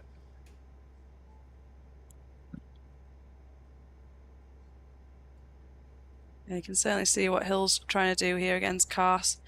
Following through, probably a bit too close to centre wicket, trying to keep those stumps in play as much. Cass is stepping across, trying to get either a bit of pad to go up for an appeal, or he's also prodding outside that off stump region. Comes in again, and this one looks absolutely dead. Yeah. Great call, Katie. He's just been pushing that one. He's got the last couple to maybe leave the batsman, and that one angled stump to stump and looked absolutely dead the minute that hit the pad. Yeah, George Hill barely turned round to appeal there, just kept continuing on the celebration, but I think Cass knew straight away as soon as he didn't get anything on that. Kept fairly low, he's crouched down, and he's tried to move out of the way last minute to look less guilty, but he's been stepping across all innings so far, and I don't think he'll have too many qualms with that one. I think that was the first step towards the pavilion rather than trying to get outside the line. Absolutely dead. 167 for 8, and Yorkshire be wanting to put this Durham innings to bed here and get a substantial lead. That's where are we at now? Was it 87? So his pass goes LBW to Hill 14, and Durham 167 for 8. Hill now 3 for 26, and I think comfortably the best two Yorkshire bowlers are bowling right now. Hill and Thompson have done a great job so far today. Yeah, they both look dangerous in both of the spells so far, and you can tell now rewarded in the wickets column for both of them. Hill's just kept the stumps in play and kept it really simple. He's found a couple of outside edges, and on that big front pad, don't need to do too much on this wicket. You just need to stay patient, and that can often be one of the most difficult things to do as a cricketer, but he's getting his just rewards for just being on the money, keeping the stumps in play. Ben Rain, the new batsman, coming in at number 10. Be more than capable of batting anywhere from kind of 7 down. You would be comfortable putting Ben Rain in a first-class side, but he's got a big job to do here with Dalid, who has yet to get off the mark. So, a perfect situation for Yorkshire. 2 batsmen on 0. Conditions perfect for bowling. Under the lights, and Hill's going to start around the wicket to the left-handed Ben Rain. 3 slips now in place. Bit of a ring on the offside. A man at mid-wicket, a man at mid-on, and a deep, I was going to say, very, very square, fine leg. As Hill comes into bowl to Ben Rain. And he defends this one out onto the onside for no run.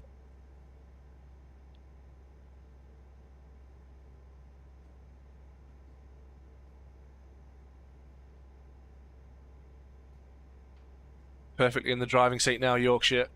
Got a handy lead. And this pitch was showing signs of natural variation. Today, a few balls keeping low. Hill comes in again, and this is driven by Rain. Maybe a thickish outside edge. They'll get one, and they'll settle for 1. As Thompson charges after that one and prevents the second. Ben Rain off the mark, 168 for 8. Not the most convincing stroke there from Rain with big thick outside edge, but Yorkshire will be desperate to try and keep the foot on here, try and wrap up this innings as quick as possible. It's where they've probably fallen a bit short in previous games and not gone on to get a result. You've got to try and capitalise on this and get as big a lead as you can. Yeah, it's going to be huge. Batting last on this pitch. Nice bouncer. Zip through that one from Hill. Real effort ball as that one flies through to Bairstow. And that ends a wicket taking over. Hill 3 for 27.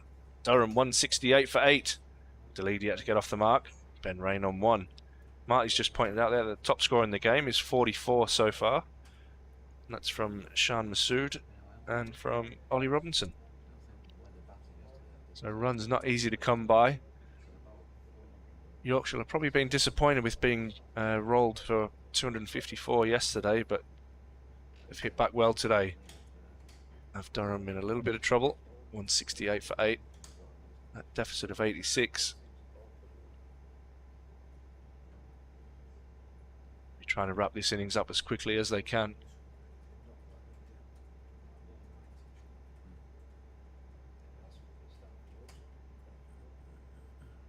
Thompson comes in and a flash outside off stump. Looks like Ben Rain's going to be positive. This one goes through to Bairstow behind the stumps. Yeah, you can't blame Rain for taking that tactic.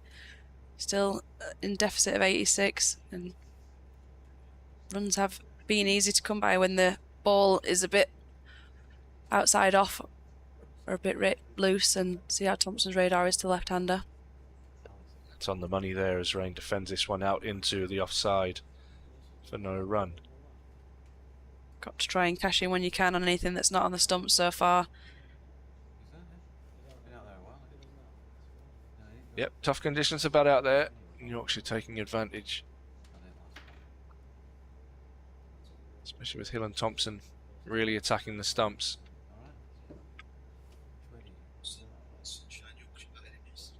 Yeah. Certainly a very different day to yesterday. Marty was just saying Yorkshire batting bright sunshine yesterday. As Thompson comes in, deep point goes out, and Ben Rain says, I'm going to push that out to deep point and get a single. And Durham move on to 169 for 8. He moves on to 2. And Dalid yet to get off the mark. Seems to be just a little bit of lightning of the leaden skies.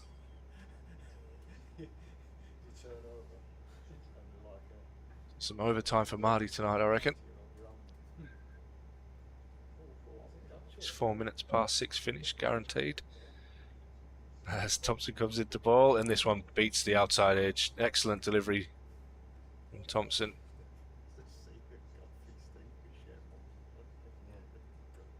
Still hear that wind howling through. It must be coming straight into us from the north. Is that the wind? I thought that was cars. Wind coming through that window. That's a car. There we go. Or motorbike, yeah. that one might be. Definitely got the safest place in the stadium in here. Oh yeah. As Thompson comes in and Delete pushes this one back down the ground nicely. Good control. And he'll pick up a couple. Jamie is absolutely delighted with that one. Picks up 2. His first runs in first class cricket. It's like off the mark. Thompson got a finger on that one and giving his hand a shake. Got a good connection. It's good shape, wasn't it? Let it come and hit it nice and straight down the ground. The only advantage of Thompson bowling, and his fingers will be probably nice and warm. The blood's pumping around a little bit. Otherwise, that wouldn't have tickled. He comes in again, and Delayed pushes this one to mid-off, and that will end the over. Durham 171 for 8. Both batsmen on 2. Well, Thompson seems to be in a little bit of strife there, giving his hand a vigorous shake to that Delayed. Shot straight back down the ground. He managed to get a fingertip on it. Looks like it's just niggled him a little bit. Hopefully just have a minute now in between overs to get back, but nothing too serious. But it's bitterly cold out there, and you're not too chuffed to be getting behind any of them. Yeah, a miserable day. It's grim across the country, apparently. Here's Hill bowling to Rain round the wicket. Rain with an inside edge. Didn't know much about that. It's gone off down towards fine leg. Should get 2. Goes without saying, if these two could just chip away and just push 2s and singles and just keep that board ticking down gradually. The deficit's 81 at the moment. In the general scheme of things, in what looks like being a low-scoring game, that's quite a sizable difference right now. Equally, if Durham are out in the near future, then they also must feel they can come back and take full advantage of these conditions. Hill round the wicket from the Finkel end. Turned by Rain to mid-wicket, no run there. Tim the leader, Baz's father, sat with us yesterday afternoon for a few hours, and having flown in yesterday morning from Amsterdam, saw his son get his first wicket in county cricket when he got Jenny Bairstow, which was a nice moment for the family.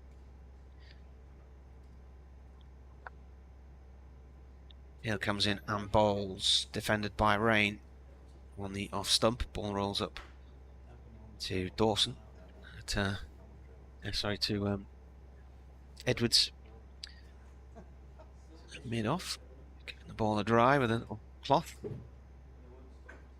Yeah, the wind must be on the right on the front of the building now, because you can hear that little howly noise.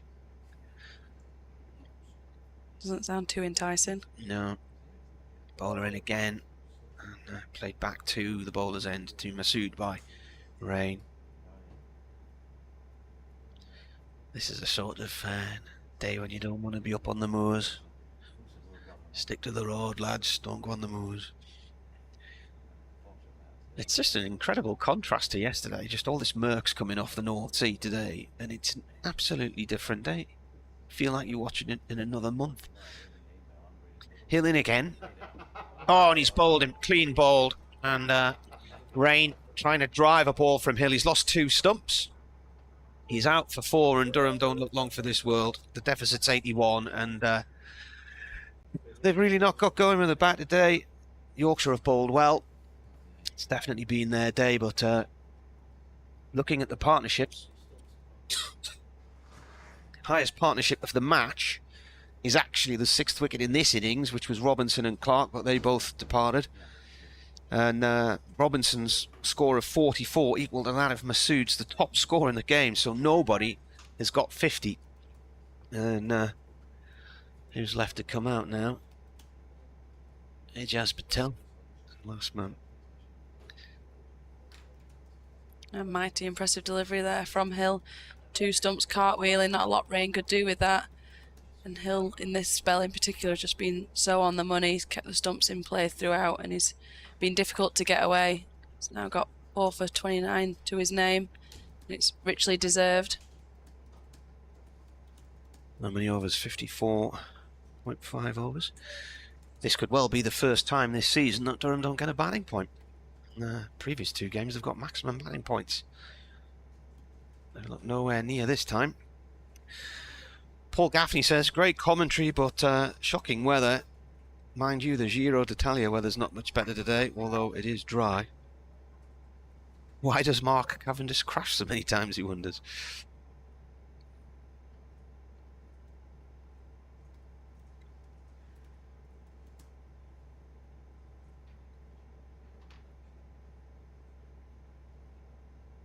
Just looking to see what Patel's top score is. 52 Sentinel districts against Wellington in 2021. Hill looking for a fifer, comes in and bowls. Patel defends. He's on 4 for 29 now, Hill. Very good over there indeed. Just the 2 runs from it and a wicket as well. His best figure 6 for 26 for Yorkshire against Lancashire last year, and he hasn't actually played Durham in a first-class match, so yet another product of Sedber's school, coached by the former Durham wicketkeeper batsman Martin Spate, who used to do the T20 commentaries with me many moons ago.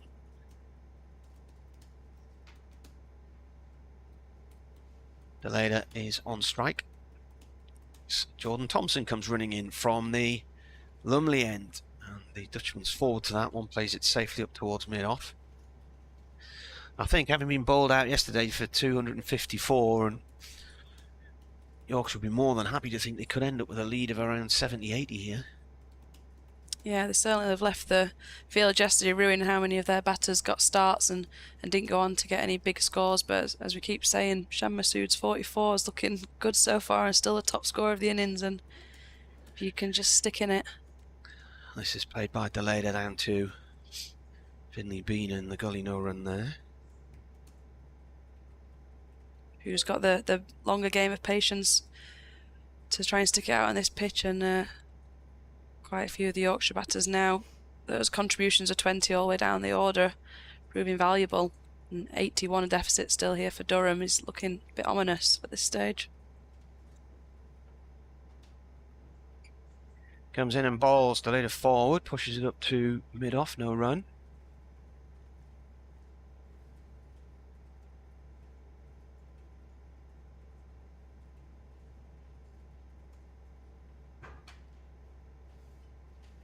Thompson will be looking to join Hill on 4 wickets, being arguably strike for strike pick of the bowlers so far today.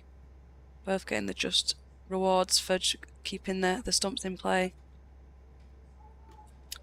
That one's gone right through Deleda there.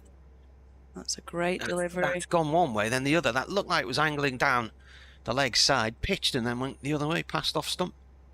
It's one of those you're happy to get nothing on, because you've got no idea what it's doing, and you're still there. Good leave.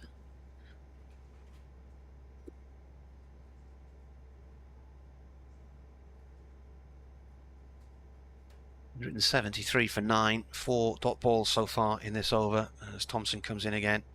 Oh, and that's done too much as well. The leader plays the wrong line there, and it angles past the off stump once again. 2 cracking deliveries back to back there from Thompson. What's he going to do with this final delivery of the over? 5 dot balls so far, 2 beaten. Deleda's outside edge and done him all ends up. Weather starting to impact on the local league cricket again. Derek says Gateshead fell, ladies is off today. It was meant to be their 3rd game of the season. They've only managed to play 1 so far. I gather the All-Stars is off at Whitburn tonight as well. But Stuart says it's relatively clear in the Rhubarb Triangle. Down near Castleford. In comes the bowler. Pulled by the leader, and he's hooked that, and I don't know where the ball's gone. It's good. It's bouncing out and across the rope for 4 in front of the pavilion. Takes the deficit down to 77 and moves him on to 6. Durham 177 for 9. And all about the bowling points wrapped up as well from a Yorkshire point of view as well when rain was bowled there. Yeah, rain very apt on this day. George Hill's sniffing a fifer. And you'd certainly say he deserves it with how he's bowled so far today. He's just kept it simple, made the batters have to play, keep those stumps in play, and he's picked up his reward so far. Been difficult to score off and Durham get great chances. Durham are going to have to come right back at Yorkshire with the ball this afternoon and take advantage of these conditions while they exist. Yep. It's meant to clear up from about 5 onwards. Hill then, round the wicket. Bowling here to Ajaz Patel. Left-hander pushes into the offside, no run. He's still not going to come out with his best bowling figures, 5 for or not, because he took 6 for 26 against Lancashire at Old Trafford last year. He's going to take a bit of beating, is that, however long he plays. Yeah, set the bar high with that one. And a wow of a little spell that afternoon. Game was sort of dead, really, at that point. Really woke it up. Patel pushing his latest delivery to Mickey Edwards. No run. Edwards, just the 6 overs so far, and Shan Masood hasn't turned back to him. Matthew Revis did a good job, 7 overs, 1 for 14.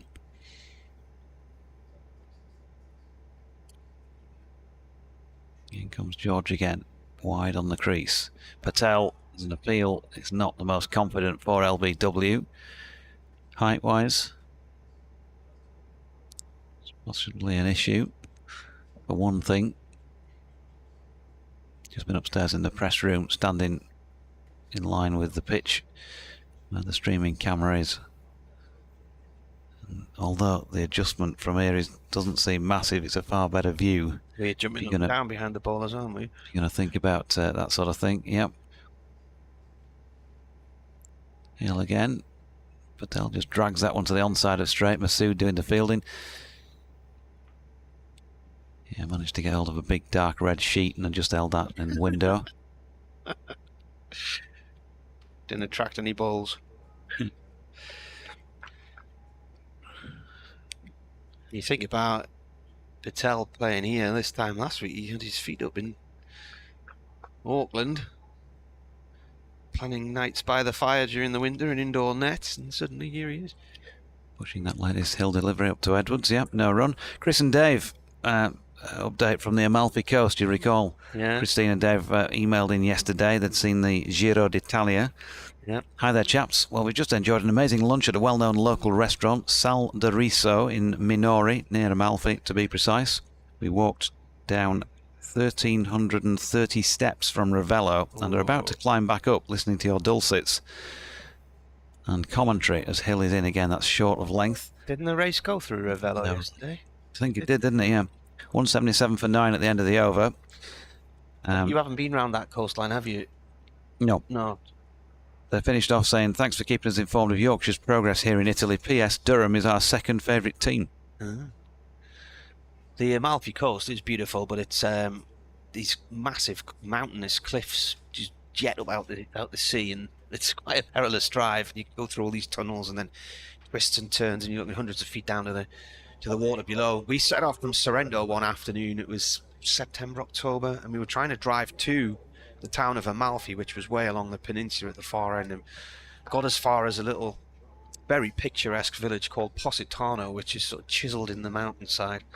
And we decided to have lunch in this little taverna on the side of the road, and then the next thing, the guy was putting sandbags against the doors and cranked a generator open in the kitchens. As Revis is brought back in here by Yorkshire to try and see if he can end this Durham innings, and a playing a miss by the leader. And this storm came across from the Bay of Naples. We could see Vesuvius in the distance 1 minute, and then it was gone, and it absolutely lashed it down. Lightning, thunder, just wild for a good hour. And the water was sort of streaming down the road so quickly. It was leaping up over the sandbags, forming a waterfall over the other side.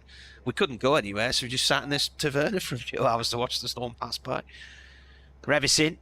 Played nicely by Deleda out towards the cover boundary, and he's going to get 2 runs there.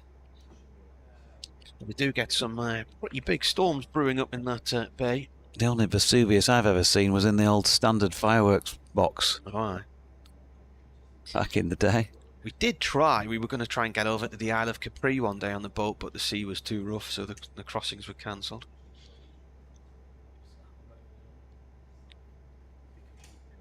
Stuart says, get the lead down to 50-ish and get bowling in these conditions. 6 or 7 down by close. Fine batting day tomorrow with the forecast. Revis in, bowls. Played by the leader, that's beyond gully, down towards third man. Thompson comes around to sweep up on the boundary. 2 more runs. Yeah, it's a stage, isn't it, where you want to just maintain that accuracy and that discipline with the ball that you've had all day. Make it difficult for this last player to score. Make them frustrated if you can't get an immediate wicket, but try not to throw in any loose stuff. It just disappoints you as well as the fielding side if they get 30 or 40 for the final wicket here. It ends on a slight downer. They've done a really good job so far with the ball, Yorkshire. Bowler in again, Deleda defends. Paul Gaffney said he was out listening to us on his headphones last night and said he was only hearing us in one ear, so he took them apart and then remembered a conversation during commentary versus Derbyshire about one-legged audio. But I mean, it must be something to do with the internet because everything's balanced here. Sounds fine here. And we did try and change things around during that match and it made no difference. Revis in bowls. This is turned out through mid-wicket this time by Beleda. 2 more runs for him. He moves on to 12. They just keep finding that little gap and getting 2s on the board. Yeah, this is what I'm saying about that, maintaining the accuracy. So he's been clipped away through the leg side there. Prior to that, he went through wide on the offside. So 2 sides of the wicket in terms of lines.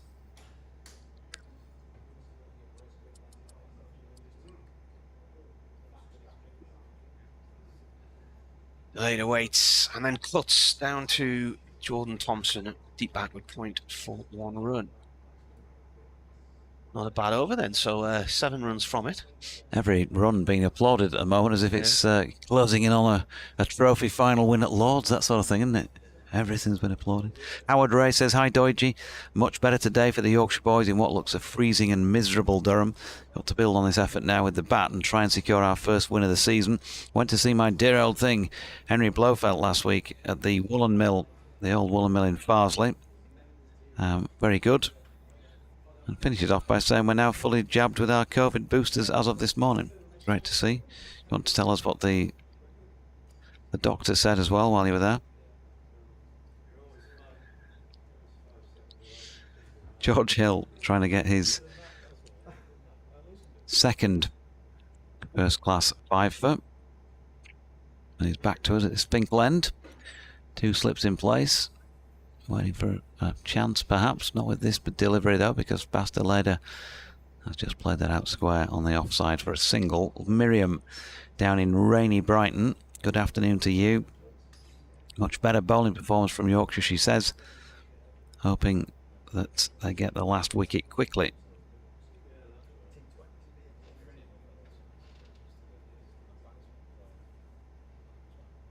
We're hoping that as well, because the deficit now 69. That'd still be very useful, you feel,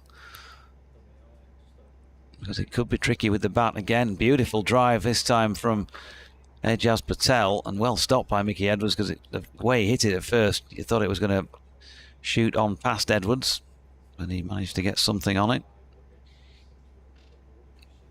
So dot ball. Jane Timon asking if the forecast's any good for tomorrow. I think it's quite sunny. Pretty good, yeah. 16 degrees, I think you said earlier. It looked like it might be warmer than that, according to the BBC weather map this morning, but it's going to be somewhere mid to high teens, you'd think. Good delivery from Hill. Beats Patel past the outside edge. David Coleman's just back from U3A_UK Walking Cricket Friday session at Kirkstall Goals, he says. Great to see Yorkshire making a game of it. Please encourage listeners of mature years to join us in a genuine all-ability team of men and women, supported by the Yorkshire County Cricket Club Foundation. There you go, David. Hill in, short ball, pulled. George Hill with a rare poor delivery, and it got what it deserved, really, from Ejaz Patel, who's got off the mark with a thoroughbred full stroke through mid-wicket. 189 for 9. That deficit now 65. Steve Haley messages in. We were talking about David Stiff earlier on. Bill Rodham says he's playing for Harrogate alongside Matt Pillans, of course formerly with Yorkshire and pretty quick himself. And Steve Haley says he seems to recall David Stiff having a spell at Somerset around about 2011 as Hill's latest delivery is played down through the cordon. Finley Bean giving chase. They're going to get 3 more there, so an expensive over this one. And it's looking like this is going to be that nagging, frustrating last wicket stand. It's already worth 19 runs in pretty quick time. Deficit now down to 62. Got to do an update from the 3 o'clock news in a moment. There's a very peculiar looking van coming into the ground now, which, as it was coming inside on, looked like a really long foreign prison van. I think it's just bringing in some deliveries, but nice ball of the over there, laid to mid-off end of the over. They'll be throwing to me very shortly. Have you not got a 3 o'clocker, Dodger? No? 4:33 next. 4:33. Here we go. Well, Durham have found the going really tough today in gloomy, damp conditions, which have helped the bowlers, but the bowling from Yorkshire's been good as well. Durham currently 9 down in their first innings, 192 for 9. They're trailing by 62. The highest score in the entire match has been shared by Durham's Ollie Robinson and the Yorkshire skipper Shan Masood. They both made 44, and the highest partnership of the game, 61 for Durham's 6th wicket. That included Robinson and Clark, but they're both out now. Clark making 33, so it's difficult. I think Durham, though, will be thinking that they can get in with the ball in the next few minutes, perhaps, and start chipping away at the Yorkshire top order. But the deficit at the moment, 62. There's still 50 overs to go today.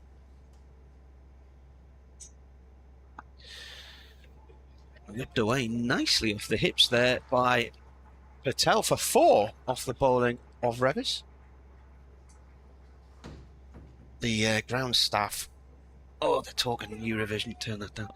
The ground staff are collected in the little pathway between the east stand and the scoreboard, poised in case they need to be called into action. And there is some action happening in a ground staffy type manner because they're placing some sawdust on the footmarks at the Lumley end, and you can see that the line of the footprints in the damp grass coming in at an angle from that far end.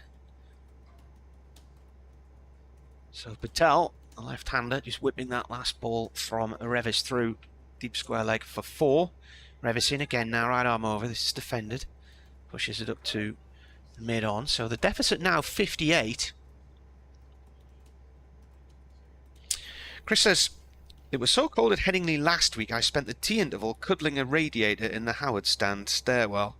I was joined by a couple of other frozen fans.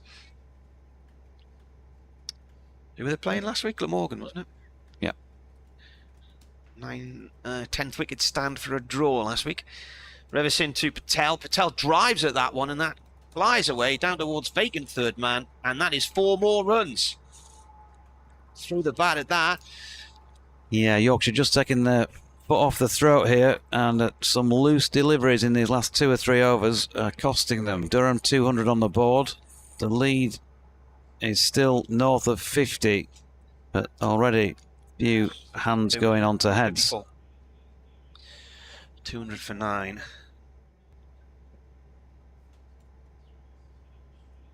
So how many overs is that? 59.3.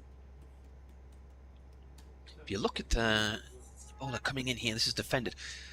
On that scoreboard there, when I looked up and it still said there was 50 overs to go today, that's an awful lot of the day left to play, but that is also, I suppose, weather dependent. But if Durham were to be out soon, there's an awful lot of cricket left to play today for them to try and make inroads into the... Oh, you're tangled up. Into the Yorkshire lineup. 2 balls left of this over. Revis in. Patel flicks this to mid-wicket. No run there. Stopped by Matthew Fisher, who seemed to land on the ball. He's now picking himself up gingerly.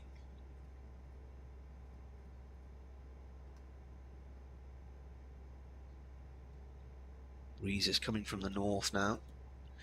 The cloud cover's actually lifting, isn't it? It's starting to get a bit brighter. Just imagine the sun coming out for the start of Yorkshire's second innings. After they had all the lovely weather yesterday. Patel on 15. Revis comes in to finish the over. This is played to mid or no run there. So this partnership started at 173, so they've added 27 so far for the final wicket. 200 for 9. Yeah, very useful 27 as well, given the conditions. And they've basically knocked a third off the deficit that was on the board when they walked out there together, and they've done it in pretty quick time, just the last 20 minutes or so. 54.5 overs when the last wicket was taken, so just 5 overs and 1 ball. So going at almost a run of ball here, this last pair, and that just indicates that the Yorkies have been a little bit more loose. There's George Hill over the wicket. Deleda solidly behind that. Bernard says he estimates the close of play today will be between 6:35 and 6:40, unless bad light takes the players off sooner.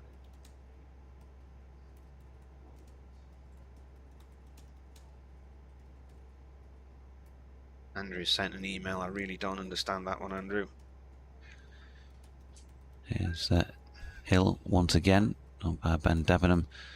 The man he goes past to deliver that, and Deleda hammers it into the ground. George gets a hand to it.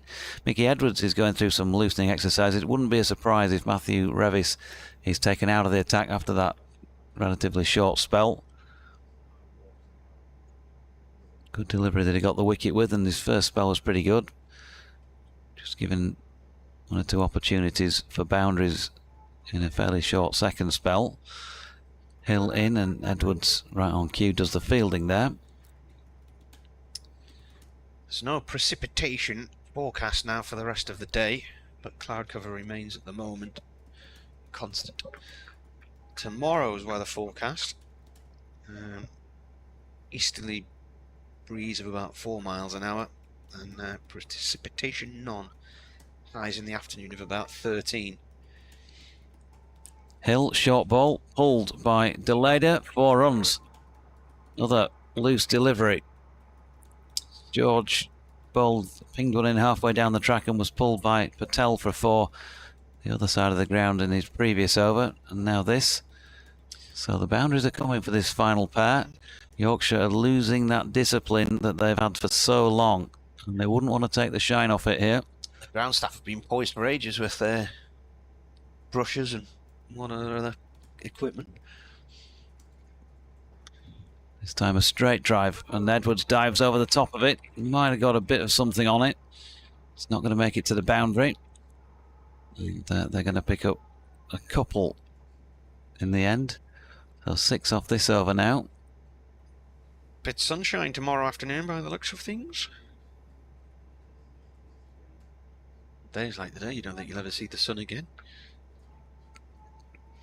Keep the faith. It's been a miserable spring generally, hasn't it? Right up there with 4 years ago, and it was wet and horrible for weeks and weeks and weeks. Hill driven, pushed really this time by Deleda to complete that 61st over of the Durham first innings. The deficit now below 50 at 48. 206 for 9. They've added 33 very potentially very valuable runs. 4 years ago, the fixture list was slightly different in that we'd begun the one-day cup by now. So the rain at Grantham, and then there was that match we started commentating on at Leeds. Yeah, didn't last very long, did it? About 2 hours in, if we were lucky, and the whole thing just weather came in from the northwest, and that was that.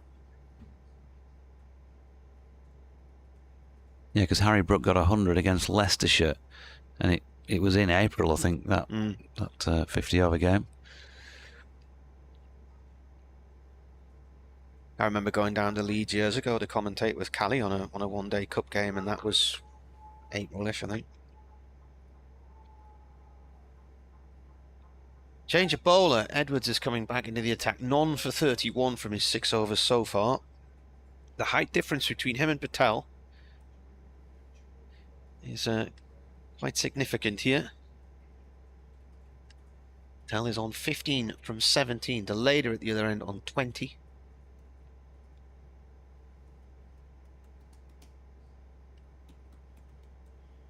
One on 33 so far, and the deficit's 48 for these last pair. Edwards bowls, and it comes off the pads and drops out on the leg side, no run.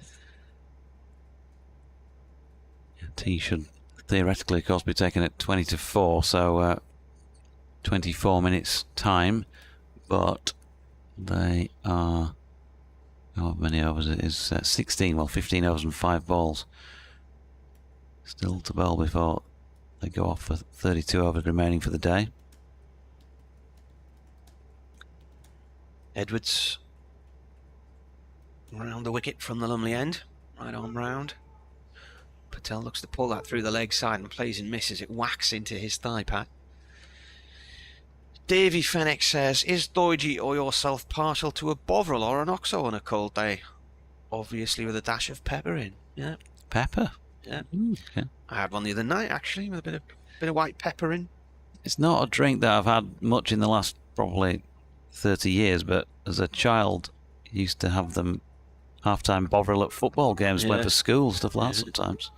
Edwards in again, whipped away by Patel out towards deep square leg for 1. Or at the match with a wagon wheel. I'd be more likely to have a soup. They even exist, a soup these days. Wagon wheels. Do they? Yeah, I think so. Yeah, they're probably about a foot smaller, than they were. Yeah. Well, are available. They're no longer wagon wheels. Oh, they're not. They're more like, I don't know, pushchair wheels, aren't they? Micro scooter wheels. Yeah. Skateboard wheels. Eric Bowers says he's now predicting a century partnership for these two. Our debutants, he says. Eric, the Stanmore Mackham. There'll be a few Mackhams hoping to be driving past Stanmore in a week or two's time. Edwards over the wicket now to Deleda, and he plays this towards square leg and goes for a quick single. Mackham, is that another word for a Geordie? That tumbleweed out there. Blue touch paper and... Well, he got the noise of the wind anyway.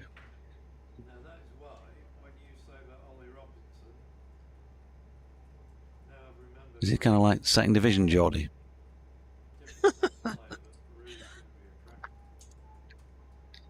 Not many security staff on at this ground today. I'd be careful of how you use. Edwards comes around the wicket here. Who Patel, and he pulls. Where's that gone? He's pulled that up in the air out towards deep mid wicket. There's a man on the boundary. Thompson comes around and fields 2 runs. Amateur Geordie? I don't know. What is it really? Yeah, well, Mackham and Tackham, you made the ships and they took them. It was the biggest shipbuilding town in the world. Whereas on the River Tyne, which had lots of shipyards, they were spread over many miles through different towns like South Shields, Wallsend, Jarrow, Hebburn. Love history, don't you? Yeah.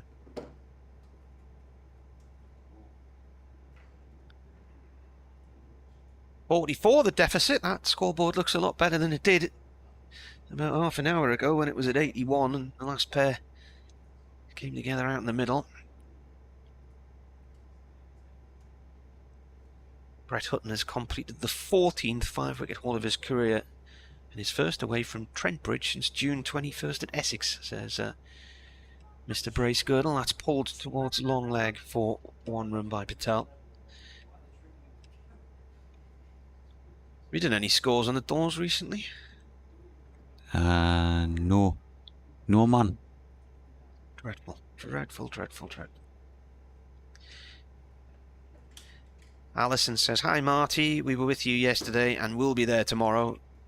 But today Paul is playing golf and I'm at home with the building work going on. Watching the live stream And the electricians cut the power off. Oh, by the time it was back on, 3 wickets had gone down. Oh no. Great game. Below 50 deficit. Forecast tomorrow on Yorkshire's side. We will see the joy of Championship cricket, says Alison, who's down North Allertonish way. Wagon hubcaps, says Davey. Instead of wagon wheels.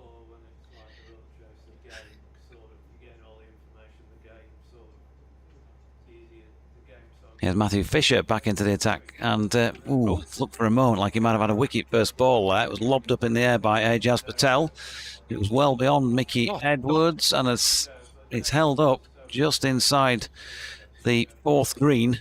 About 3 inches from the sponge there. Edwards just didn't run after it because he thought it was going out for 4, and then suddenly realised it wasn't going to make it to the boundary. And it's left Deleda with a 129-metre putt here. In the hole!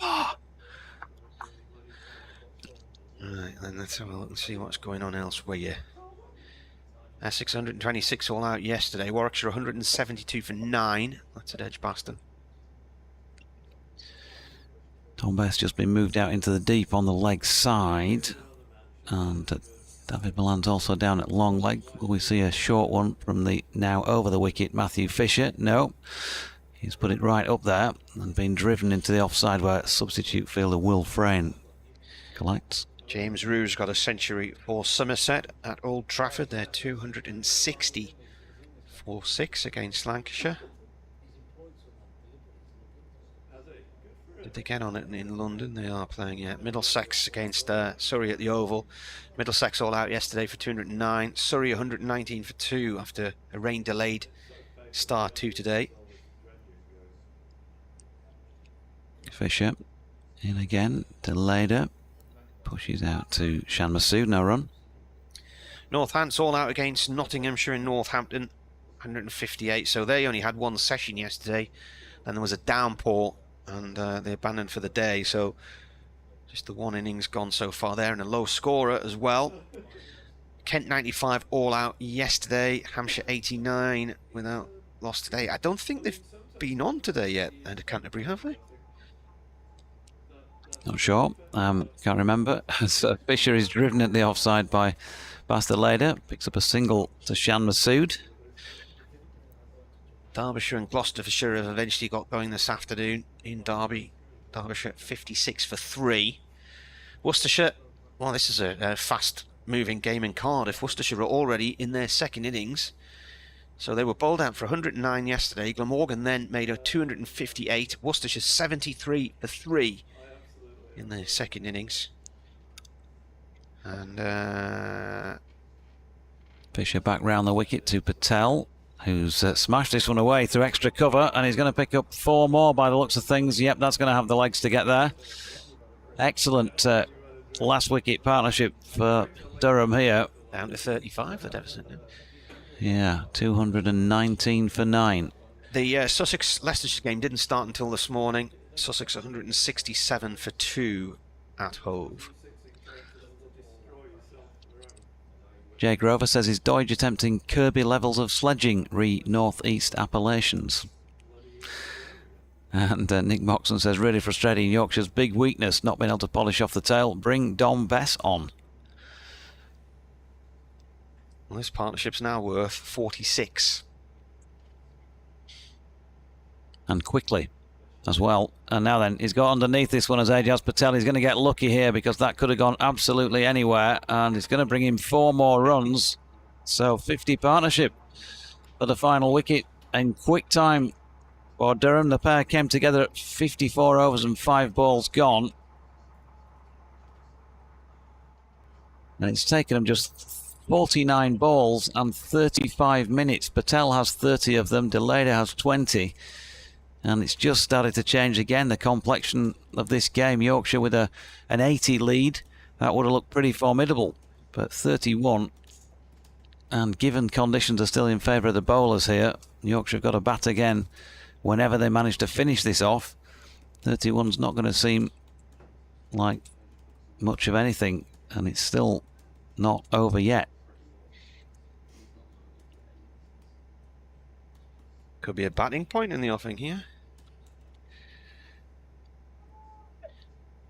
which is similar to yesterday. It's Edwards bowls to Deleda, that's left alone.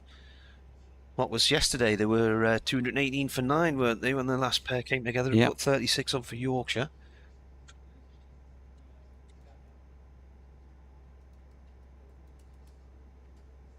Yeah, Yorkshire wouldn't be the only side who struggled to get the tail out sometimes. We've already seen the effect that Ben Code had down at Hove a few weeks ago. Edwards in, turned by Deleda. It bounces just in front of short mid-wicket, no run there. Penny says hi to Vicky and Phil. Disciplined bowling, who knew? Tail starting to wag though. And follows up by saying, no, we're losing Deleda. Haha.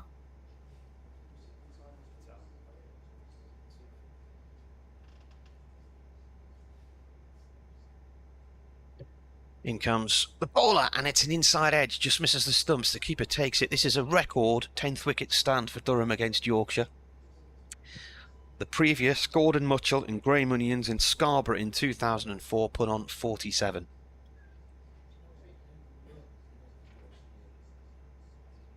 Afternoon to Debbie and Julie Brown as well, who are tuned in. Bent Nielsen says, rubbish bowling in this last partnership. Why bowl bad balls? Tailenders don't play good balls well. Players in the middle. Edwards in again. Bowls. Oh, is that an edge behind? No, he's played a miss to a rising ball there.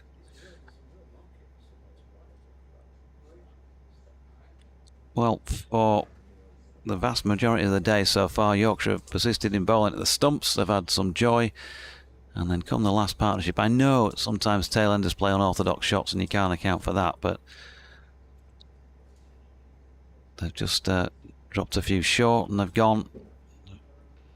Thrown a few wider ones in here and there and gone for boundaries. Edwards bowls. Deleda plays the ball down onto his back foot and it runs off towards the gully. No run. Whatever happened to the leg stump Yorker?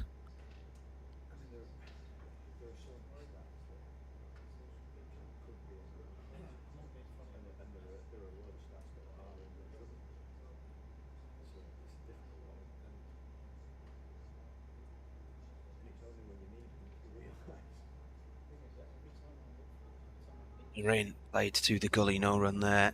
And it's the end of the over. It's a maiden. Durham remain 31 behind. Well, that's at least a little bit of something. A scoreless over for Yorkshire to try and rebuild on. Matthew Fisher, normally you'd expect any bowler be desperate to get out of the ball and bowl at the tail. Last pair. He's got 1 for 51 against his name, going at bang on 3 and over from 17 bowled so far. Still 13 overs to go before the tea break will be taken. It's going to be a good 45 minutes or so. Fisher in, and that is a really good attempt by Adam Lythe for a slip catch at first, as he is at the moment, high above his head. Did well to reach it, didn't he? He did. He got his hands on it. They've got back for 2 runs. Ajaz Patel getting a toppish edge on it. And he's just having that little bit of luck that you need sometimes going his way. Also played some good shots out there. No doubt about that. 32 off 26. High backlift. Fisher round the wicket to him. This time just a bit leg stumpish. Wraps the pad, no run.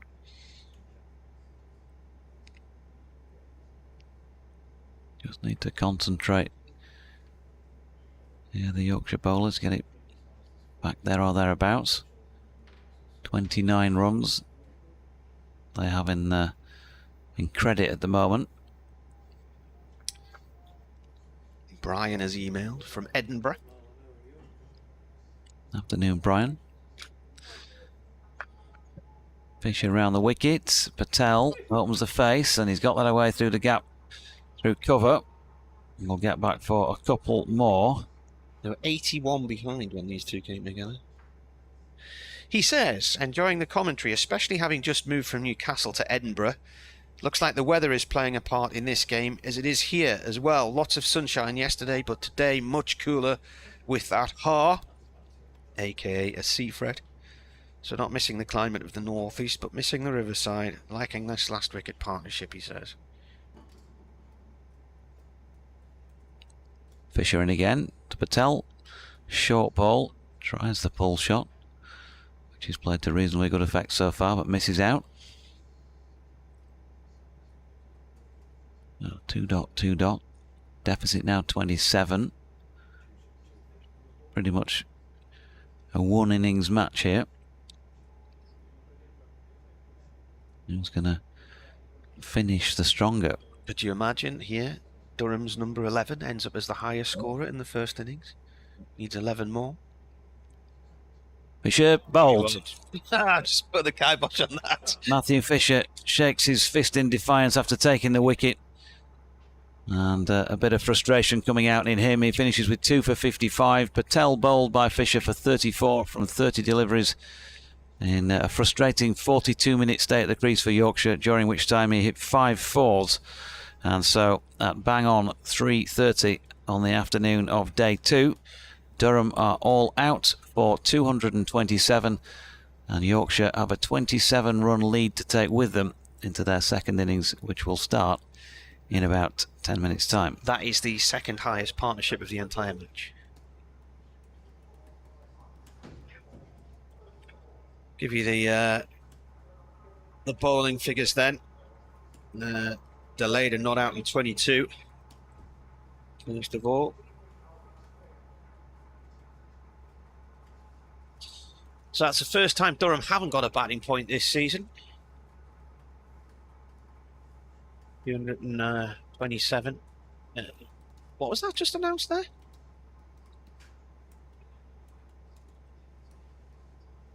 Something's just been announced there. Current run rate is -2 for Yorkshire. Over 8, so they'll need to keep that on. Oh, tea. Have they announced early tea? They must have done. That's probably what it was.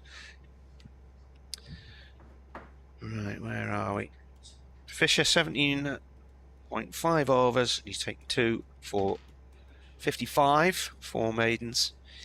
Thompson, 15 overs, 3 maidens. He took 3 for 55. Edwards, none for 36 in 8 overs. 1 of them was a maiden.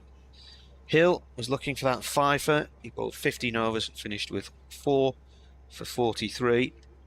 2 maidens for him. And Revis, 9 overs, took 1 for 29, and there were 2 maidens from him. So 3 bowling points for Yorkshire, and they got 1 batting point yesterday, so they are leading on the bonus point situation, 4-3.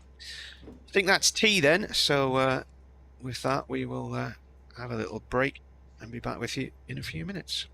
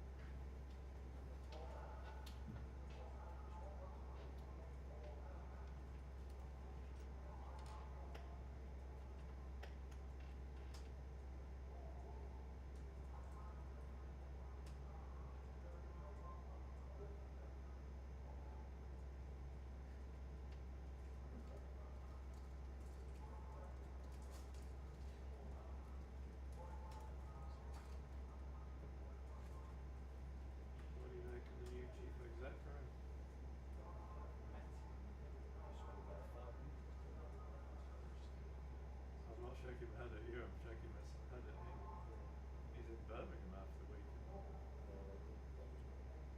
Where? Ramsgate.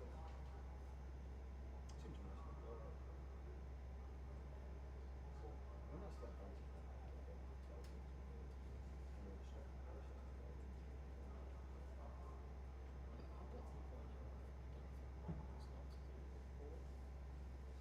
I just think it should be.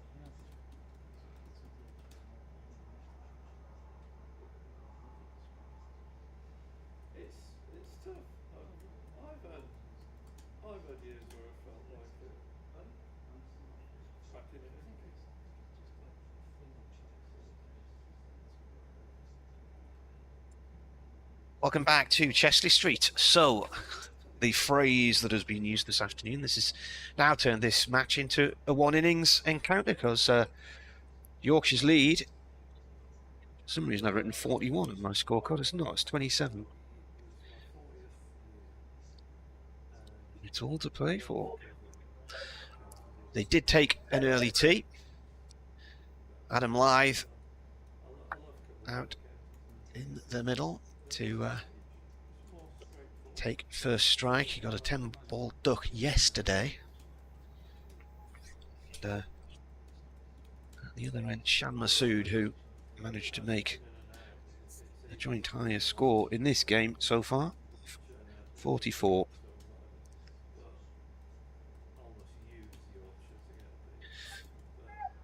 So our thanks to Ash Thorpe, who's been on air with us today. He's popped off now. I think he's got some coaching to do up at Chesley Street Cricket Club, just up the hill from here. So Ben Rain to bowl the first ball of this Yorkshire second innings. Lythe on strike. And he's caught first ball! And he's got a pair. Caught first ball at third slip, I think it was. What a start from a Durham point of view. Lythe can't believe it. Such a tentative prod from Lythe. Just wafted at one that he didn't really need to go near, especially not first ball of the innings, and shows he's coming back off a duck in the first innings. That wasn't the most confident shot to be playing first up, and just gifted it to second slip, which I think juggled and might be a team catch in the end. Yeah, I think it bounced out the hands of third slip and then went back towards second slip. Caught by Beddingham, it's now saying. So I think it bounced off Lees and went to Beddingham at second slip. So what's this replay here? Yeah, they sort of both snatching at it, and then Beddingham took it at the second chance. So what a start from a Durham point of view. A pair for Adam Lythe, who's had some runs against Durham over the years. Yeah, interesting run of form for Lythe this year. He's really struggled with the bat so far, but then got 170 in the last game. Take it to that draw on the day 4. Played a real captain's innings, but it's a game to forget for him today. And it brings Finlay Bean to the crease, who's of course the concussion replacement for Saud Shakeel on the first innings. Can young Finlay bring to the game now? Yorkshire 0 for 1. They were 2 for 1 in the first innings, weren't they, when Lythe went in the second over. Caught by Graham Clark at point off the bowling of Matty Potts. What a start, though, from a Durham point of view. So Finlay Bean was the 12th man in this game. And he is now facing Ben Rain, who comes around the wickets to the left-hander. He's 21 years old. This is his 7th first-class match. He's had 351 runs to date. Highest score, 118 against Leicestershire this year. He had 53 against Essex last year. And he had a 49 at Hove this season as well. He's from York Cricket Club. Queen Ethelburgers College, I think one of the Durham lads has been there as well in York. On his debut last year, he made 45 against Lancashire. In comes Rain again, he bowls, and this is defended.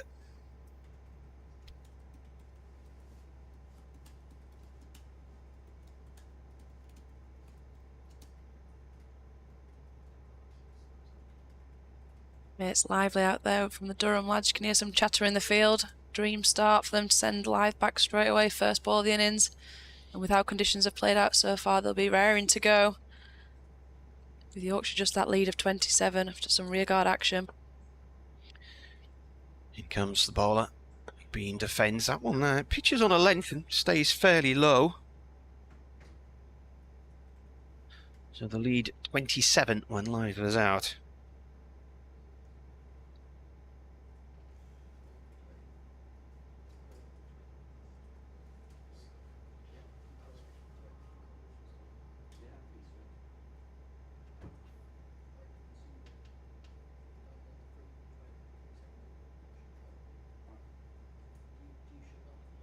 There was a bit of chatter. Looks like they're asking for the helmet to come on. Rain's seen something and they're going to get someone in close under the lid. Young Finley Bean. 44 overs were there left in the day when this started. Yeah. So 44 overs when this innings began. If the light holds and the weather holds.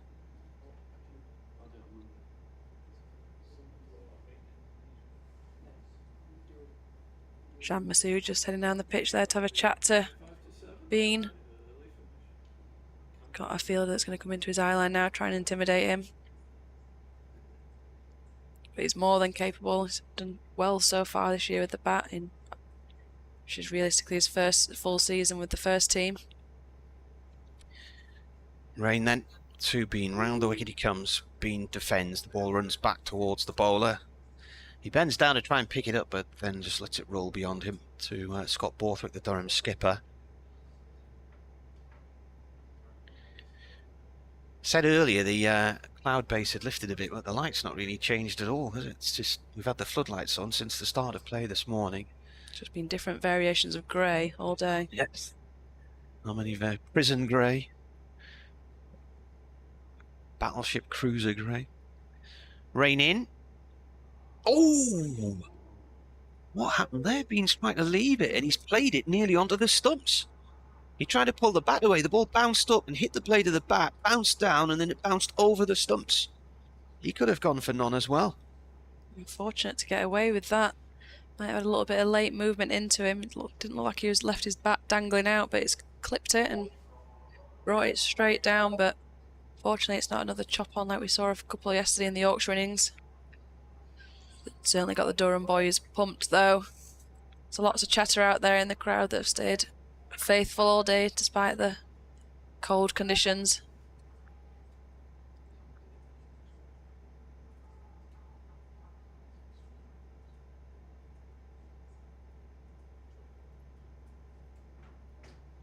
It's like Potts to share the new ball with Rain.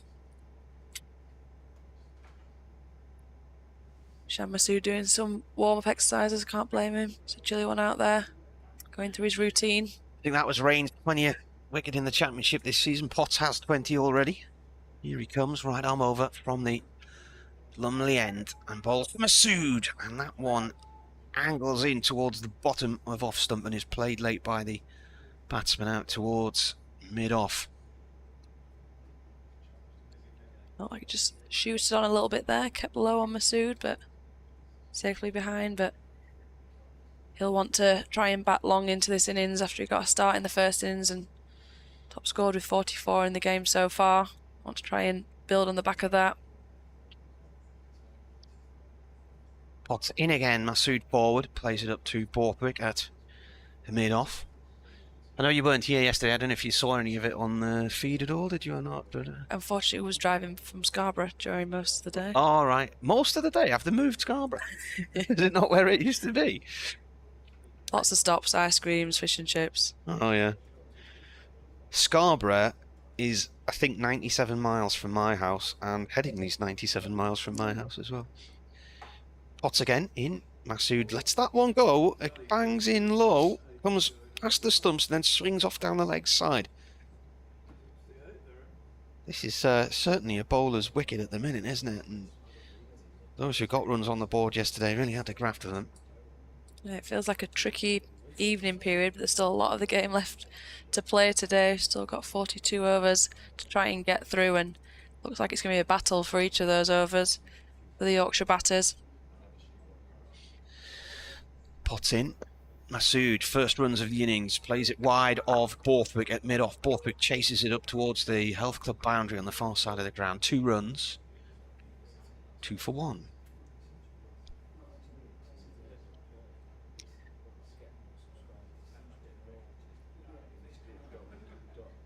Masood had a massive life on 15 yesterday when the ball from Bastilleda thudded into his pads. Given not out, still can't understand how. I interviewed Bastilleda last night. He said the umpire suggested it was pitching down the leg side, but that was difficult to see on the video. Potts comes in and bowls, and that's left, goes low to the keeper. Pressure keg cricket this, isn't it, really? It's been a hard day of graft, hasn't it? I mean, this has been a real match today. There's not been any moments, possibly until the last Durham pair were in, playing with a bit of freedom and put on a partnership, but it's been really hard work in these conditions today for the batsman. Potter's going to come round the wicket now to Masood.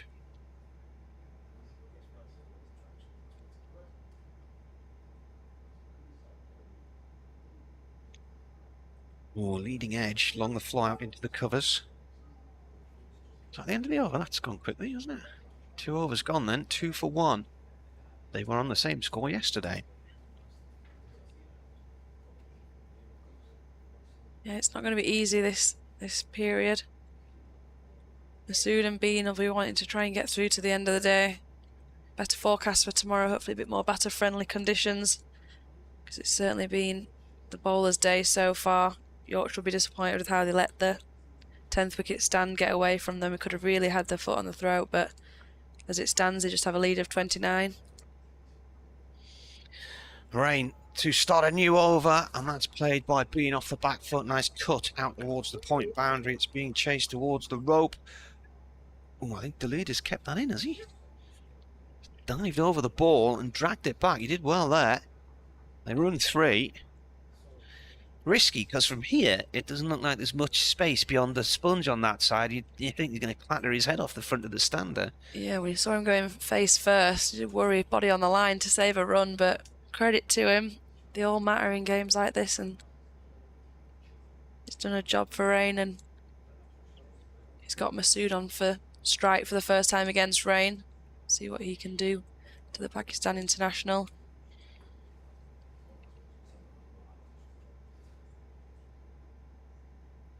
Masood just going through his usual routine.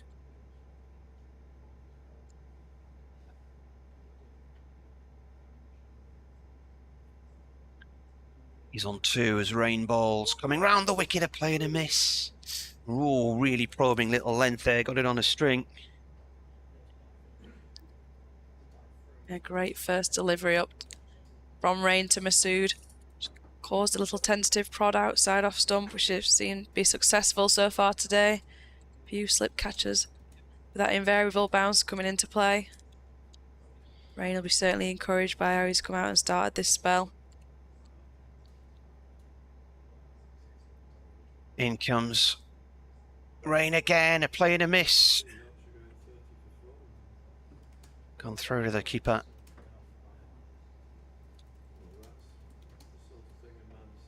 Again from Masood, not looking the most comfortable so far. Rain bowling just a little probing line outside off stump, and he's forced 2 false shots from Masood. The Yorkshire faithful watching a bit more happy if she just leaves those well alone at the moment. Battles through this period. Rain in. This is turned off towards long leg for 1. Like Masood just shuffled across a little bit there to tuck that off his hip. After his previous 2 plays and misses outside the off stump. Takes a little bit more of a tactic to try and work on Rain's angle, angling it into him. Safely tucked it away to the leg side, brings Bean on to strike.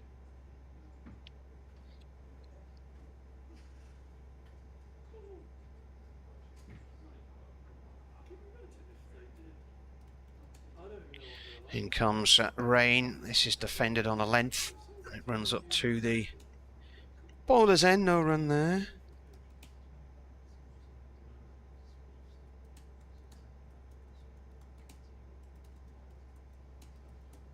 These 2 informed bowlers. It could be an attritional little spell of cricket here. Who can hold the nerve longest?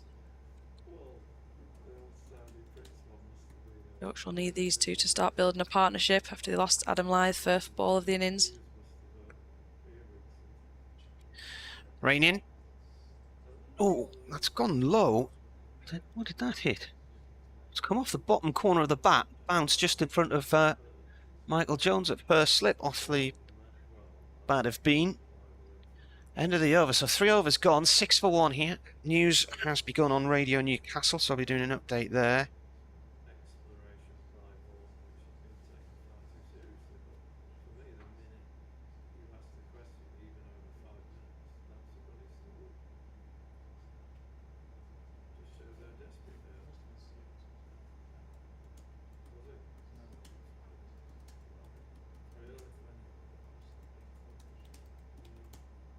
Potts coming round the wicket here to bowl to Masood from the Lumley end. Playing a miss. That one just left him there.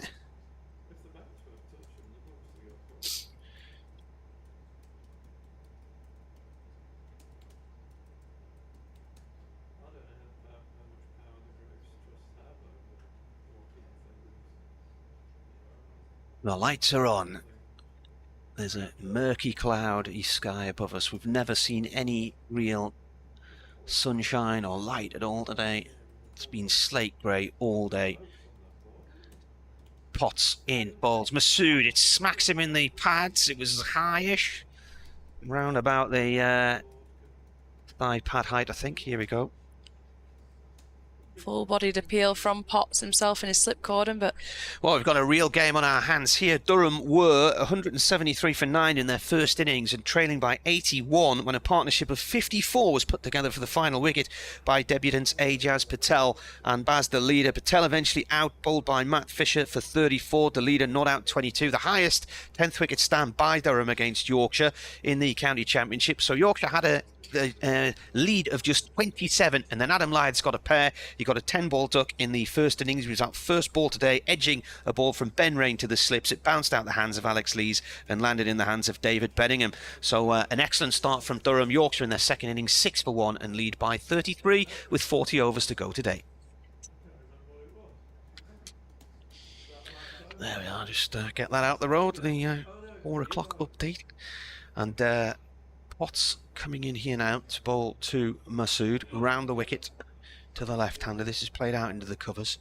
The news headlines today, and this is something that has basically lived with me my entire journalistic career. A little girl called Nikki Allen was found dead in Sunderland in 1992, and a man has today been convicted of a murder. So 31 years later, the amount of hours I spent with the family over the years, appeals for help, as Potts comes in and bowls, a play and a miss from Masood. Interviews with her grandfather, her late grandfather, and her mother many times. And today eventually the family have discovered who that person was who did that horrible thing all those years ago.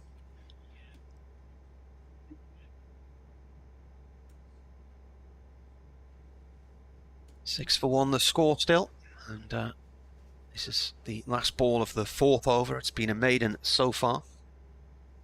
Potts to Masood. Masood pushes the ball out towards the covers, no run there, so he finishes with a maiden. And the pressure keg cricket environment we've been watching all day continues. I don't know why this machine keeps ringing as if somebody's trying to dial a commentary box ISDN kit. Yeah, I did wonder what that noise was. I presumed it was something techie beyond me. Every now and then it just starts to ring, and I don't know. There's some automated call centre from somewhere trying to see if we had payment protection insurance or something. Oh, it sounded like Or a detonator getting towards the bottom of a countdown. A what? Like a detonator. A detonator? Ray, new over from the Finkel end, bowling to Bean. On countdown.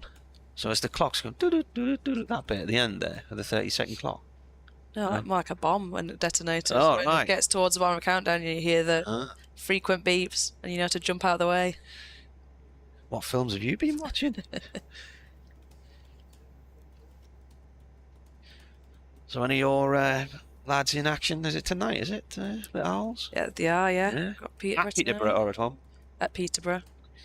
Nervous time of the year, isn't it? As Rain comes in and bowls. Pushed off to Borthwick at mid-off. It was this time last year Sunderland beat Sheffield Wednesday in the playoffs. Yes, I remember it all too well. You were at that match that night, weren't you? I sat and watched it in a pub in Worcester, where the last time Sunderland had been, or the last time Durham were there and Sunderland were in the playoffs, I watched the playoffs in the same pub 4 years earlier with the same Durham supporter who just happened to be in Worcester that week last year as well. So it was deja vu. You going to repeat again this year? I don't know what to make of it, really. Rain around the wicket. This is played out to the offside, no run there. I don't think it's a good thing if Sunderland were to get promoted. I don't think they're anywhere near ready for it. A lot of people are of a similar opinion, having watched 2 relegations in a row 4 or 5 years ago. getting used to the fact that they've started winning matches again, and it's been very entertaining. I think the Premier League at the moment is a step too far for them, but other people are saying, doesn't matter, get up there, get the money, even if they come down, they've got the parachute payments, and then start again. Been on 3 as Rain comes in and bowls, and defended. Ball just rolls short on the offside. My oldest daughter started taking to the game. She never saw Sunderland win for more than a year, and when she eventually did see them win a game, it was at Burton. And my middle daughter started taking her to the game. She hardly ever saw them lose. She thought it was just dead straightforward and dead easy. So you take them both if you want to draw. Something like that, yeah. Rain's going to come over the wicket now to the left-handed Bean. Both batsmen on 3. And so far this has been a maiden as well. There's another dot ball as it's just played it to Clark. Short extra cover. And the pressure's on. Trying to think when the last scoring shot actually was. Got a wicket with the first ball, of course. So it was the 3rd ball 2 overs ago. The last run. So if this is a dot, this is another maiden, so it'll be 2.5 overs since the last got a run. Leads 33. Rain bowls, and it is defended. It is a maiden, so 2 in a row there. Your thoughts on this this track they're playing on, then, Katie? What do you reckon? I think it's been a good track so far to keep both batting and bowling teams in it. It's been a bit interesting. I think the overhead conditions today have helped assist the bowlers, but by no means do I think it's a snake pit that's doing all sorts. I think you just get your rewards for keeping your discipline and executing your skills for the longest period of time. Rain and Potts keeping the stumps in play have caused a few issues. Yeah. But there are runs to get out there, as the 10th wicket stand showed. Here's Potts then from the Lumley end, round the wickets to Masood. And that's played downfield, back past the bowler. He'll get 1 run as Borthwick comes running round to field that. Yeah, it's not a minefield, but there's been a little bit of uneven bounce at times. I think it's been a bit slow on occasion, and sometimes the ball's not been coming through to the batsmen how they perhaps imagine it would. But it has been a test of batting ability and concentration, hasn't it? Because you can't really let your concentration lapse if you're out in the middle there. You've really got to keep your eye on the ball, and it's keeping the bowlers interested as well. Potts comes in and bowls to Beanie, edges, and he's put down by Lees at 3rd slip. It was a low, short chance. He had it in his hands, it bounced out, he snatched at it again, and it was dropped. Bean dropped on 3. The replacement for Shaquille, who was out for 8 yesterday. Flew to Lees at slip, but it went like a rocket. It looked like he grabbed it, especially on the 2nd attempt, and he's disappointed, hands back in pockets, but it was a chance. Bean takes a sigh of relief. Lees is ready as the bowler comes back in again, and he leaves this one. Cold hands maybe for that one, or just absolutely flying through the air? Just one of those ones. I think it sticks or it doesn't, unfortunately. Would have been a great grab if he'd have held on to that. Wasn't carrying it at a great height. He's a tall lad. Bit of moisture on the ball as well.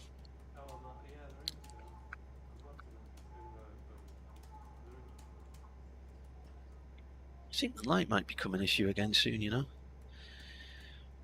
Potts in, and Bean plays this off towards mid-off to Borthwick.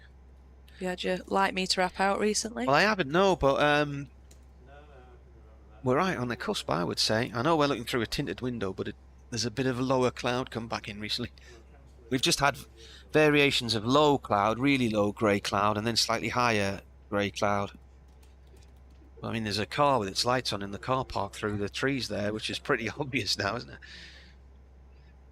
Potts bowls. Bean looks to play at this one, looking like he's trying to push it through the offside. It's gone off towards square leg for 1, an inside edge. I don't think there's any rain. It's been hard to judge if there's rain all day with the cloud cover. It's just hung around. More drizzle that's just been in the air. It's kept that moisture on the ball and on the outfield all day. It's a funny one because yesterday, beautiful blue skies, people in summer clothing and shorts. Today, everybody's hunkered down in dark winter coats again.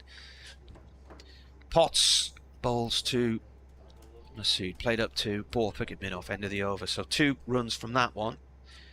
I mean, it looks like the depths of winter, doesn't it? Without over-exaggerating.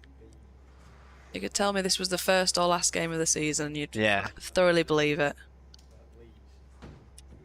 I think we've gone into a sort of mental situation in recent years where, particularly that lockdown spring, best weather I think I've ever known in this country. Pine and Weir was the driest place in Britain, breaking records going back 169 years. We never had any rain for weeks. And I think probably down to the fact that industry closed down as well, and there was less pollution in the skies, and flights stopped. But that was a lovely spring. There's rain bowls. It's gone through to the keeper. Going on the morning walk for your hour out of the house. Driving up to work to do 4-hour radio shows, playing music, and keeping everybody aware of what was going on. The latest updates from Downing Street.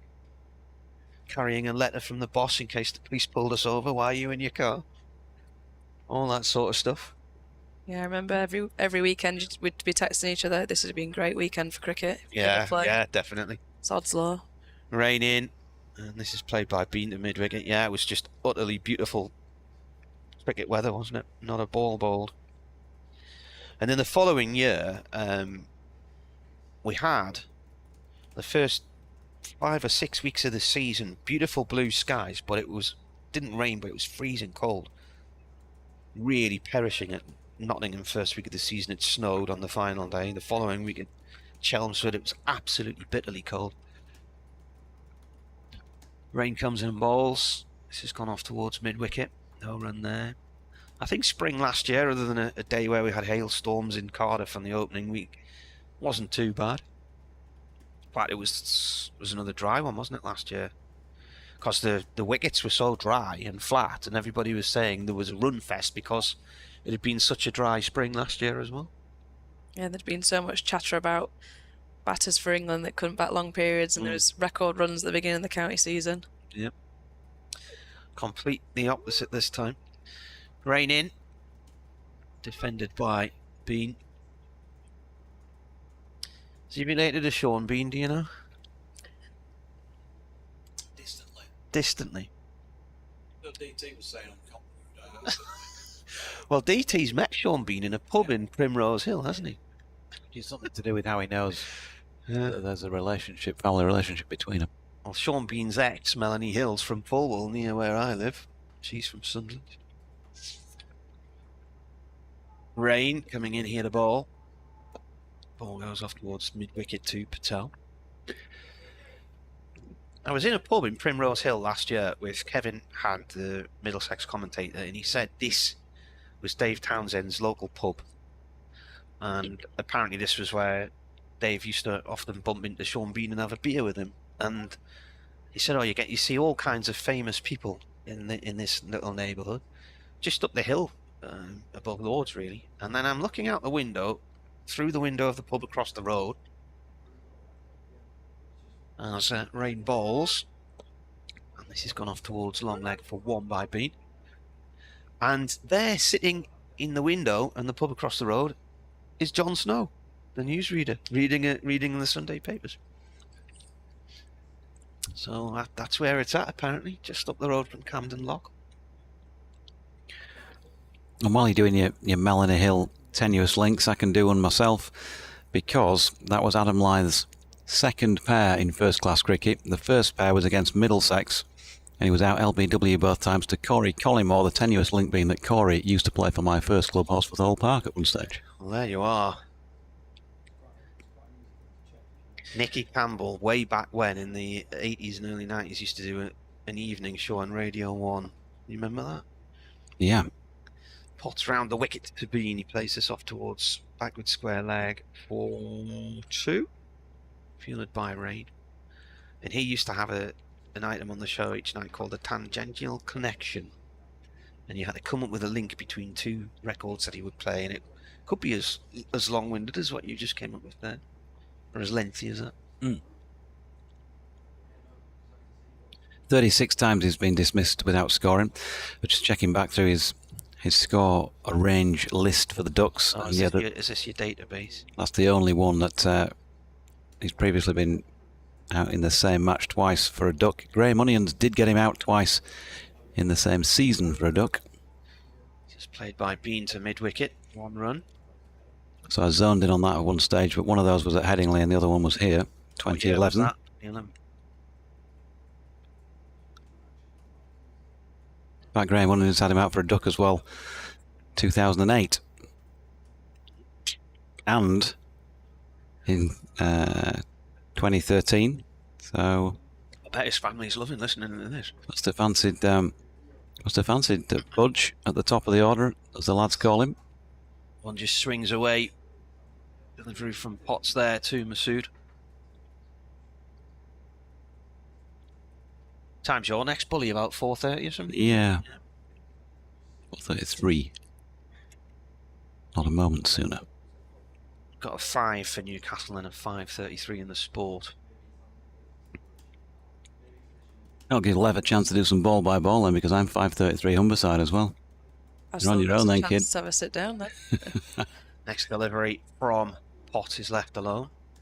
What did you say? What was your response to I thought I was going to have a little time off. I thought too many bulletins going off. Can't have too many people chatting at the same time, surely. Have you got some emails to be checking up on or something? Or? Yeah, admin. Admin. Crickety admin. I think Lev should do a bulletin update, don't you, Marty? That'd be. Yeah. On Radio York? Anywhere. Yeah. Radio Isle of Skye. We could just have a pretend bulletin that you could do now as part of the commentary.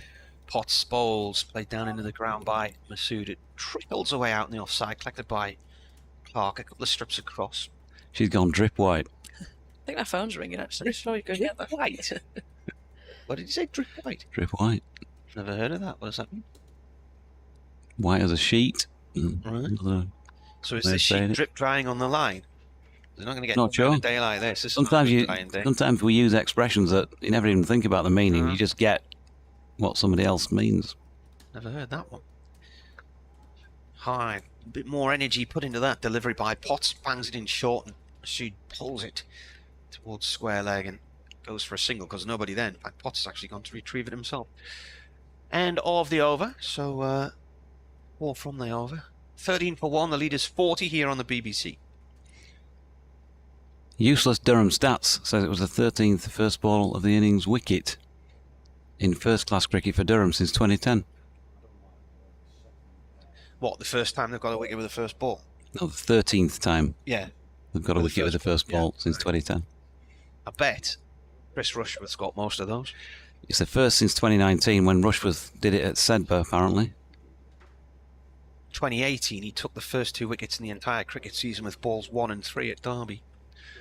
Here's Rain to Masood, who's right behind it. No run. He says 66 first-class wickets in the first over of an innings for Durham since 2010. It's a good effort, that, isn't it? Taking an early blow 66 times. How many of those are from home compared to away? Ooh, you're asking him now. Jay says, everybody from Sheffield's had a drink with Brian Glover, Sean Bean and Jarvis Cocker. Phil Oakey also grew up in the street behind me. The town is a celeb hub.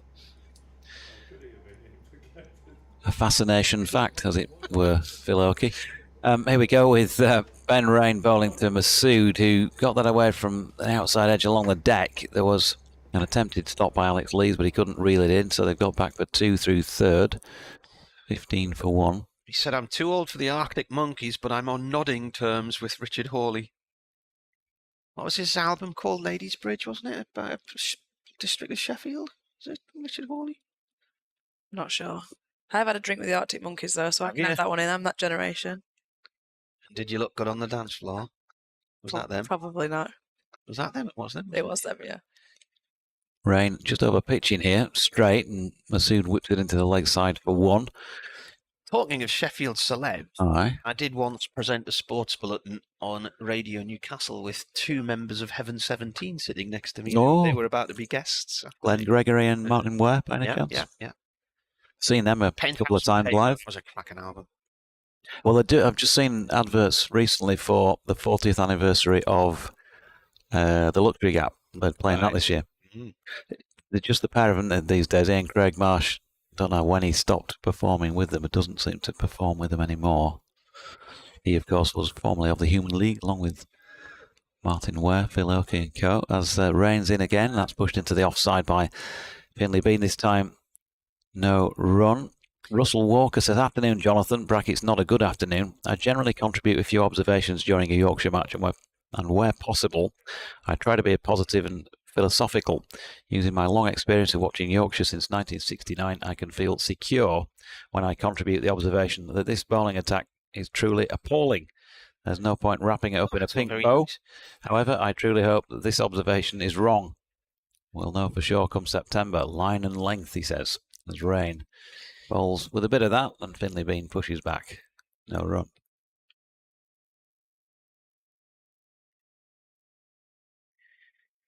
Katie says, hello. A lot seems to have happened since I was last able to tune in on day one. Glad I had joined you just as you were doing a news update. Durham and Yorkshire are miles apart on the table. Is that gap in quality visible on the field? Hasn't really been in this one, has it? It's been a very tight game. Rain to Bean. Behind it, it does wrap him on the front pad. Stifled appeal. I think there might have been some inside edge about it. 16 for 1. The pair of them have got 8 each. And that 1 wicket to have fallen. Adam Lyth, 36th time, has been dismissed without scoring in first-class cricket. Court Beddingham bowled Rain. Which band was Richard Hawley in? Was it the Seahorses? He was up here recently. I think he played at the fire station in Sunderland. The fire station? Yeah. He's Red Hot. He's doing 2 nights at Home Firth Picture Dome in June. I think Heaven 17 have played there. Lev was nodding like she's a Heaven 17 fan when we mentioned it. Potts balls. Masood drives a half volley wide of off stump through the covers up towards the Health Club boundary. Borthwick slides in and fields 2 runs. You know what's coming now, don't you, Martin? She's going to say, no, my dad was, or something. Dad was what? Fan of Temptation. Oh, there you go. Get brought up on Sheffield.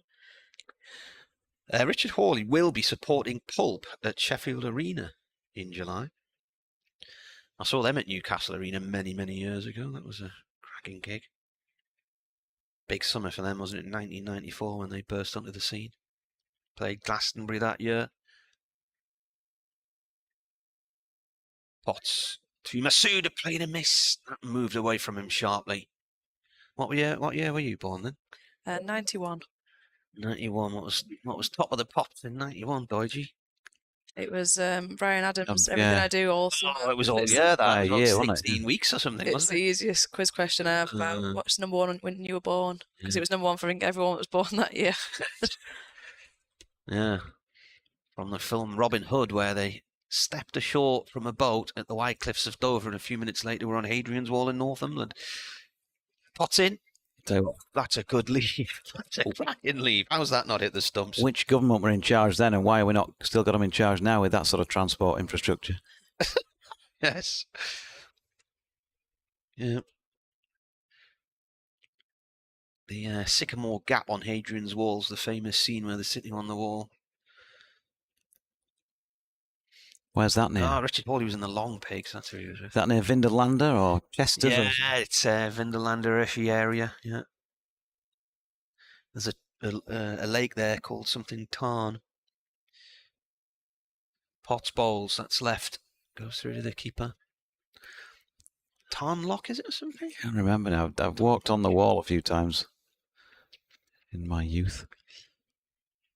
Well, that's up. There's a car park. Is it near Housesteads? You can park the car and walk along the section of the wall which goes up and down the cliffs and past the lake.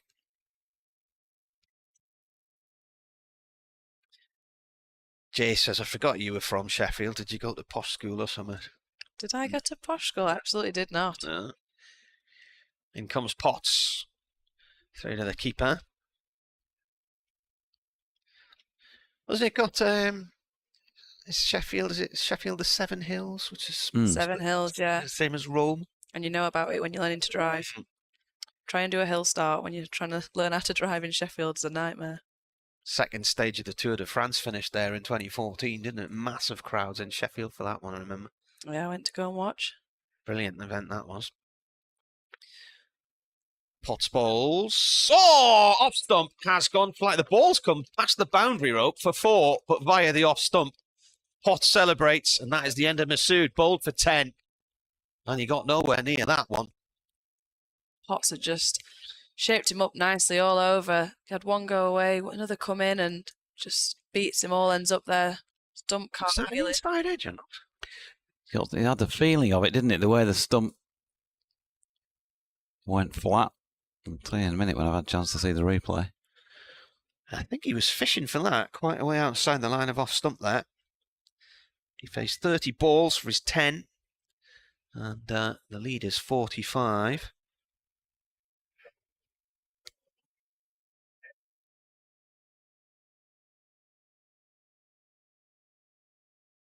$18, 4-2. So that was the end of the 10th over. Haven't seen the replay yet.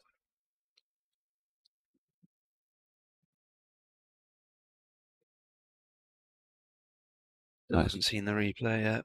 Nor have I. It's very hard to click back one ball, isn't it? You end up doing it for about a minute, and then. Well, on this screen, you can go back 10 seconds at a time. Can you? No, it says just bowl another another dot. Here we go. Yeah, I think bottom corner of the bat onto the off stump out the ground.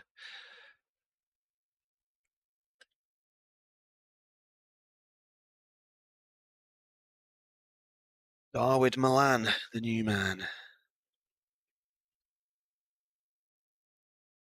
The Middlesex player.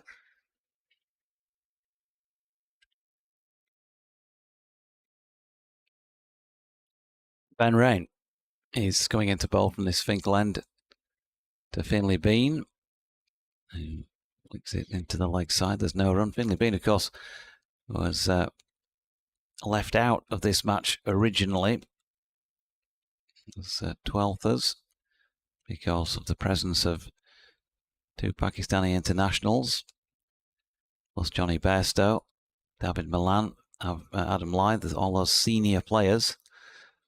And although he's already had 100 to his name this year, he was going to be sitting it out. But, having not played in the first innings, but now a concussion substitute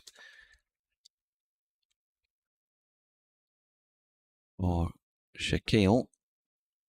He's out there, and at the moment, playing nicely enough. He's just pushed one into the offside, which will get him back for 2 and move him on to 10. 18 moves on to 20 for the loss of 2 wickets. And yeah, I just saw the replay and you were right. Would have missed off stump, wouldn't it, Shan Masood?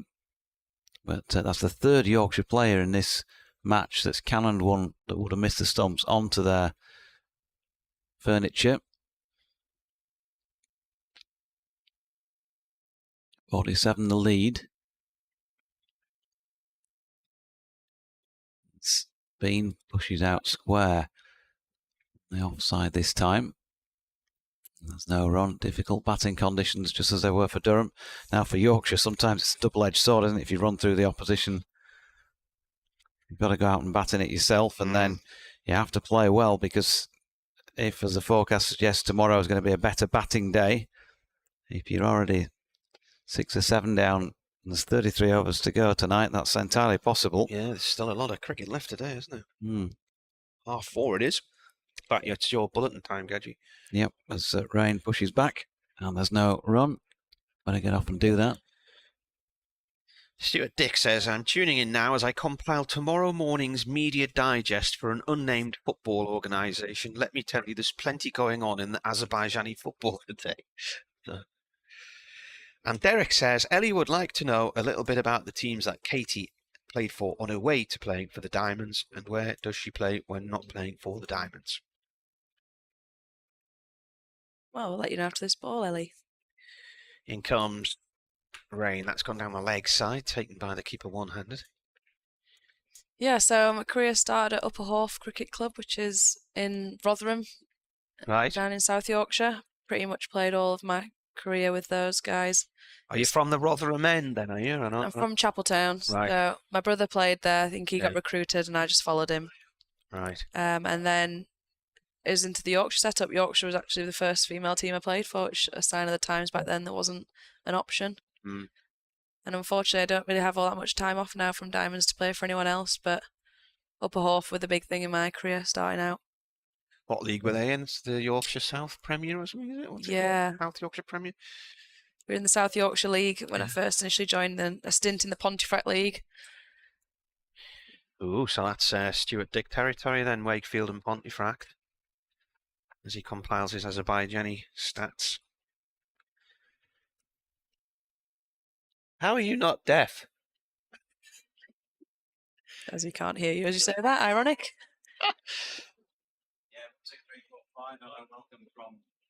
Wow, the noise coming through his headphones. He's 5 seats away. 22, yep. 47 the lead. 33 overs remaining today.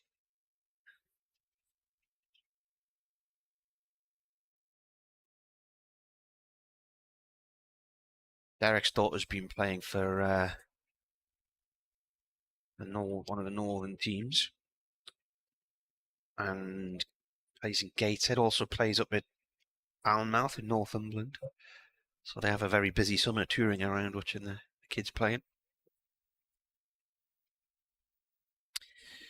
Potts in and driven by Milan. Past point, that's a nice shot. That's away for 4 to the pavilion boundary. There's a gap in the rope where the rope continues along the boundary, but the sponge stops. There's probably about a 30-metre gap there just in front of the area where the players come on and off the field.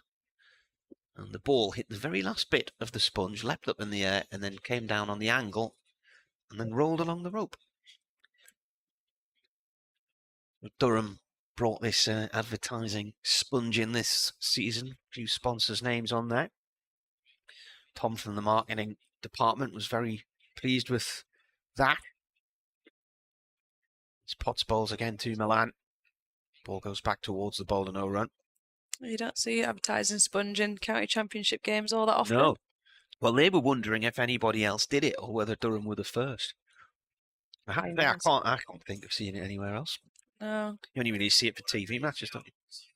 Yeah, you see it get rolled out for the Vitality Blast when you see the Sky cameras roll into town. Mm. They fill a whole van with these sponges as well. Big Mercedes long wheelbase thing. Oh, Milan trying to clip one there from Potts, which leaves him and goes through to the keeper. He's played over that one. Stewart says the big game in the Pontefract League this week in Division 1. Top of the table, Glasshoughton travel to Horbury Bridge. Played Glasshoughton, they were in my generation. Not heard of the other one. Horbury Bridge.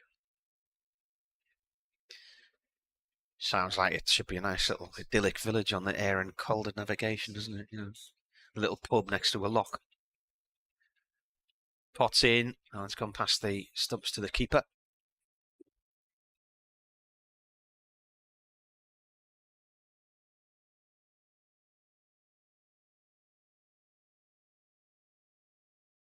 Want to email it to weircricket@yahoo.co.uk, at Marty Cricket on Twitter. Katie on Twitter is at Katie, is it _Lev? Yep, _Lev. Potts in, bowls, short one, and rocks out the road of that one on his heels. Like he was dodging a punch in a heavyweight title fight.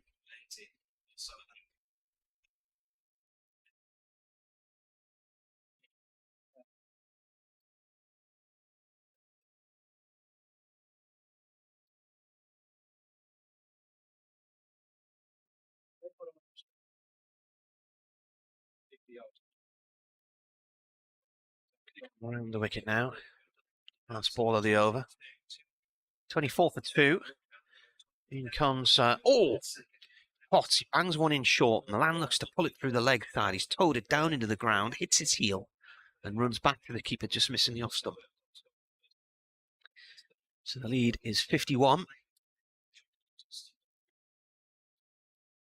Weather forecast suggested the cloud wouldn't sort of break up until around about 5, and still no sign of anything blue up there, is there?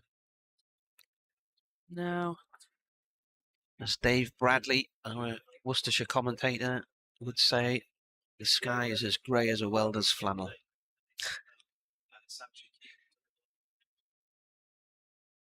Floodlights have been on all day.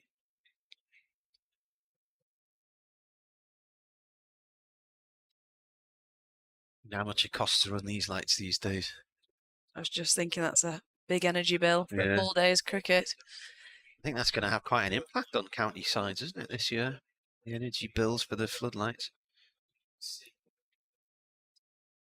Change of bowler here as Pastor Leader comes in. And the first ball from him is played out through the covers by Bean for 3. You're going to go for 2. 2. Stays for 2. Just lent on that Bean. Ease him in. Found it tough going so far, but he'll be happy to get that one straight away from the lead away. Rain bowled a miserly spell up top. Created some good pressure with Potts at the other end. Adrian Harms, who's the Sussex commentator, said this morning it was very cold and overcast in Hove, and the leader here bowling to Bean, and that's guided away to vacant third man. That should go for 4. And it does. It's gone right up to the junction of the far right-hand corner of the ground, the east stand meeting the north stand. Matthew Mullins has emailed with corroboration of what we heard from Hove. He said, "Good afternoon, Marty and co, from a very gloomy Shaftesbury and Dorset.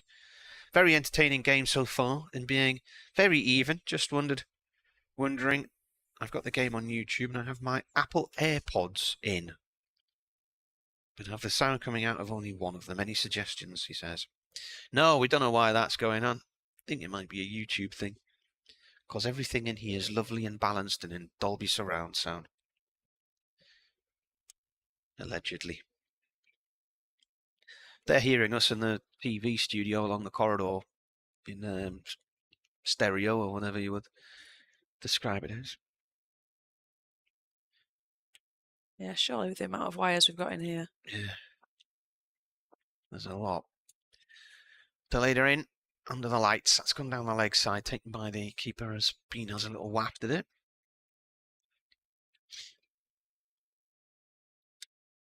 It's looked as if he's had a little bit more scoring intent this last couple of balls, Bean, since Milan's come in.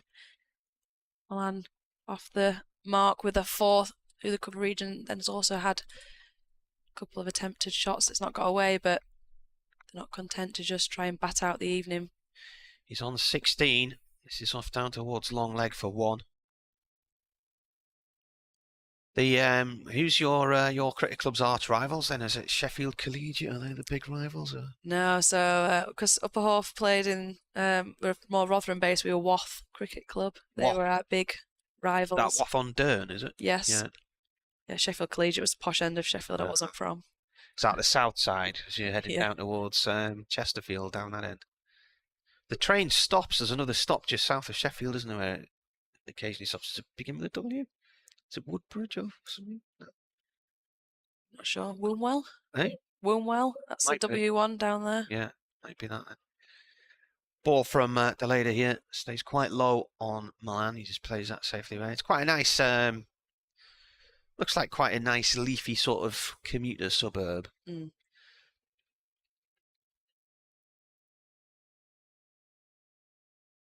How does it work being a Sheffield United fan as opposed to being a Sheffield Wednesday fan? Is it from which corner of the city you're from or not? Historically it was, yeah. The later balls. So I am from the appropriate side, so Right. Hillsborough is my closest ground, and traditional all family Owls live with that burden through generations.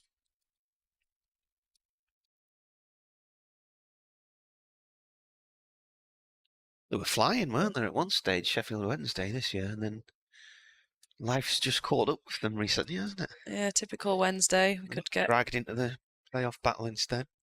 96 points and a 24-game unbeaten run, and very good chance we won't go up. That must be one of the highest points hauls for a team not to go up. Yeah, if anyone could make that happen, it's Sheffield Wednesday. That sounds very Sunderland-y as well. So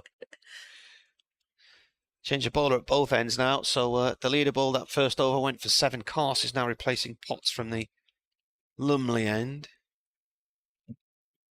Are you on our setup now again, Doigi? Yeah. I am. Right. That's cut by Bean off the back foot out through the covers, being chased by Clark, and I think it's hit the rope. Did he stop that or not? Now, he's a very honest player, and he's not signalled a 4. Now, he's the sort of lad who, if he thought he'd touched the rope with the ball, he would have got up and signalled a 4. It's on the far side of the ground from us.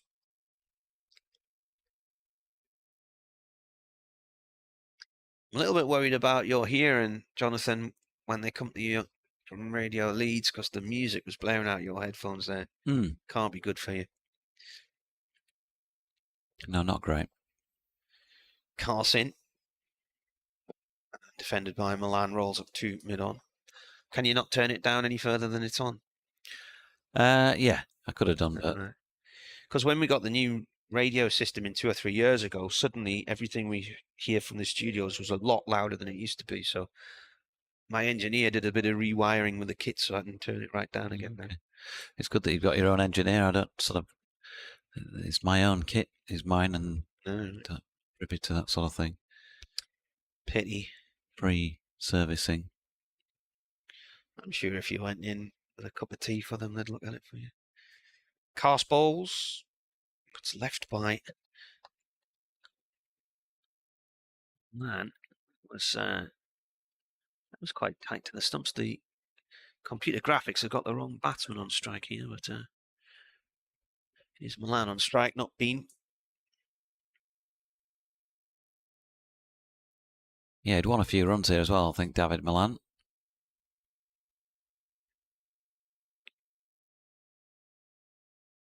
Lead is 60 at 33 for 2 in this second innings, Yorkshire. Cast bowls and plays this to short mid-wicket on the ground. No run there.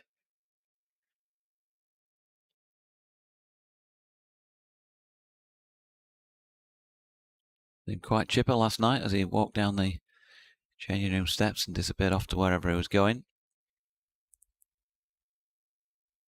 Milan. Yep. What a quiet. They're all in Durham, are they? I've not even asked where they're staying, to be honest. Cars comes in and bowls. All defended by Milan.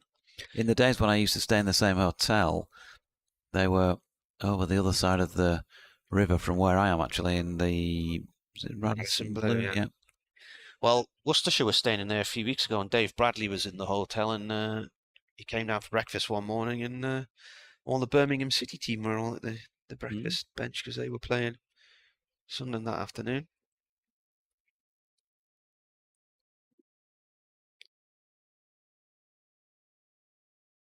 Land forward to this one from Cars, pushes it to the covers, no run. Any of the over 3 from it then, from Cars's first over? Yep, tidy enough. What have we got? 30 overs remaining. Late one back to Leeds for you tonight, love. Yeah, I think I'll be in the car for most of the first playoff leg for Wednesday. Ooh, will it be on 5 Live, I wonder? I think I'd rather not listen, to be honest. You're not confident? I get nervous. I'll be going to the home leg next week. I'll be commentating on that. Sometimes, occasionally do a football game for Sheffield. It'll be somebody like Gidders, will it? Or Adam? Rob Staten, maybe? They've got their own station, haven't they? Radio Sheffield's a station, isn't it? Mm-hmm. Yeah, Football Heaven is their programme. Yeah, what's their breakfast show presenter, this comedian? Toby Foster. Yeah. Basta Leda from the Finkel end, bowling to Finley Bean. Pushing forward at this one into the leg side. Was he in Phoenix Nights? He was, yeah. It's the drummer. The drummer. He used to come out with he got some good little lines, didn't he? He didn't get loads, but he got some good little ones. I remember the when they did the Karate Kid, that one. Can't think of that one. Here's Deleder again. Nicely flicked off his hip by Finley Bean. If you give him a bit of leg stump to work with, leg stump deliveries, pick you off down there. He didn't play the guy who was the medium, did he? With the No, that was Clifton Baptiste. Yeah, he now plays in that under that name, doesn't he? I've seen him somewhere advertised recently. Yeah, and you're ill, aren't you, love? And it's terminal, isn't it? Delayed up. Oh, that one keeps a little low on Milan. Did well watchfully to play that round the corner where Patel fields. And they are through 4-1. Yes, there's something you've not been telling your husband, isn't there? No, that's what it says to the fella, doesn't he? There's something you've not been telling him, isn't there? No, there's nothing. Who's Sandra?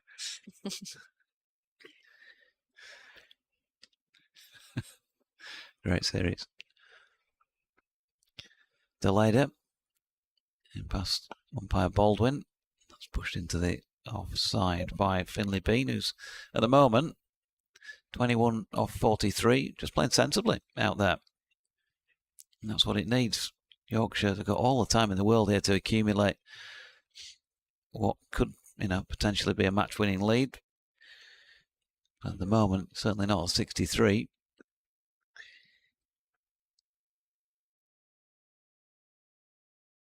Deleder in again, straight, flicked through mid-wicket this time. Good diving stop by Ajaz Patel. They've got through for another run. Matthew Mullins has emailed again. He says, currently Notts County are in the National League playoff final. If they lose against Chesterfield, they'd have finished second in that league with 107 points. That has to be the highest total if they don't go up.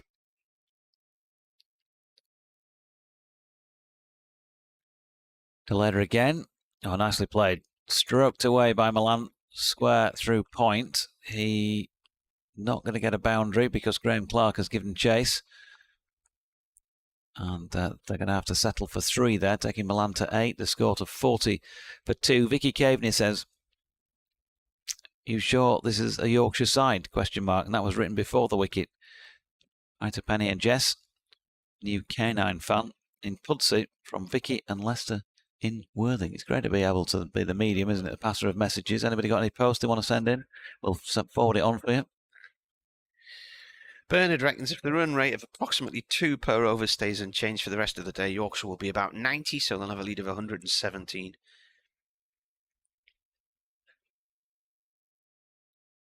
If they're still only 2 wickets down, a great chance of posting something over 300 ahead. And if they are more wickets down, I don't think they'll be testing a total to chase. Start of a new over. Cars bowls to Milan. And a diving stop from Borthwick just mid-off, coming round more or less to what was the angle behind the stumps to feel that one. Kabir Ali and Will Frayne just passing right to left down below our commentary position. Will's just been off for a net. A quick word with the pair of them when I was doing my lap a little bit earlier. Chris says, technical tip on YouTube, the left and right arrow keys skip the stream back and forwards 5 seconds at a time. Oh. So that again. So if you're watching on YouTube on there, yeah, the next ball from Cars is defended by Bean. So the left and right arrow keys at the bottom corner of your computer, can you see it there? So if you tap left, it should go back 5 seconds. Brilliant. I never knew that. I didn't know that either. Thank you. That's email of the day, or contact of the day, I think. Oh, I've got lots of fun with this now. Fast forward it on. Yeah, fast forward it on for the next 30 overs now.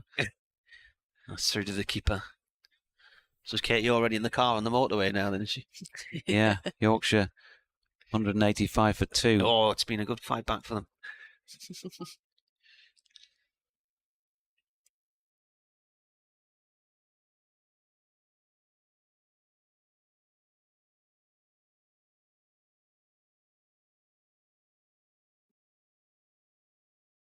I would talk, but I'm just playing with the arrows at the moment. 41 for 2. Cars bowling to Bean. Right arm over from the... he's got him. Great catch from the keeper. And that just had a little bit of extra pace and swing in it. Bean went after it, tried to drive. Great diving catch from the keeper. And taking the ball at full stretch in front of first and second slip. And Bean is out for 22, and this game is motoring along quite nicely. And the lead is 68 at 41 for 3. Yeah, you wouldn't have big complaint, I don't think, about the way he's played that shot. By comparison to quite a few of the Yorkshire wickets that have fallen in this match, he didn't go hard at the ball. He's in front of his stumps and playing with a straight blade. The ball shapes across him. And I think on those occasions, you just got to credit the bowler. That's a good delivery with a bit of nip about it. And sometimes you've just got to recognise that. So unlucky Finley Bean, because he was patient out there. Good catch. And he's still very much in the balance, this one, isn't it? 68 for 3 effectively.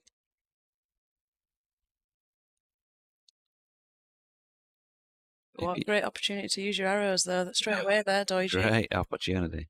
He's still walking. He's walking off. He's got further to go with every passing second because I keep pressing the back arrow. He's rushing off now. Yeah, it was unfortunate there, Bean. Played close to his body. Not a lot he could do with that delivery. Great catch behind the stumps. And when so many batters so far in this game have gotten themselves out, perhaps on this pitch, that's certainly not one of them. Looks like the slip cordon for the Durham boys are posing for someone's photo. Johnny Bairstow, who's not had the sort of comeback that he would have hoped for so far. 0 and 20 last week, 27 here. You know his capabilities of producing scores far beyond that, but these are not easy batting conditions. You've got a team who've got back in and among Yorkshire second time around with tails up.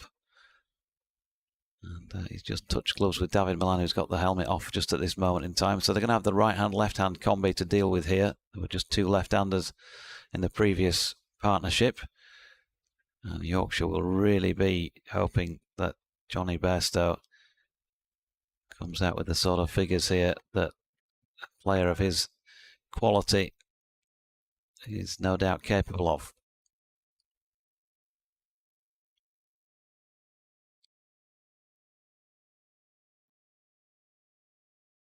Once in a Lifetime's on Radio Newcastle.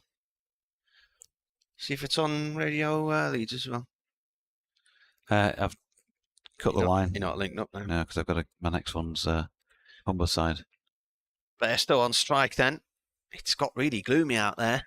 Can't see the definition of the players' faces at the minute. Right armour to right-hander. Oh, the first ball's a Yorker right on off stump, and Bairstow just gets it away. Tore the bat. He didn't know where it had gone either. Quite a reception he received there from Cars. I think he's laughing. Robinson, the Durham skipper's laughing. Keeper's laughing. Lees is laughing in the slip cordon. I think Johnny was smiling as well. Yeah, with Ollie Robinson. He was laughing there. Yeah. Yep. Yes.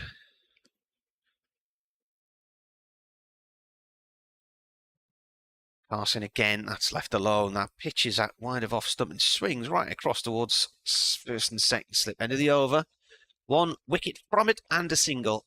41 for 3. Paul McFinn says the next hour and a half could see Durham get on top here. Yorkshire 6 or 7 down in bowler-friendly conditions would be a tonic.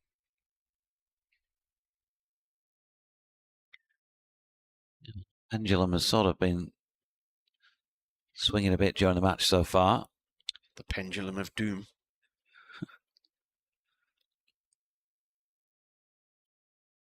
But how much at this stage, that would an extra... Well, you knock off the last 50 partnership in the Durham innings, and you kind of add on 50 or so that Shan Masood suggested his team should at least have been capable of with about 100-run swing here. Looks massive. And this is the game, isn't it? Basteleda bowling right arm over the wicket to Milan, who pushes back to the bowler, no run. This is the time in matches where you want those class players to come to the fore. There are 2 of them out there at the moment for Yorkshire. Difficult for batting. Cloud cover, floodlights on. Bowlers with a bit of energy about them because things are going well for them. Got to try and find a way here of sticking around until things improve out there in the middle. Deleda with his latest delivery driven by Milan.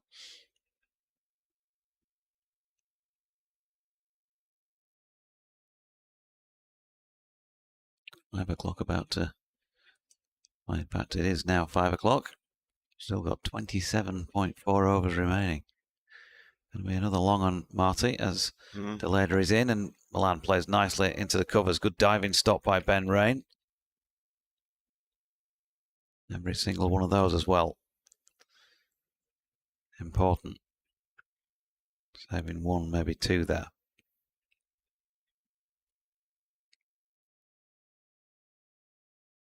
Got to take your hat off to the spectators, although they have diminished, haven't they? They've dwindled in number today. It is cold. I saw 1 or 2 walking out of the gate when I was doing a lap best part of an hour ago. Milan plays that out square on the offside. I guess they can all go home, stick the kettle on, put their feet up in front of the fire if they need it on, and watch it on the stream these days. Yeah, it'll be a tough stint out there today in the crowd. It's been an unforgiving day with the weather. Deleda in again. Full and pushed by Milan to Borthwick. No run.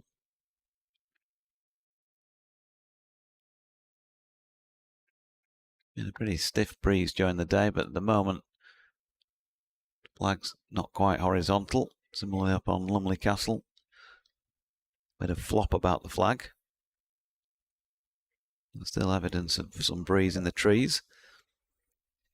Good delivery this time from Deleda, which squares up Milan, who doesn't play that altogether comfortably, but in the end does enough to see it out. Maiden, 3 overs, 1 maiden, none for 13 for Bas Deleda.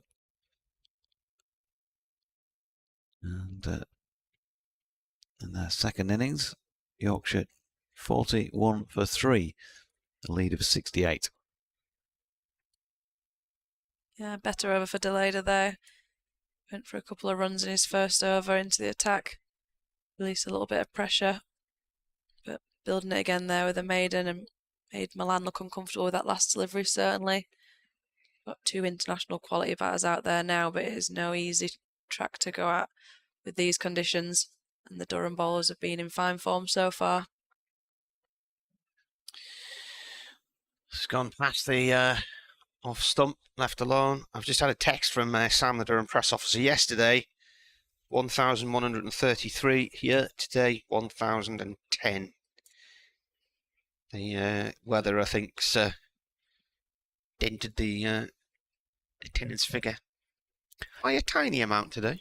I'm surprised that didn't come to more than Sam had said about yesterday. It felt like there was more in there. Sounded like there was more in. Cast from the Lumley end to Bairstow. Bairstow pushes this off to the covers. Dot ball. Something I'm spotting now is the stickers on Bairstow's bat are really reflecting the floodlights now, showing how gloomy it is. It does feel gloomy. It did when I was outside, actually. I meant to mention that when I came back on, but they're clearly happy to stay out there. Presumably they must have taken some sort of reading. And actually the shadowing on the pitch doesn't look that bad. Maybe that's the angle we're at, by comparison to being a little bit higher, perhaps. Carson again, bowls. That's gone through to the keeper. Stephen Riley says your rhetorical question as to whether Durham can win this inside 2.5 days is looking a little less rhetorical. I think this could still go absolutely in any direction.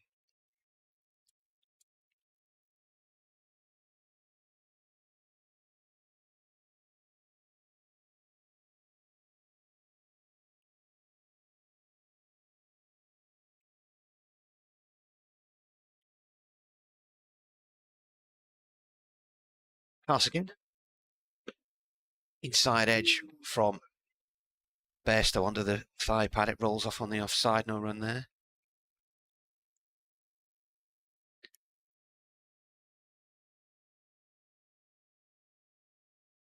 I think they're just about to throw to me in the news.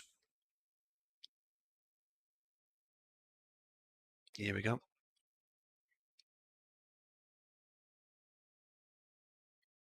Got a really good game on our hands here. Yorkshire bowled Durham out earlier for 227, but a last wicket stand of 54 from Ajaz Patel, and Baz Dalida got Durham to within 27 runs of getting level, and then they took a wicket with the first ball. Adam Lyth getting a pair, caught in the slips off the bowling of Ben Rain by David Beddingham. Shan Masood, the skipper, was then out for 10, bowled by Matty Potts. He lost his off stump, and Finlay Bean has just been caught by the keeper, diving across to his left, an edge off the bowling of Bryden Carse for 22. So Yorkshire now 41 for 3. They lead by just 68. There's still 26 overs to go tonight. It's going to be another late one if the light holds, probably about 6:45, something like that. So plenty to listen to on the BBC website and the sports app.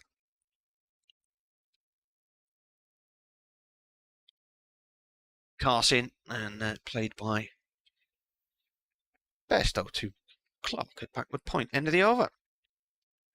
A maiden. Johnny Bairstow's just waved to the dressing room and asked for a bat change prior to that. He wants a less shiny final ball. Maybe so. Well, there's that first ball that came off the toe of the bat, wasn't it? The attempted Yorker.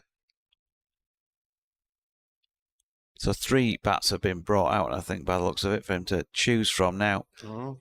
Black handles, white handles, red handles, blue handles. Don't want to worry about the last time he changed the bat in a game that he played in for Yorkshire at New Road, Worcester last year. It was a beautiful summer evening. And I think he had something like 53 to his name at the time. He pulled something like a hamstring, changed his bat, and then proceeded to smack another 53, just standing there without stand and deliver. Yeah, in no time. Well, Ben Stokes used 5 bats in his demolition of Worcestershire in the county championship last year when he hit 17 sixes, including 5 in a row in 1 over. Josh Baker, final ball went for a 4 instead of a 6. And those bats that Stokes had just been given by his bat sponsor were retailing at £699 at the time. Here's Potts into the attack at this Finkel end, round the wicket. Milan drops it out into the offside there, no run. Do you get much kit given by sponsors and stuff or not? I'm lucky, yeah. I've got a Grey Nichols sponsorship, so I get my stuff provided. Where are they based? Are they Worcester, are they? I've never actually been to it, so I'm not sure. Just they're based in the post for me. That's just everything arrives. I'm thinking Grays in Essex, but I don't know where I'm getting that from. Here's Potts and Milan. Square drive, but straight to point, no run. Was it Duncan Fernley who were based in Worcester? Yeah, I thought Grey Nichols was sort of Midlands-ish in mind. I know Gunn and Moore. Let's have a look. Other down there, bat manufacturers are available. Roberts Bridge, East Sussex. East Sussex, sounds nice, that, doesn't it? Come to Roberts Bridge. It's probably some industrial estate down near Gatwick Airport. Potts round the wicket, good delivery. Swings after it pitches. Milan plays inside the line of it. He's not out 9. Ashes text Sussex, he's still listening. That's devotion to the cause.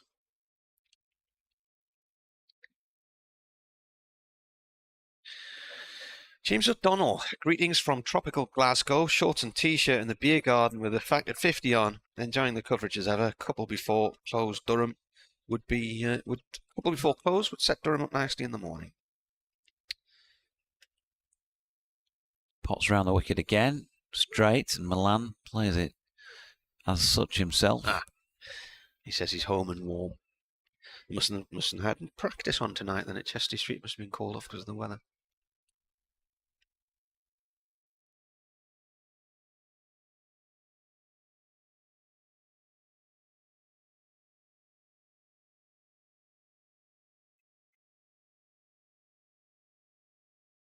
So 41 for 3. Potts leaves us behind and bowls again to Milan. Plays straight once more, just flicking it round the corner, but Patel is there to do the fielding. I presume nobody oils cricket bats anymore, do they? They all come pressed these days, don't they, with a wrap on them? Yeah, they all come pre-ready, or mine do anyway. You never had the joys of linseed oil? Never oiled, but I used to knock them in. Used to knock my brothers in for like a tenner. And then some pocket money. 10 quid to knock a bat in. Potts to Milan again. Drives.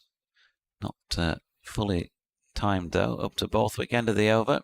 That is now 19 complete in this Yorkshire second innings. Potts has 1 for 14 off 7 and Yorkshire have 41 for 3. Slow progress at the moment. In fact, just going to check in as to when the last run was scored because it feels like it was quite a while ago. Yeah, it was 43 for 1 when Finley Bean was out after 15 overs and 4 balls.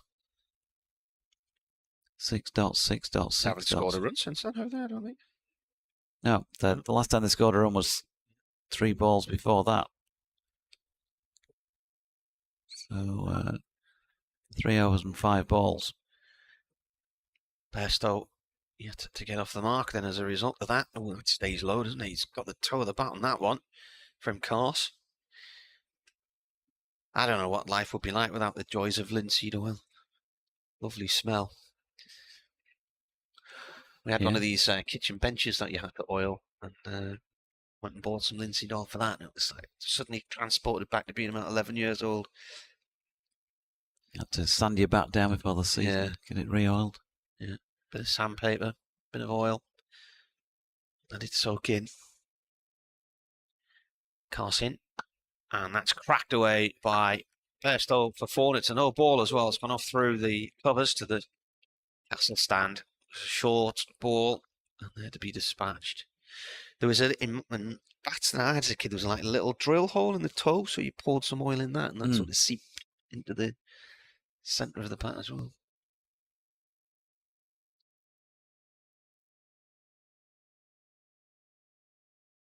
So the days, eh? Yeah. Halcyon days. What was your first bat?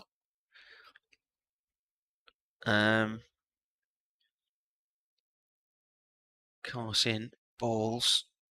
That's gone off towards bat with point no run. Was it your own bat or was it hand-me-down? Well, Alec Coxon, who played for Yorkshire briefly, he might have played for them a lot, I can't remember now. He was a coach at Whitburn when I was a kid, and he gave me a cut-down bat that he'd used.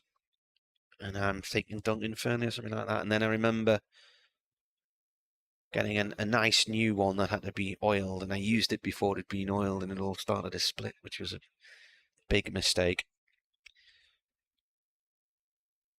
Carse in. That's gone down the leg side, and it's going to be byes, 4 byes. It's a bit of an erratic. It's come off the bat. Keeper couldn't get across to it. I had a Gray Nichols one which had this white wrap around it, which yeah, I remember those. That was fairly new, a fairly new thing at the time. The polyarmoured. They called them polyarmoured. Was it? Yeah. 19.3 overs. Lev, was yours a hand-me-down from your brother? No, my first actual cricket bat I remember was a Kookaburra Ridgeback, and it was like pride and joy. First bat we ever played with was one of those beach set ones that we wrote Slazenger V100 on. We really wanted to have a Slazenger bat like Mark Butcher. I had a Slazenger, yeah, that was a nice bat. Had a good middle on it. And then the bat which destroyed my average was it was called a Destroyer. As Carse comes in and bowls, it's gone down the leg side, taken by the keeper. Carse is appealing LBW there. My first bat wasn't any make of any description. It had a sticker down the back which said genuine willow on it. Nobody ever in the playground at school wanted to nick it off me. You know, like they did the ones with the brand names.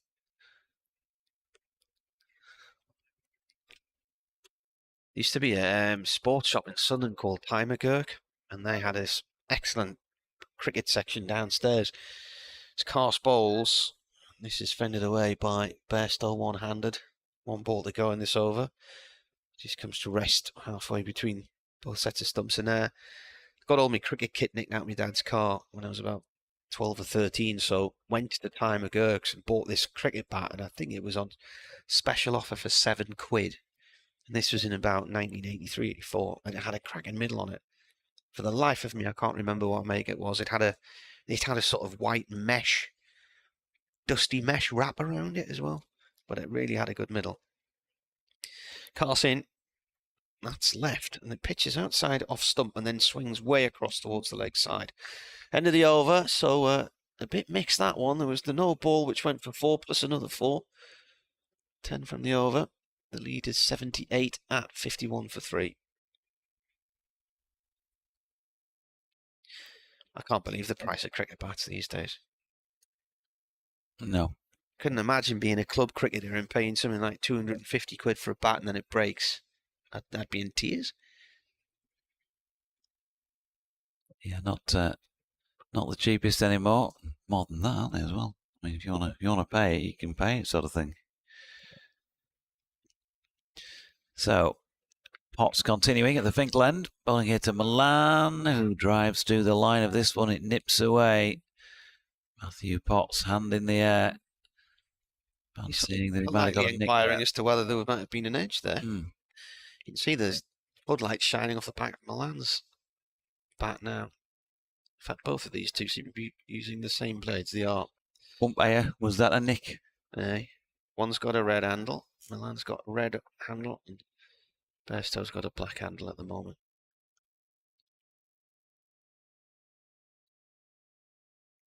Potts comes bounding in again. Another good delivery. Wide of off stump, and David Milan doing well to miss one or two of these, although he did get well inside the line of that one to be fair. Yeah. Good spell, tricky out there. Yorkshire would be absolutely delighted if the umpires had a chat and offered, well, not offered delight because they don't do that anymore, but decided to take them off. They could come back tomorrow with hopefully better conditions. Johnny Bairstow's just had a jog down the pitch. A few words with his partner. Potts, Milan over the top of that.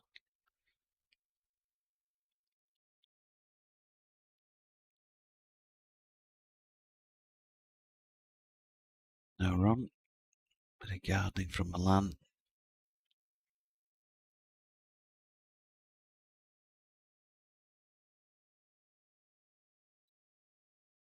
Potts again then.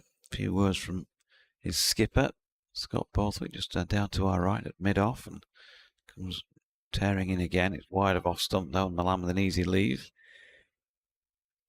David Milan, when playing well, can play the odd flashy stroke, but much more the feel of a touch player. And on his really good days, well capable of soaking up the pressure, some good leaves. Plays a particularly glorious extra cover drive when given the chance. Something not too dissimilar to the one he's just played, except didn't quite catch it quite as well as he might have done if he was a boxer. Can you imagine just soaking up the pressure and countering now and again, and then eventually tiring his opponent out and coming up with a good combi? Hey, what you looking at? Put him up, put him up. Is that from the Wizard of Oz? It's a long time since I've watched it. Was that the lion in the Wizard of Oz? Leg by Milan, and there's no run. He's certainly got the physique of a boxer, hasn't he? There's no place like home. Maiden there. What weight would you think Matty Potts would be as a boxer? Middleweight? As a boxer, having never actually been to a live boxing match, no, I certainly would have liked to gone when I was younger. It's hard to sort of say, isn't it? I can't remember what the weight categories are in terms of middleweight is from X pounds to X pounds. Some cars parking behind the sight screen with their lights on. She's putting Johnny Bairstow up here, but it's driven away again now. He's on strike as Cars bowls. He plays the ball into the ground and then stops it with is back. The trying to think what he would be. Cars would have quite a reach, wouldn't he? I covered a boxing match years ago. Oh, that car, there's another car there with its lights on now. Driving back and forth past the side screen at the far end, it's putting Bairstow off. The last game against Derbyshire, somebody decided they didn't quite like the car at the bottom corner and they had to bring a tractor in to move the side screen along a yard. Carson, that nips back in on Bairstow. He's got an inside edge under the thigh pad. It runs down towards third man. He'll get 2 runs. I thought you were going to say that you had to bring a tractor in to move the car then. Well, that was an extreme we couldn't measure. work out what was going on. The match stopped for ages and all the ground staff went running around there. And then the next thing, people were moving barriers out the road of the car park. And we're thinking the tractor's coming in. And we did think initially, are they going to move the car with the tractor? But then they put the tractor bucket up against the side of the side screen and pushed it along until the car was no longer in view. Lead is 80 at the moment, 53 for 3. Carson to Bairstow, plays that short on the leg side and sets off as if he's going for a single and then stops dead in his tracks. Yeah, I covered, there was a fighter in Sunderland called Billy Hardy and he was fighting a title fight. I think there's a guy called Billy Carroll from Glasgow, early 90s at Crow Tree Leisure Centre in Sunderland, and I was asked if I'd go along and cover the fight for the sports desk at the Shields Gazette, so I turned up in my news suit, sat in the front row, and I was thinking to myself, why is nobody else sitting in the front row? And then after about 2 rounds, I realised this is a cut past point by Bairstow, and there's a chase on here. Potts going after it, down towards the third man boundary. He slides in, grabs it, and manages to stop himself before he touches the sponge. They run 2. Yeah, there was bits of spit and blood and all kinds all over my notepad. And after a couple of rounds, I decided to move a row or 2 back where all the sensible people were. I think that's probably the only professional fight I've covered and been to.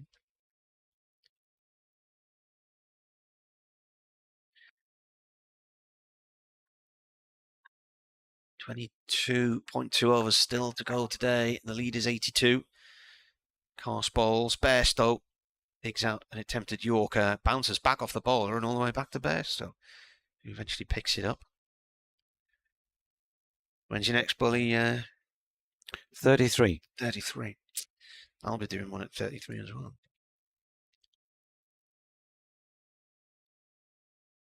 Good, that'll remind me to dial up this time. Yeah. I was okay last time. They went to the song. Well, last night I could hear them coming to you while you were still commentating, and I'm saying they're coming to you, Jonathan. They're coming to you. All part of the fun. Yeah. It's often them blanking me, so yes, makes a change. Pass in and cut by Bairstow out towards the covers to Potts. No run there. End of the over. 2 leg byes and 2 runs. 55 for 3, and the run rate is 2.5 at the moment. Slow going. It's hard graft for the batsman in Chesley Street today. Just got to keep grafting, Lev. Yeah, you keep saying all the cliches, but they have just got to dig in and see out the rest of today. Dig in, tick. Dig in. Ollie's been on email. He says, enjoying the commentary. The bat discussions made me think back to my youth. I had a Stuart Surridge bat as my first proper one, though I longed for a Graham Gooch 333 bat that they made, and his gloves and his pads, he says. You would be pleased to know I travelled up from the south to see the last bit of the Derbyshire game at the Riverside. A bit damp, but good to see a home win. No idea if I am the most southern Durham member, as I live in Buckinghamshire. Well, there's people living further south than that who contact us. Eric the Stanmore Mackham is just slightly south of you. He's Middlesex. And then Matthews in Shaftesbury. Davey says, when you mentioned McGurk's sports shop, it reminded me of David McGurk, who played in the Football League for Darlington and York. Started his career at Sunderland as a youth player And the nickname TY stuck throughout his whole career, named after the shot. David McKirk. You remember him? No. Can you do a Darlington accent? No. That's all right, because can't do any others. Here's Ben Rain from the Finkland bowling to David Milan, who pops that out on the offside. Fielded there by Bastillera. No run. Can he? You do any accents, can't you? I wouldn't like to try No. for fear of offending. I don't bother about Well, if you're as bad as him, nobody knows where he's attempting to be from. He's not offending anybody. We've got a good team for colourful accents. We've got Danny Hazel, obviously, from these parts. Yeah. Here's Rain to Milan, solidly behind it. They've brought in Alex Lees just off the cut strip, offside of it. Does Danny's hubby play for Chesley Street, does he? Was Ash saying, Yeah, look, we wanted to have a net session at lunchtime or something? Yeah. We keep getting updates from her every week that they just kept getting rained off and their season Yeah. got delayed by about 4 weeks. Well, they put the North East Premier League season back a week anyway, and then what should have been the first week the following week never happened. Last week was rain affected. Here's Rain trying to affect this innings, but not with this delivery. Milan pushes into the offside. David Coleman says, do you remember the famous aluminium cricket bat that Dennis Lilly used? Yeah, it made a ting-ting noise, didn't it? Perth, 1979. Martin Bloomfield says, more bats. Bob Willis, Reaper. Stuart Law, brick on a stick. The Bob Willis bat? Could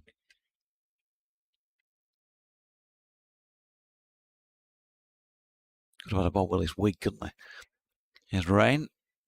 And Milan plays that nicely. Watched it all the way onto the bat, opened the face and ran it down through third for a couple of runs. That'll take him into double figures. 11, 57 for 3. The lead now 84.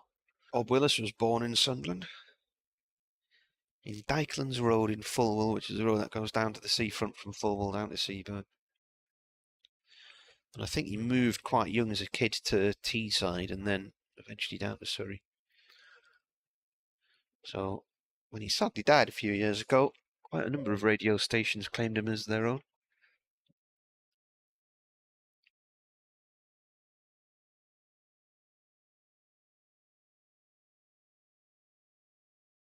Been a chat between Borthwick and Rain, which has held up proceedings slightly. 2 to come in this Ben Rain over. Of course, got the first ball of this Yorkshire second innings wicket of Adam Lyth. Dot ball this time as Milan pushes into the offside. I don't know about you two, but light feels like it might got slightly better, but not by much. Just a touch. What, the one on the light? Yeah. Yeah. Still haven't seen any blue sky, have we? No. We're supposed to be breaking up by now. Rain again. Milan drives back past the bowler. There's a diving stop from Potts, but they decided to take on the field, and they've got through for 1 to complete that over. So 3 runs from it. Rain 1 for 13 from 7. Yorkshire 58 for 2. 85 runs ahead. Oh, look at that. You say that swathe of murk, it's across most of Britain. There's a bit of sunshine up the west coast, around Glasgow, down through the lakes and northwest Wales, but the rest of it, just this bank of clouds sitting right over most of England and up into eastern Scotland as well, and all the way down to France. There's a big splodge of rain just hitting the northern coast of France as well. Oh, it blows away overnight, it disappears.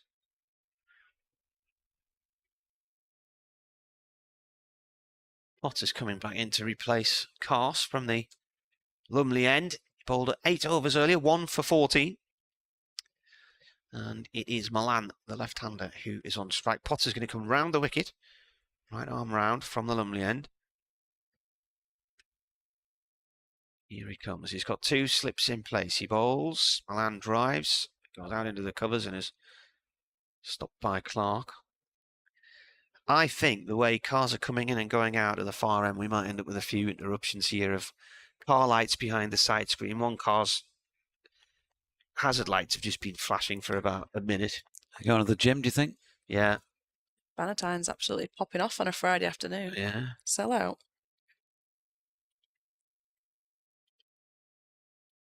Potts comes in, played by Milan, past point, nice shot. That's been chased towards the boundary by Deleda. Get 2 runs, just in front of the pavilion that one's fielded.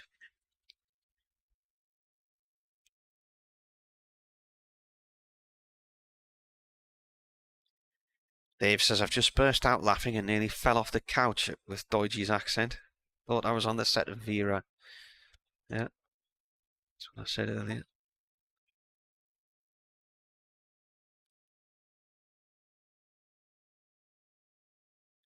Well, here's a strange coincidence. Potts comes around the wicket to bowl to Milan, who's on 14. He's appealing for LBW. That looked to be outside the line of off stump there. The ball's gone off to square leg. They signal a leg by. James O'Donnell says, funnily enough, I covered the boxing fight you were talking about many years ago for a now long-defunct Scottish boxing magazine. On what weight division Matty Potts would be, I'd say light heavyweight. He looks around 12.5 stone. Folk are often surprised about weight in each division. For example, Marvin Hagler wasn't much more than 11 stone at middleweight. There you are. What was the mag called, James? Let us know.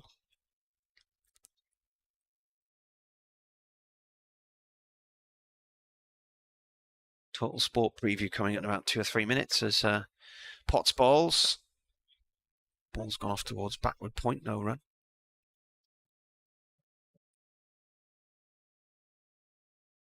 You're not going to get back down your neck of the woods till about 9-ish, are you? Doesn't look that way. About 2 hours, isn't it, back down to Sheffield? Well, I'm in Leeds now, so Oh, it's right. a bit off. Ah, well. Just over an hour and a bit then, isn't it, really? So, about an hour and a half, a little bit less. Pot in, chopped by Bairstow off towards point. Are you near which part of Leeds, and then are you near the ground? Are you? Yeah, I was smart and I moved as close as I could to Headingley. Student Central, isn't it, round there? It's a busy area for university students, Headingley.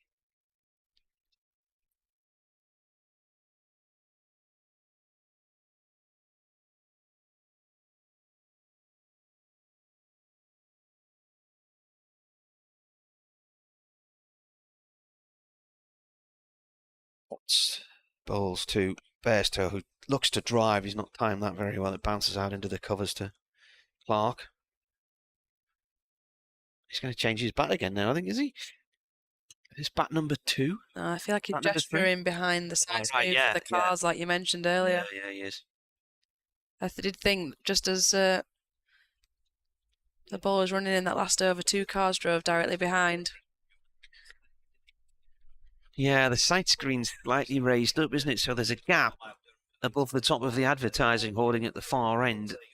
And you can see underneath, so there's cars, you can see people's legs as they walk by. I think they're probably going to have to get a steward maybe to stand guard there and ask people not to drive by when the bowling's from that end. Just the sort of delay we don't need at 5:30. 61 for 3, the lead's 88.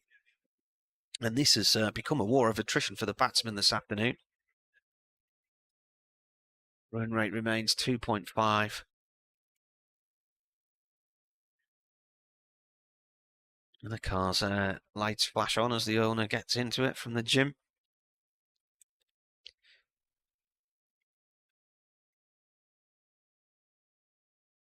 Shouldn't be such an issue now because the ball is coming from our end, so.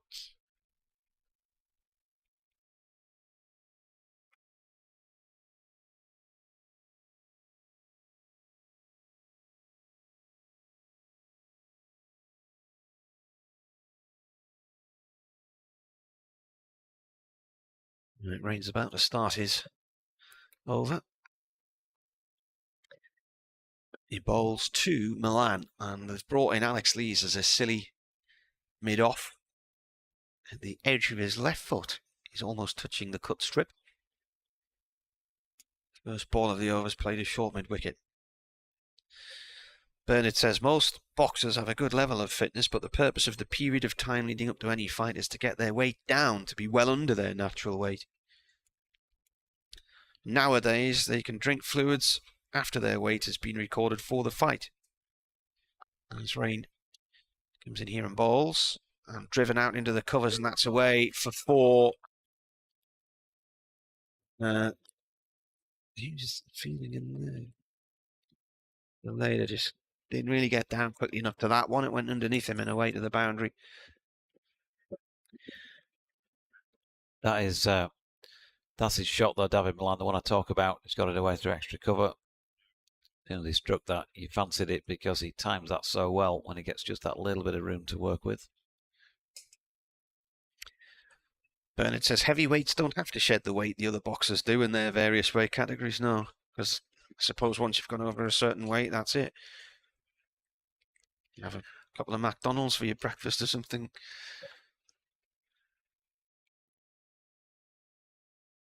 So Milan is on 18. Now this partnership is worth 24, but they've been together 53 balls. Rain round the wicket now to Milan. Milan forward to this one, pushes it down into the covers, no run. They will be coming to me in a minute. They're having a lengthy chat at the moment about the playoffs, Eurovision and various other things. Daniel O'Donnell's getting a mention now. Has he signed for Sunderland? Yeah, he's come on loan from Ajax in his double denim.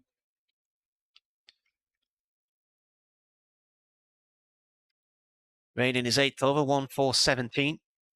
Bowling to Milan. And that's lobbed up in the air, but it's away to safety. Down towards long leg. Patel fields.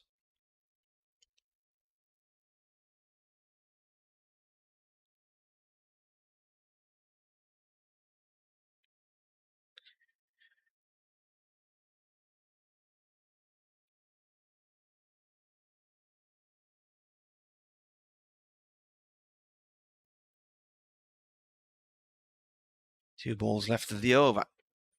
Bairstow retakes his guard. Still more than an hour's worth of play here, you know. At this rate, it'd be about 2. Well, you've got about an hour officially, plus 3. There's going to be about another hour and a quarter at this rate.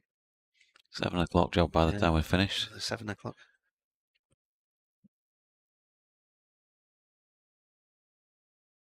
Rain coming in here to bowl to Bairstow, who's on 10. Bairstow plays the ball out to the covers, no run. Played it one-handed.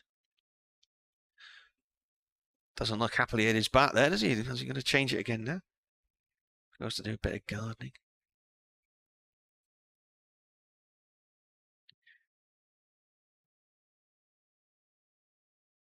Talking about Peterborough, Sheffield Wednesday tonight now. In the sports bulletin. Who are they backing? He didn't say. Rain in. Played down into the ground by Bairstow, and he snuffs it out in the crease, end of the over. Right, surely they're going to throw it to me any second now. Here we go.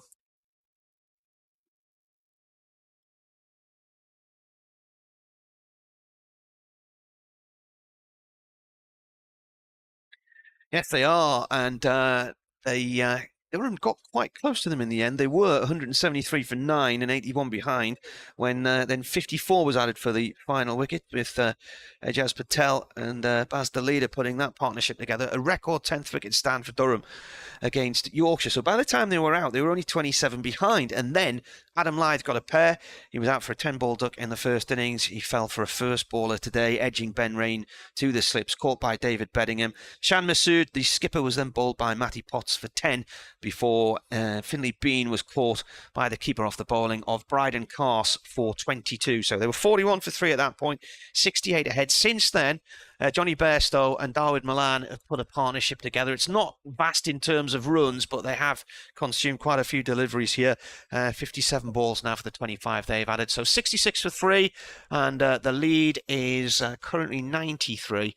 And one of our commentary team here today, by the way, Simon, Katie Levick, is very worried about that playoff match tonight because she's a Sheffield Wednesday fan. So there you go. Yes.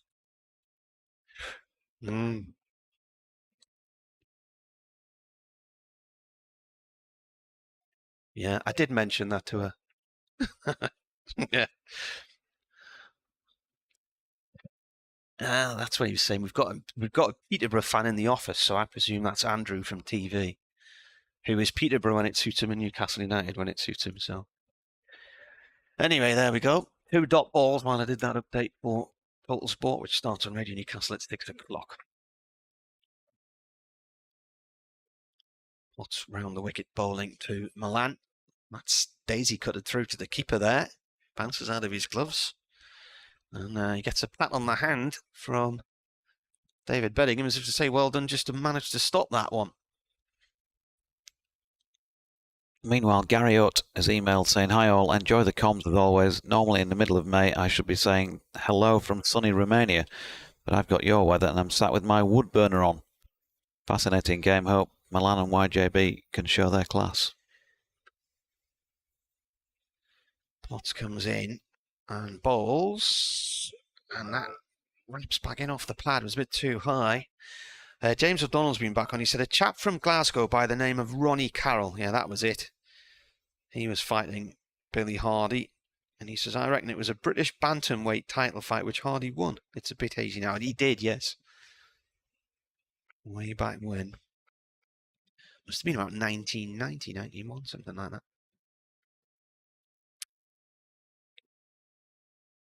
This is a very slow passage of play, really, isn't it? There's not much going on in terms of runs. As Milan then actually scores some as he plays this ball past Deleda and out towards the point boundary for 2. There's still a lot of time left. I mean, we've got more than an hour. There's 18.1 overs to go, so this can't really be a case of just trying to bat out the night now. There's too much time left. And if they don't make progress runs-wise, they're going to start losing wickets again.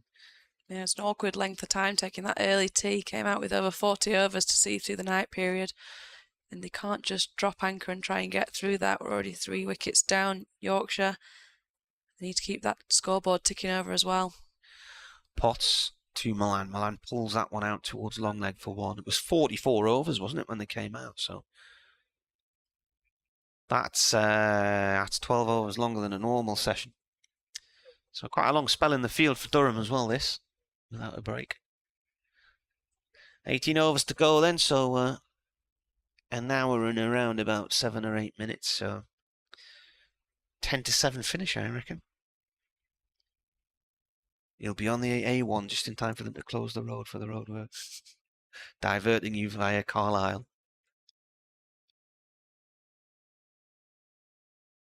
Carlisle? I might have made that bit up. I'll email in tomorrow and let you know. Yeah, well, it's I think this on some evenings, might not be in a Friday night, but on some evenings there's a diversion run round through Darlow, I think. Looks like they're just carrying some boarding round to that side screen area that Johnny Bairstow's putting out. White. They are. And on cue, a car is just driving through the car park now, so we could test out the new theory, yeah. Right, they're advertising hoardings, which is going to put in back and the front, so we look at the white backs of them rather than the coloured fronts. Here's Ben Rain bowling to Milan, short ball and pulled. Patelli's out there to do the sweeping, so they're going to have to settle for 1. Last wicket fell at 4:54, so just about on 50 minutes since that happened, and about 10 overs they've been together. They've had a look now, haven't they? 26 for Bairstow in terms of deliveries, and Milan, a good look at it, 54 balls. Johnny is just checking the guard. Haven't seen him face many, have we, from this end? Raining again over the wicket. Ball shaping in towards the right-handed Bairstow. Plays it into the onside in Clark Fields. Just got to go and do an update for BBC York. Yeah. Stop what you're doing and return. Yeah, I was nearly out the door there. I'm looking forward to seeing how they're going to patch this up at the far end with all these advertising hoardings they've got. They've got a few of them there now. 1, 2, 3, 4, 5, I think. As Rain comes in and bowls, defended by Besto. You know what's going to happen now, don't you? They're going to line them all up along the foot of the sight screen, and then they'll gradually blow over one by one. Or one will blow over and take the others with it. Well, they're a different shade of white, so I think I'd find that more distracting now. There's just this really bright white across the bottom. We just need some cars to come past now and test the theory. Yeah. We're on the first floor, so we can still see gaps, but down at ground level you might not. Rain in. Oh, that daisy cuts through, bounces off the keeper, and then ends up with second slip. They've now gone and got some sandbags to try and weigh down these bits of board. That's absolutely rolled. Besto is able to pull out of his shot and watch it go underneath his bat. This has ended up right away behind here.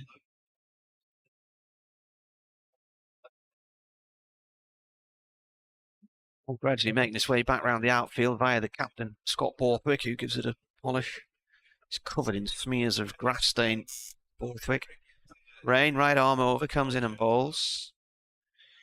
Played away by Bairstow towards mid-on. Graham Clark collects it.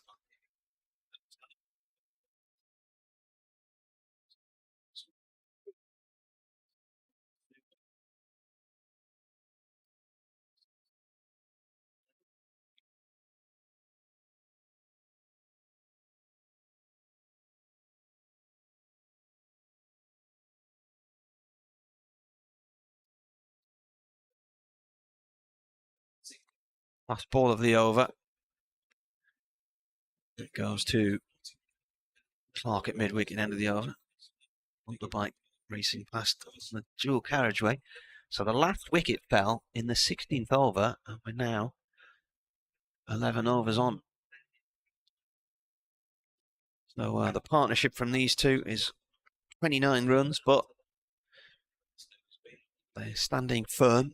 They're not in any rush. They're just looking to bat out the day here and then come back with better conditions tomorrow.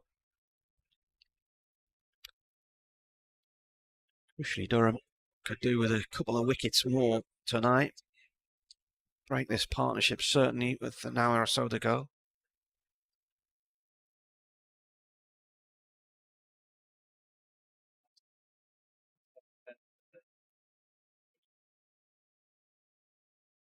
The sight screen.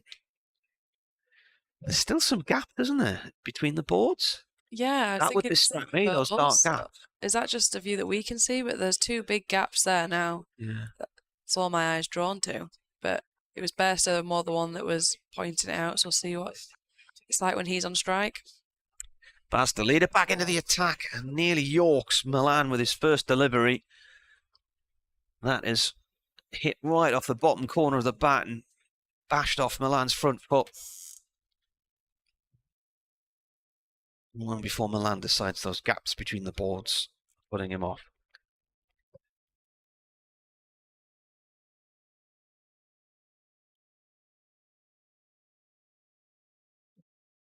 $70 for 3. Later and again. And that's punched off the back foot out towards the covers. No run. No, that was fun. I dialed up BBC Radio York and some chap says, "Hello, who's that?" It's Jonathan. He says, "Jonathan who?" Obviously missed by a digit or something. So you got through to someone's landline? Yeah. How have you managed that? But if you dial on an ISDN and it doesn't get that line, it'll then revert to a phone call. Yeah. It's gone down the leg side. Keeper at full stretch trying to stop that. Bounces out of his glove. That will be a leg bye or a leg bye. Did you still update him? So you're meeting him for a pint later? Yeah, he lives in, just been saying on Radio York, I dialed the wrong number. I think probably lives in Bexhill-on-Sea or something. Penzance.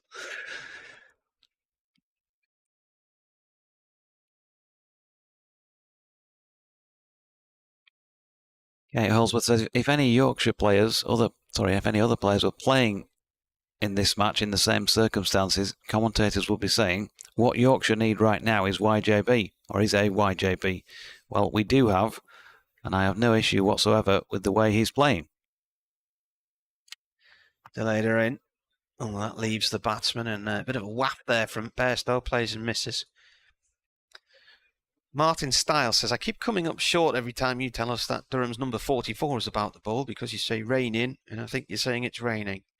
Loving the commentary. By the way, if you want to catch some cricket history, the BBC rerun of Hancock's Half Hour, which was on Wednesday on iPlayer, was the Test match from 1956 when Sid James becomes chairman of the MCC and picks Tony Hancock as England captain. It also stars Colin Cowdrey, Frank Tyson and Godfrey Evans as themselves, and John Arlott doing the commentary. Some of the jokes, especially Sid's ideas of generating extra income from the ground, still work today. In comes the leader. Ooh! Now that looked like a bit of a false shot from Bairstow, and from this angle I thought he'd loop that straight up towards mid-on. He's gone to do a bit of gardening. I think he was through that shot before the ball had gone onto him there. Yeah. Or was I not seeing things right there? No, I think you're right. Yeah. Did he also do... Probably. Sid. Do you know what happened to Sid James? The later in. Defended. Apart from playing Sir Sidney Rough Diamond in... He died on stage at the Sunderland Empire in April 1976. Did he? He was trending the other day, which got me thinking it was the anniversary, but apparently it had been a few days earlier. 1956, that was the... was that the Ashes Test match? Bold Liga. Yep. Willie 19 Watson. wickets. Who was it? Willie Watson and batted out, put together a massive rearguard action, didn't they? That was that Len Martin doing the voiceover way back then? I think it might have been. Not sure. Did the football scores, didn't he, for years, Len? On the BBC.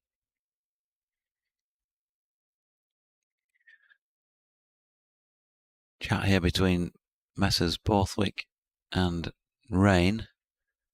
That's Ben Rain as opposed to Precipitation. 16 overs to go. Still an hour.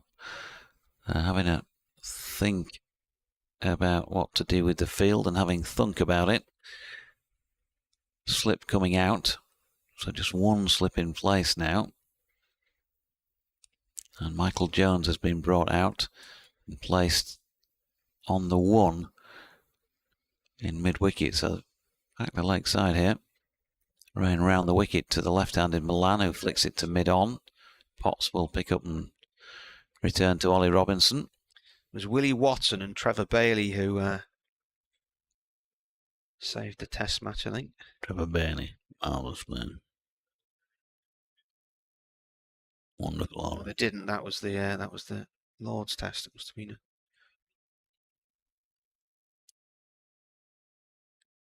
one of the tests. Those two were the stars. Willie Watson ran a sports shop in Sunderland in retirement. Rain round the wicket again. Short ball pulled by Milan. There's so much protection on the leg side. He can barely find a gap, and he's found long leg and have to settle for the one.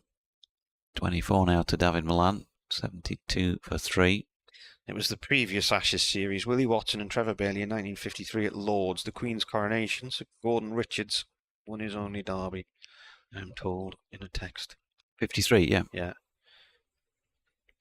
They did something like bat all day to save the Test or something like that. One of those years, wasn't it? 53, sporting wise.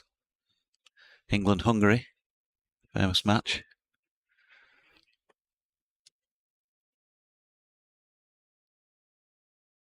There was a country and western singer in America called Willie Watson as well.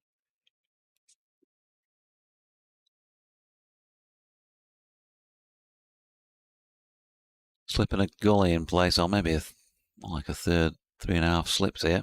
It's Rain back over the wicket to the right-handed Bairstow. Who flicks that to Clark, diving at short mid-wicket, but there's an array of fielders dotted around here. All just trying to keep things quiet, and they're succeeding in doing that. The run rate just 2.5. Yorkshire, I don't think this pair will be bothered one iota about that at this stage.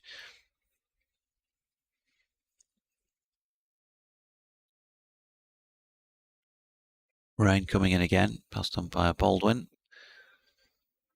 Bairstow tries to flick it to leg again. There's no real bounce about that delivery. For me, I reckon with their experience, they're only second guessing what they're saying, but I don't think they'll be concerned about the board. It's just a matter of just bat for as long as we can today until either 15.2 overs is done or we get taken off. Whichever is the way it goes. I know they'll come back tomorrow in better conditions for batting. As Bairstow punches this latest Rain delivery into the offside, it's fumbled by Alex Lees, but fortunately for him, it ricocheted in the general direction of Matthew Potts. No run. Stanley Matthews Cup final that year, I think, as well, was it? Yeah. Willie Watson, by the way, you mentioned Wath-on-Dearne earlier. Willie Watson was born in Bolton-on-Dearne. Wath. So he was an English cricketer, played for Yorkshire, Leicestershire and England, and also played football. Rain to Bairstow, pushing out into the offside. No run to complete that over. At 72 for 3, a lead of 99. And he also played football for England. And he was a footballer with Huddersfield Town and Sunderland.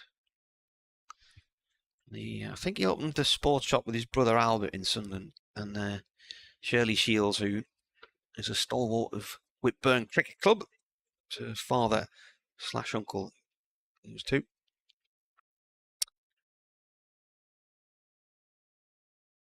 Back in the day.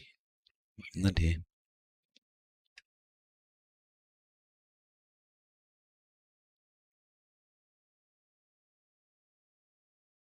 "668" Mad says she's listening in the deep south, Portland, 50 degrees. Can't read that properly. It's Basta later. Bowles, this has pushed a point. 50 degrees and 33 seconds. 25 degrees north. I don't know how that works. That'll be Portland Bill, won't it? That down there. She's into her sailing these days. Used to see her in this ground with a camera, taking pictures of the matches. Delayed at Bowles. Milan still firm to that one.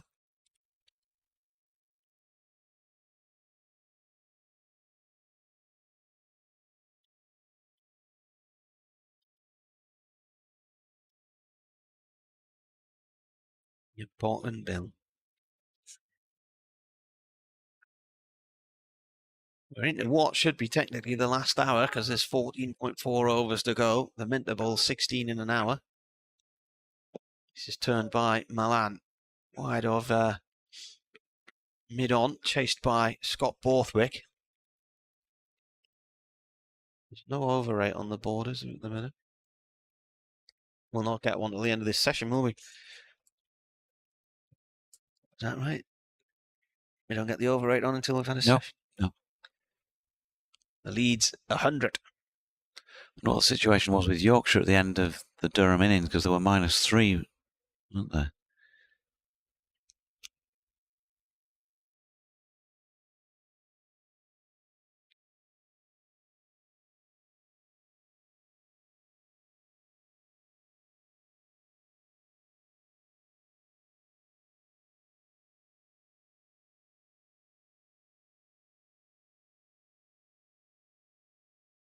The delay going on here.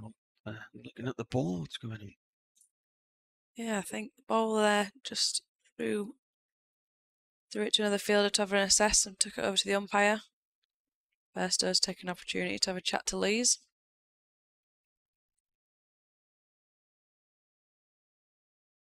Seems to be passing through the ring, but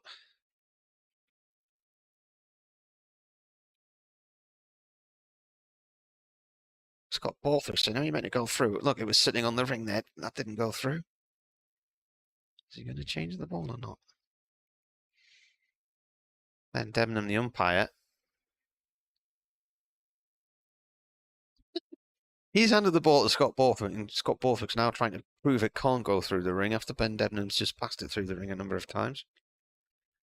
The result of this is they're going to play on with that ball until no doubt it's complained about another 2 or 3 times in the next few overs, and then it'll be switched.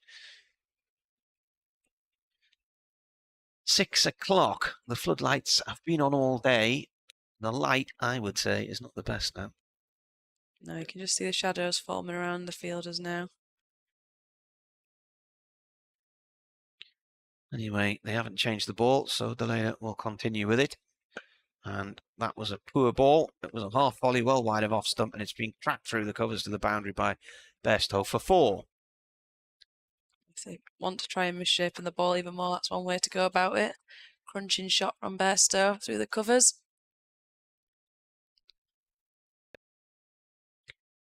Been a big week for the Archbishop of Canterbury. King's coronation on Saturday. He's been fined for speeding today. Could not have told you where that sentence was leading when you started that. I couldn't tell you if it was a punchline. 25 miles an hour in a 20-mile-an-hour zone on the Victoria Embankment, Albert Embankment in London. Oh, that pop on Bairstow nearly takes the shoulder of the bat on the way through to the keeper. He must have been driving back to Lambeth Palace where he lives. Did you catch much of the coronation the other day? Well, it was on in the changing room. We were playing here during it, so it was on in the changing room, unfortunately. So you would have seen a lot of it then? Well, as I was stood watching it, I had to pad up pretty quickly. What number did you go in? I was 10. 10. Damage was done by then. Yeah, not your fault then. No, not my job. The leader in. Oh, that moves away from Bairstow. He had a little dabble at it, didn't he? Hanging the bat there in the corridor of uncertainty. Drinks break. Are you about to do another station, are you? Which one this time? Leeds. That will be our commentary match on both stations tomorrow, because Radio Newcastle at Ellen Road. Build up from 11:30, so commentary from 12:30. And then Sunderland tomorrow night, commentary from 5:30, with a build up from 4:30. And apparently lots of Eurovision shows in between.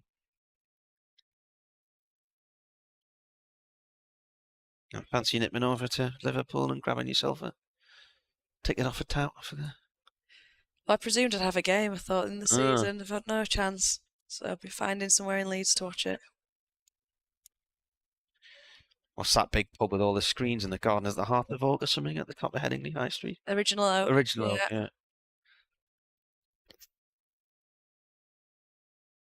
It's a big beer garden, that one. Yeah, I can imagine it'll be busy tomorrow. Prime Otley Run season. When do all the students go home? It can't be far away now. Yeah, it's getting quieter now. Yeah. Here's Rain, start of a new over from the Finkel end. It's a bouncer down the leg side, which Milan leaves alone. And there's a tree surgeon coming into the car park now after the gym.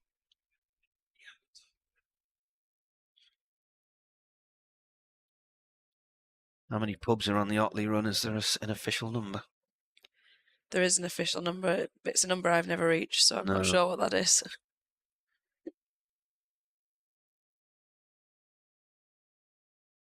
Rain round the wicket to Milan. That's played back up towards the bowler's end. No run there.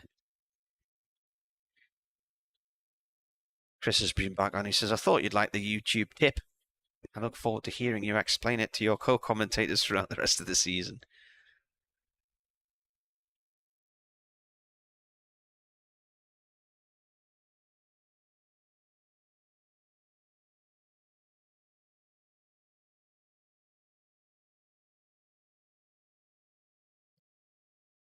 Rain in, balls. Ball played back to him. This has actually felt for quite some time now, because I said there was still 18 and a bit overs to go earlier, and surely they're not just batting to the close of play. It doesn't feel like it's changed since I made that comment, and it's now 13.3 overs to go. The game's not particularly heading anywhere at the moment.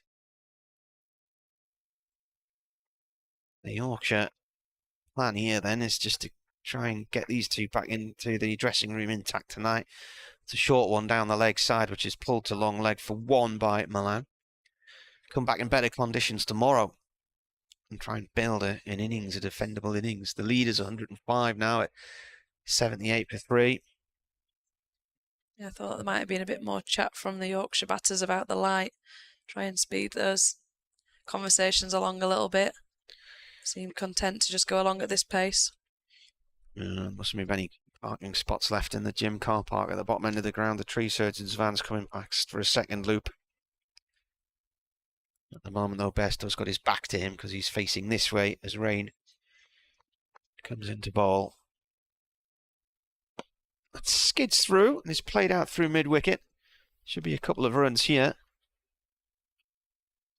Tree surgeon goes around again. 2 runs to Bairstow. He moves on to 16. He's faced 42 balls. This partnership is 39 from 92 balls.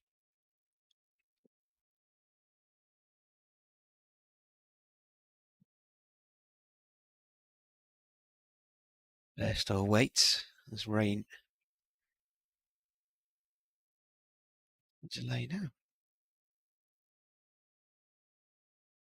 Rain's having a tactical chat with his captain.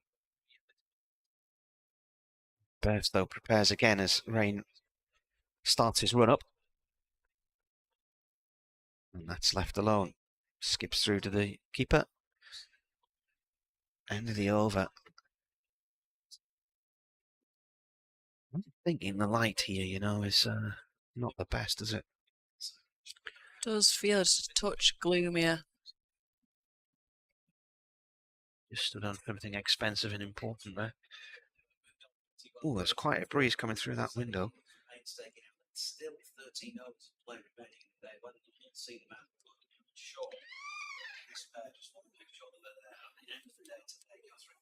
Right on the edge of the light meter. Right on the edge. In fact, that's down around about 200 lux. They normally come off at about 300. I tried angling the phone in lots of different directions. I was worried for your phone there, precariously dangling out of a window in the name of a light meter. Delayed her into Milan. The murk's just not shifting, is it? I mean, we've got this northerly breeze, but the sky just hasn't changed all day. Nothing looks like it's moving up there.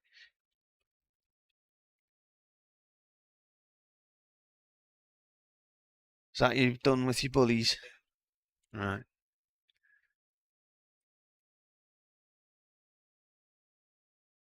.1 overs, 12.5 to go today. If the light holds, that's a bouncer which is left alone by Milan. So what you got planned this weekend then? Oh, I've mentioned a few times we've got a few days off, so it's a luxury of not being by a cricket pitch before it all gets going again. What are you going to catch up on? Bit of ironing? Absolutely cleaning? not. There's no time for ironing during the season. No? Hoping to go and watch the Rob Burrows marathon on Sunday. All right. That's heading through Leeds for the first time. Right. Delayed her in. That's gone down the leg side, and that's away for 4. 4 buys. Loose delivery. So where does that start then? Either starts or finishes at the stadium, but it comes up near my house, so I'm hoping to pop out onto the street, weather permitting. Right. Show some support. I think the weather's all right, isn't it? I think it's going to be glorious this weekend. We were out on the corner of our street last Sunday morning because the Sunderland 10K and the half marathon came through, so we were out annoying the neighbours with our cowbells and the Tour de France. But was interesting, the reaction, people coming along. Sort of, oh, that's another one down the leg side. Good stop from the keeper this time. Sort of in a runner's trance, looking rather unhappy with life, and then just a little ring of the bell, and you suddenly see them perk up. And the amount of thank yous we got from runners.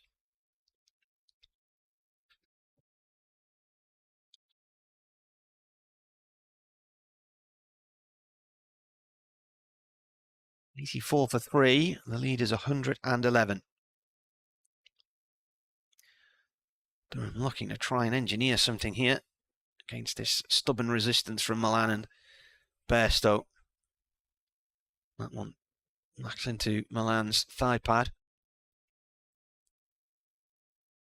More cars coming into the car park looking for spaces. There's one just reversing into a spot next to the sight screen with the headlights on. They look pretty bright and obvious now. There's a jackdaw flying past our window, looking for something to eat for his tea. Last ball of the over, delayed her in. It's a Yorker, dug out by Milan. Goes down to long leg for 1 run. Fielded by Liam Travascus, who's on the field as a 12th man.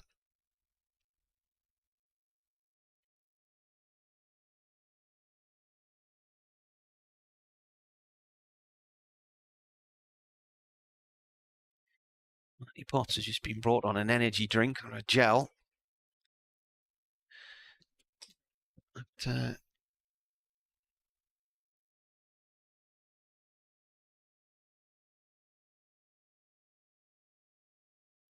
been devoured. Can't blame him. It's just lulling towards the end of the day here. 2 experienced batters looking not to take any risks and just see them through this little tricky period. Still 12 overs to go in the day. It's just all been a bit quiet for this period of play. Rain bowling to Milan. He looks to pull that one through the leg side. It's hit his gloves and landed down just in front of him. Are you back with us? Yeah. My pet. Aye. -2. Yorkshire. The run rate. Yorkshire's over rate was -2 at the end of that Durham first innings. Just had it confirmed by the scorers. Well, get the points, Doc. Well, it cost Sussex 4 points after the drawn game the other week at Hove. Yeah, well, Durham lost a point against Derbyshire 2 weeks ago. Here's Rain then, bowling to Milan, wide of off stump, and there's no run. Yorkshire lad says, why is Bairstow not playing Bazball? Come on, Yorkshire lad, I hope you're tongue-in-cheek there.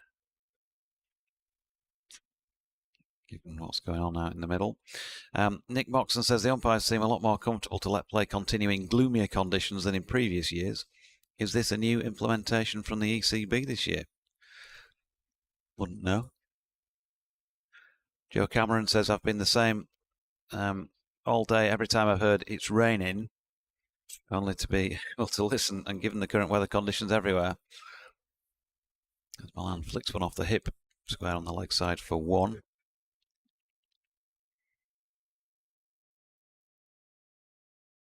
Chris Sharp says, I thought you'd like the YouTube tip. I look forward to hearing you explain it to your co-commentators throughout the season. Why? Why not be selfish? Just, have an advantage.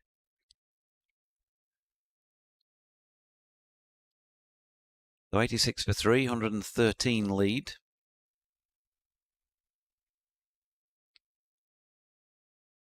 Bairstow. And that high backlift. He's thinking about his second attempt at playing the shot was through mid-wicket. He originally had pushed it into the offside. There was no run.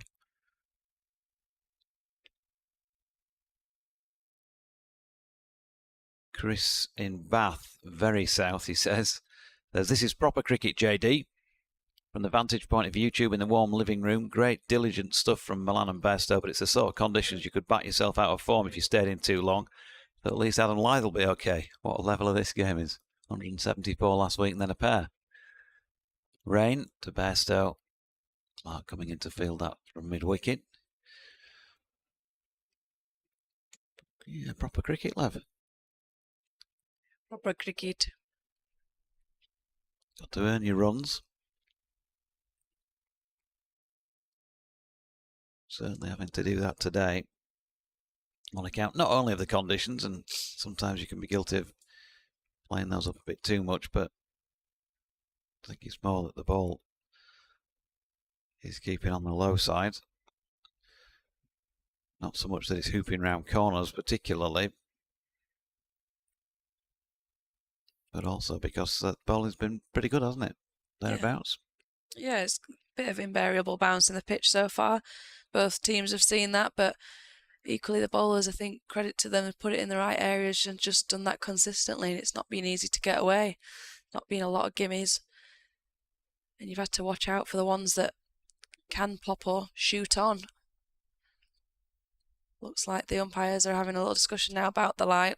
We've talked so much about all day. It has got gloomy and the light meters on those stumps. At I told you, didn't I? 3 was around about 200 looks on my app. 6:15. What they're going to See do if your here? app's accurate or not here. Well, rule of thumb is they generally go off when it gets below 300. And I mean, they're obviously out in the centre with a proper light meter and the lights. But when I use the light meter through the window here, it's around about 300 or lower than normally go off. Afternoon to you, Derek Robinson, who says cricket bats. I was interested to hear discussions about the makes of cricket bat during the match this afternoon. My first cricket bat was a Gradage. Oh, shows it. Gradage. Shows it because firstly it was the make used by Len Hutton during his knock of 364 against the Aussies in 1938. Secondly, this is not a joke, it was the only left-handed cricket bat in the shop. The later in, and played by Milan off to mid-on, no run. He says, when I started playing cricket, bats were handed. One corner of the bottom of the bat, that closest to the batter's toe, was more rounded than the other. Hmm. So you had a left-handed bat or a right-handed bat? Mm-hmm. Thanks, Derek. Interesting. It'd been a great excuse, that, wouldn't it? Oh, I was using a left-handed bat. Can't fuck with that. Delayed balls, and that's driven by Milan, but not where he intended it to go. That's come off the toe of the bat and raced away through vacant third man for 4. And he stares at the bottom of his bat as he comes back to his end of the ground. And again, bottom of the bat just suggests keeping a bit low. It's a shot he gets a lot of runs with, generally speaking, but it's usually a run down through third man. That's because he's using a left-handed bat, I imagine. More rounded, that bottom of his bat. Mm. What do you use? One with a hole in it, it seems.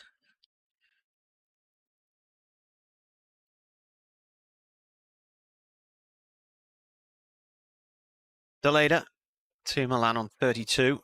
It's gone down the leg side. One of these two, you'd think, possibly Milan, may well soon become the highest scorer in this game. The target's 45. What's your highest score, Katie, in competitive cricket? I feel like you ask me this every year, and it's never gotten any higher. Still 46, unfortunately. 46? That's a decent effort, that. Got a couple of 40s and never converted. It's one of my last goals to achieve in cricket. Try and get a 50. But it's going to be tough going at 10.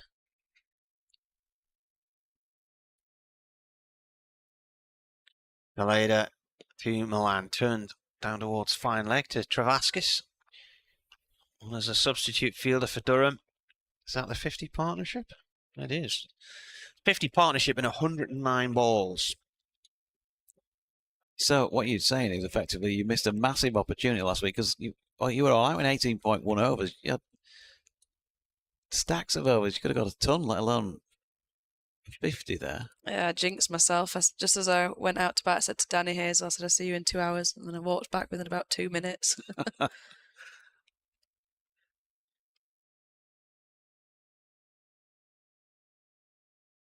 In comes the later again, and that's fended away one-handed by Bairstow. He's pulled his bottom hand off the bat handle. He's been hit on the hand, and he now wants some attention. That's hurt him. He's immediately put his bat down, taken his helmet off, and he's waved the physio on. Got that one right off the fingers. They're going to have a stoppage again. So that'll take us past 7 o'clock. Yeah, 10 overs, 6:19.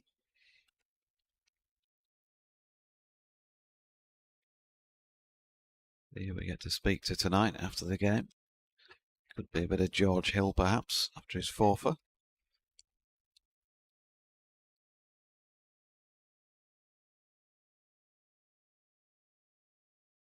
Yeah. The umpires are also going to meet again. Whether this is just for a general chat because of the stoppage or whether it might be a light-related chat. Who knows?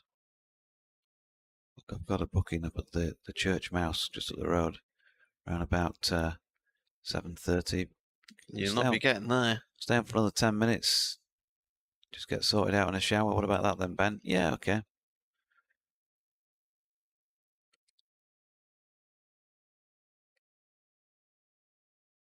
Both going to wander over to the stumps at this end of the ground, the Finkel end, which we're commentating. And they are going to check the light again.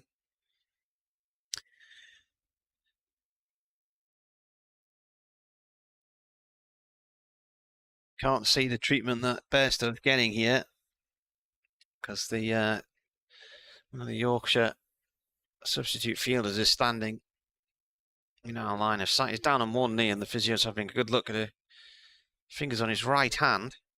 Looks like it might not matter. It's like the players are heading off. Yep. Bad light. Well, there you are then. 10 overs left. 10.1 overs left.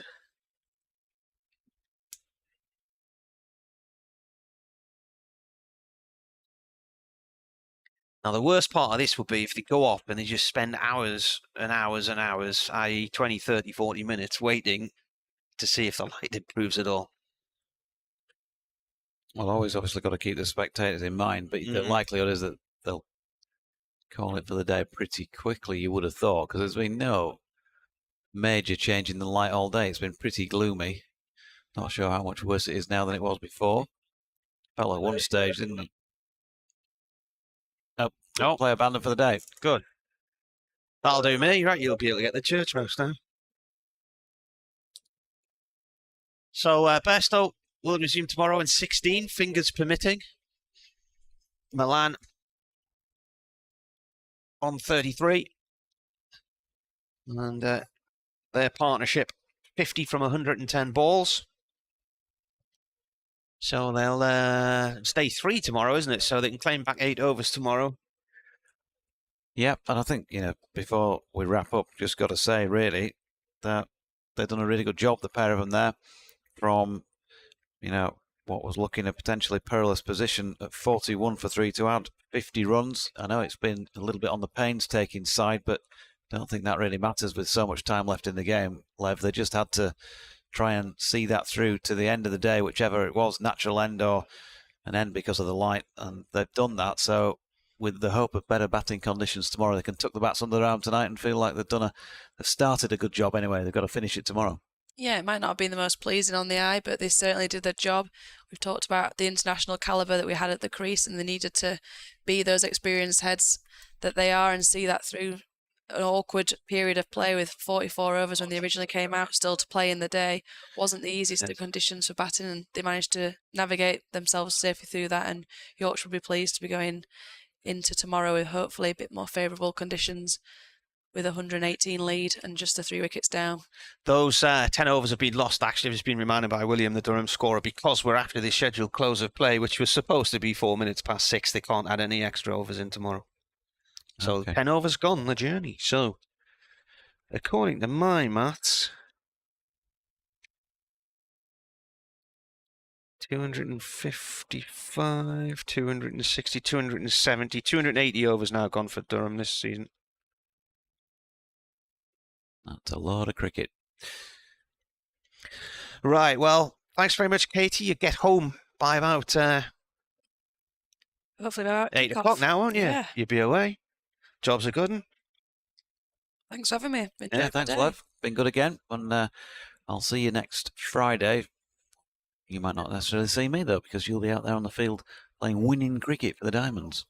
I know where you're based, Jonathan. I'll give you a wave. You do that.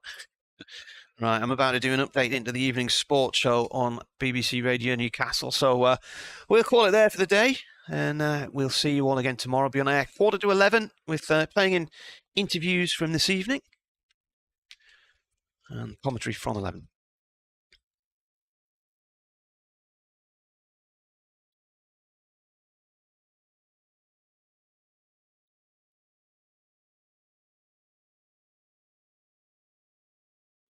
I say it's fairly finely poised. That would be my take on it. They've just gone off a bad light with 10 overs remaining. It looked like it was going to be another really late finish, past 7 o'clock at the rate they were going at. But it's been a tough day for the batsmen. The lights have been on all day. We've never seen any blue sky. We've just had this big bank of murk sitting over us constantly all day long. Really cold.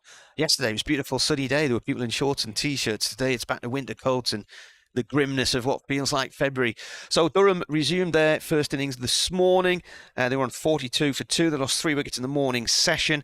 And then they were eventually whittled down to 173 for 9. And at that point, they were trailing Yorkshire by 81. And you're thinking, in terms of a low-scoring game, that's a sizable difference in runs. But Ajaz Patel and Baz Dalida both making their debuts for Durham at number 9 and number 11 put on 54 for the final wicket, which was a record 10th wicket stand for Durham against Yorkshire, beating 47 from Gordon Mutchell and Graham Onions at Scarborough in 2004. So the deficit in the end when Durham were bowled out was only 27, and then they got Adam Lyth first ball. He's gone for a pair in this game, a 10-ball duck in the first innings.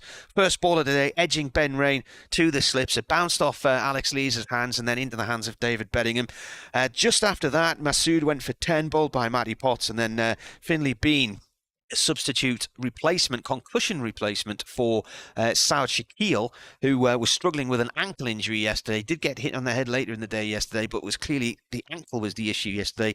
Was replaced by Finlay Bean today, and Bean was able to bat because of the concussion element to things, and he made 22 before he was out. So at that point, they were 41 for 3 and leading by 68. But since then, a 50 partnership from Johnny Bairstow and Dawood Milan means that Yorkshire have closed the day on 91 for 3 in a lead of 118.